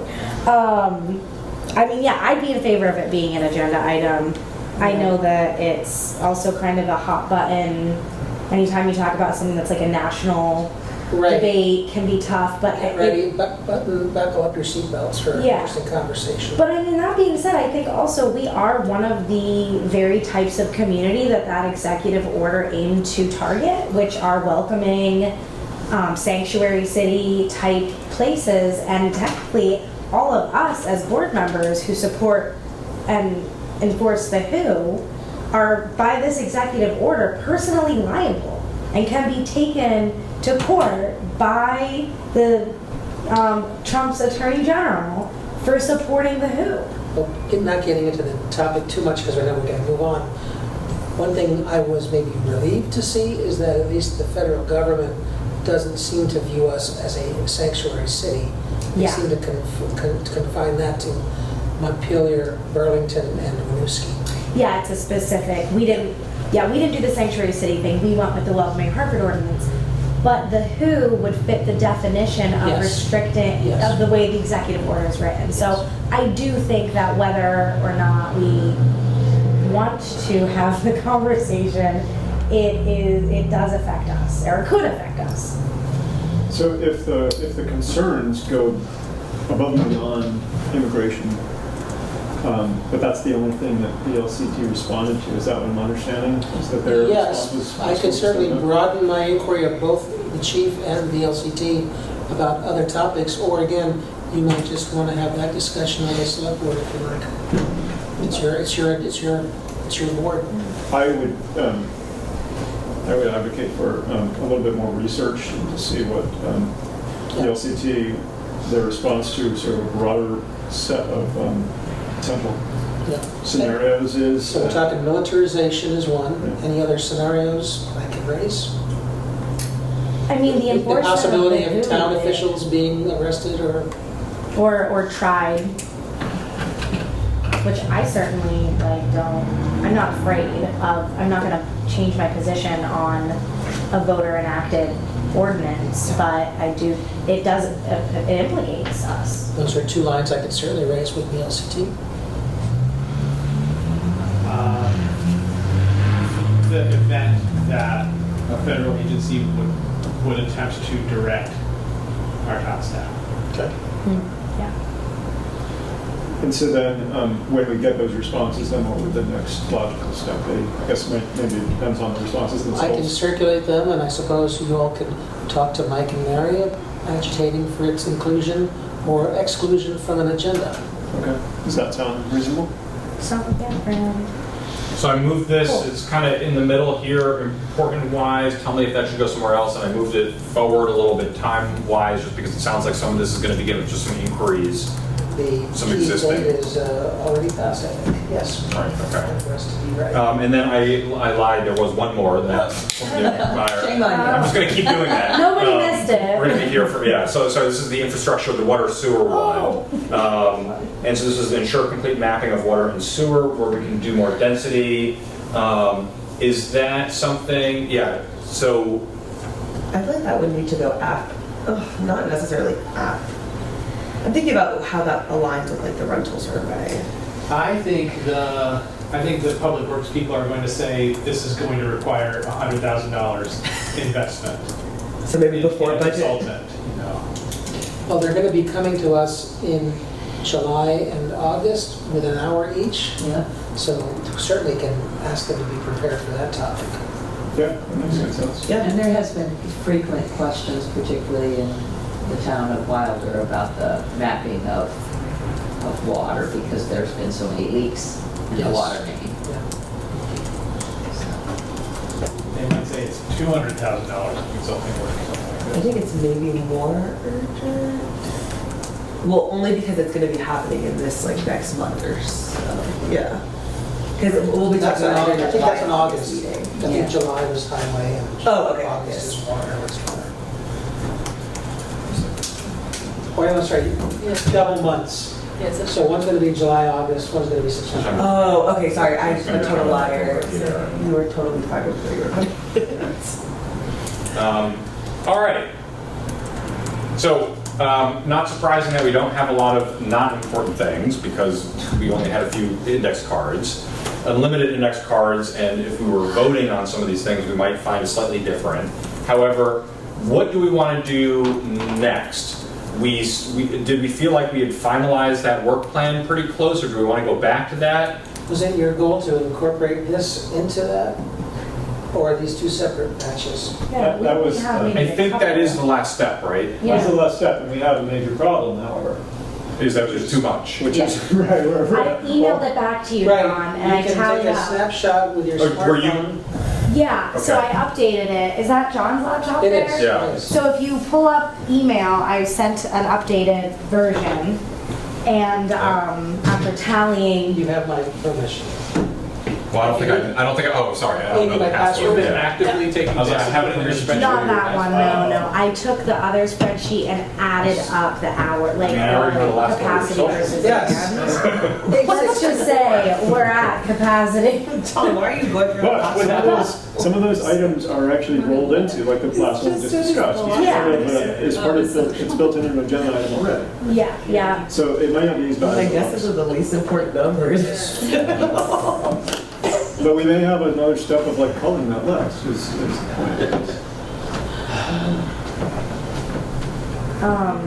Why? Wish Tilly and Maisie were here playing. They're chill, I'm sure. These are the moments when I think it's So you it might be a were good time to taking a start smoking. I Never, was thinking about a new hobby, never, John. and I feel like I missed out on all these years. You didn't miss out, Firing up a John. cigarette. No, that's I right. tried it. No, I agree. Gave it up. I agree. I never got into it. Yeah, it was like, I need something. What's the thing? Give us another cookie. yeah. Did you get it, Alex, or do you need your I think I got it. Oh, yeah, I'm trying to get it. Oh, here we are. Sure. I was just gonna email this out because I. So yeah, it should be I mean, up it's right at like the top much there. less detailed than all these John, the things. first time I was pulled over Yeah, driving, that's great. I was 16, the officer said, "You been drinking?" I said, "No." I was 16. And he goes, oh, it's a good day for it. Pretty strange. So it's the second half that you're going to be on, I think. I also. And are these integrated in, or? Yeah.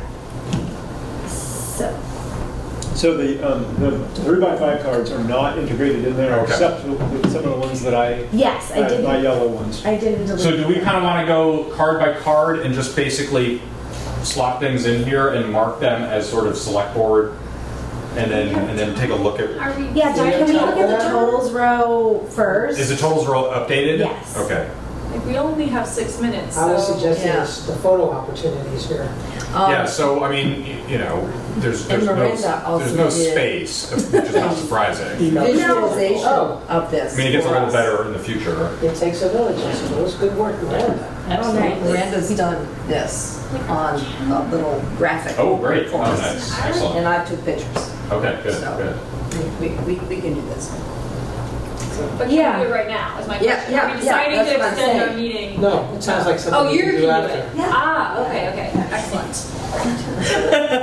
So you'll add anything here that needs to go into that. Miranda Okay. has put that in a shape that she can email to Kathleen. Beautiful, and some of them, if you look, there are some already highlighted yellow items, which were just Eric's note cards, basically, so some of them might stay and get an update, and some of them might go.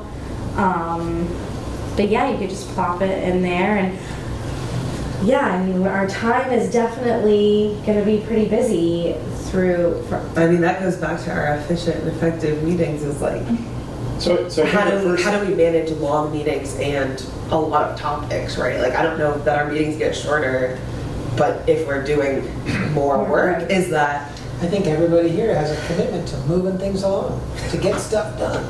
Yeah, but I think the hard thing is doing it. I mean, all of us, because we really, it's very easy to lose track of how long your own idea takes, you know, and it's hard. So for whatever it's worth, like self-policing here is very difficult. I think doing the timer and having that on the wall that everybody can see, including all of you, as you're going through the agenda, is going to make a big difference. It's going to be surprising how, you're going to look up and you're going to be out of time, and that doesn't solve the issue, but. Yeah. We should, I was gonna say, we could maybe try to get to the meeting early and try to work on the timer. We can talk- oh yeah, I was gonna do some like, Okay, so, yeah. And feel free if you want to eat. I'm happy to, because we used to do it that way. I mean, there's a bunch of websites, but anyway, if on that or any of these things, just feel free to email. Thank you. so Like, I'm just a that board. little unclear on where we're heading here, because we have a work plan, a draft work plan that needs to be reviewed by staff still. yeah. And then we have a list of things to include. Some of those things, like the very last item we talked about, is actually already reflected on that work plan. So it won't add to that. It can just come off that board, but not add to that. But the balance of those things, where do they go? We need to make a decision about that, do we not? My suggestion would be to send those to staff also, because some of these things are going to be just staff answering some questions and getting some information back, and some are going to require much longer things.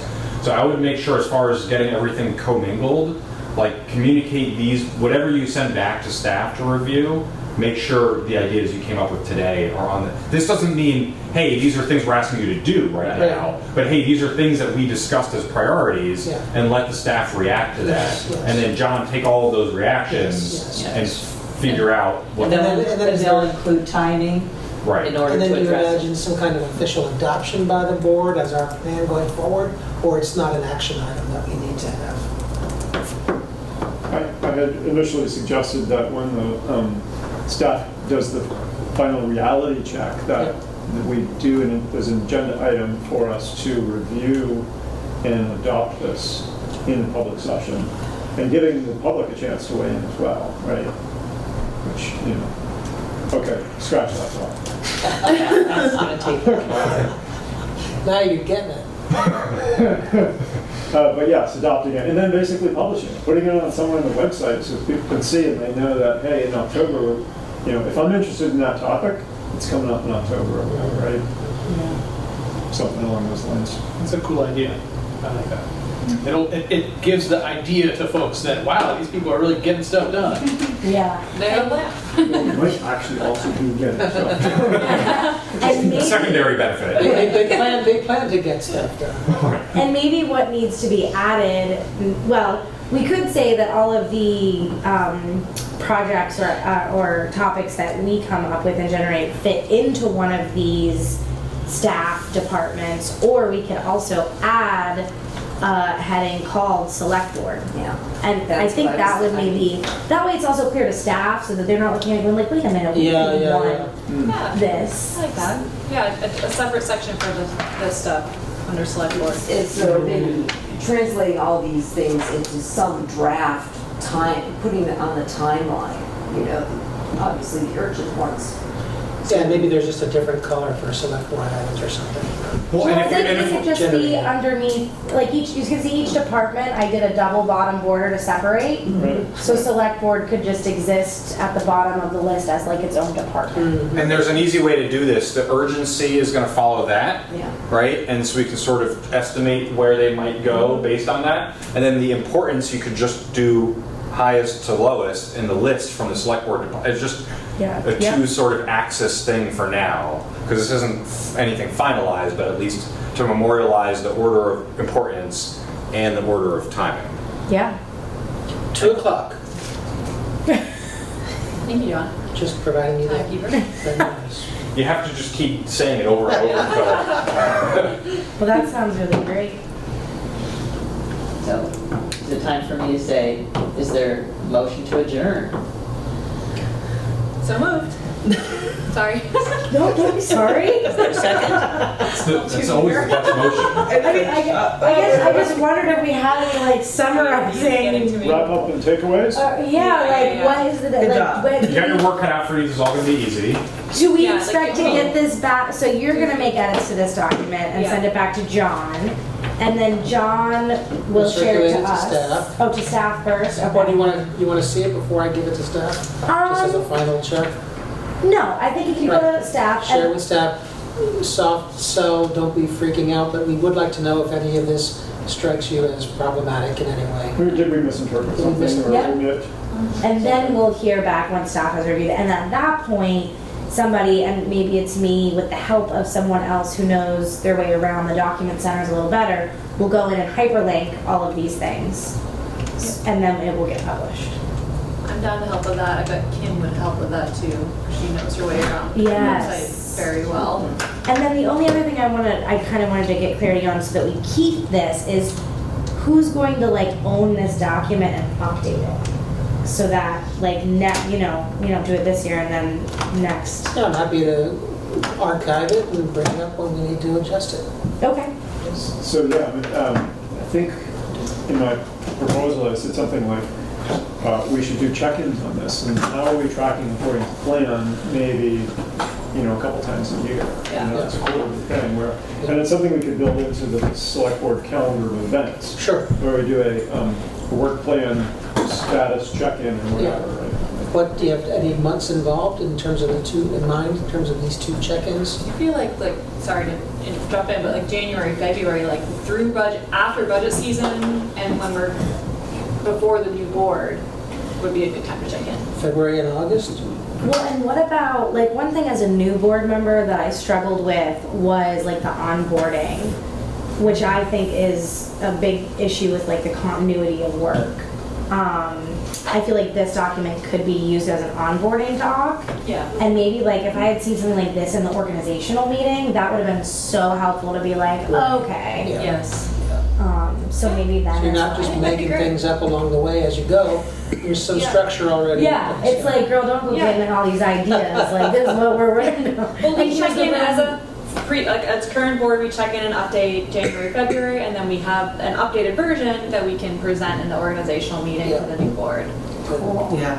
So by check-in and update, I also meant like, not necessarily adding things, but like if we're tracking behind schedule for one reason or another, we need to have we need an update to the plan to reflect that. And that may be coming more from the staff side, right? Yeah. Like, let's just say, there were a few items where it said, we hope to know in a few weeks, or, next week, 2 weeks from now, we might know a lot more details, and that line item will be fleshed out, or the line item goes away or something like that. So there's some more of the behind the scenes, but we sort of need to keep this current and fresh. Yeah, Like more than just once or twice a year. yeah. Like probably once every column, we need to be going like, wait, are we tracking according to plan? What needs to be Again, adjusted? there is a process by which the town manager and the leadership Yeah. set the agendas. Right, So and so- hopefully And they that's, should be referencing this. yeah, hopefully that's gonna be part of it, yeah. Okay. Yeah, And in January, February, hopefully we maybe add a couple more columns to be like, oh, this is getting pushed out further, so now we're looking at, the next couple quarters of months or whatever. As we Yeah. discussed earlier, someone can call the question of the adjournment at any time. Before we do that, next year when we do this, can we get everything in Excel? Huh? Like Oh, yeah. literally everything in Excel, and then because Excel is our sort of Sure. master tool, and really it's just views That I of the will same delegate, data. because as you know, I'm pretty primitive on this stuff. So Okay. I'll get it done. Thank you, John. Excel conversion. Add that to the index cards. Yeah, That's what, that's how I Okay, we all set a sheet out All in take the a cards. It's analog man. The analog digital version of world. Excel. Yeah, yeah, Okay, I'll second. okay. All in favor? Oh, Aye. All right, passes 6-0. Thank you, everyone. Thank you, Kathleen, thank you. Yeah, You're thank you welcome. guys Yeah. so Thank you, much. Thank you, John. There's more Thank cookies. you, Nick, on a Saturday. Sunday, I don't even know what day it is. I know, it's birthday. Even worse.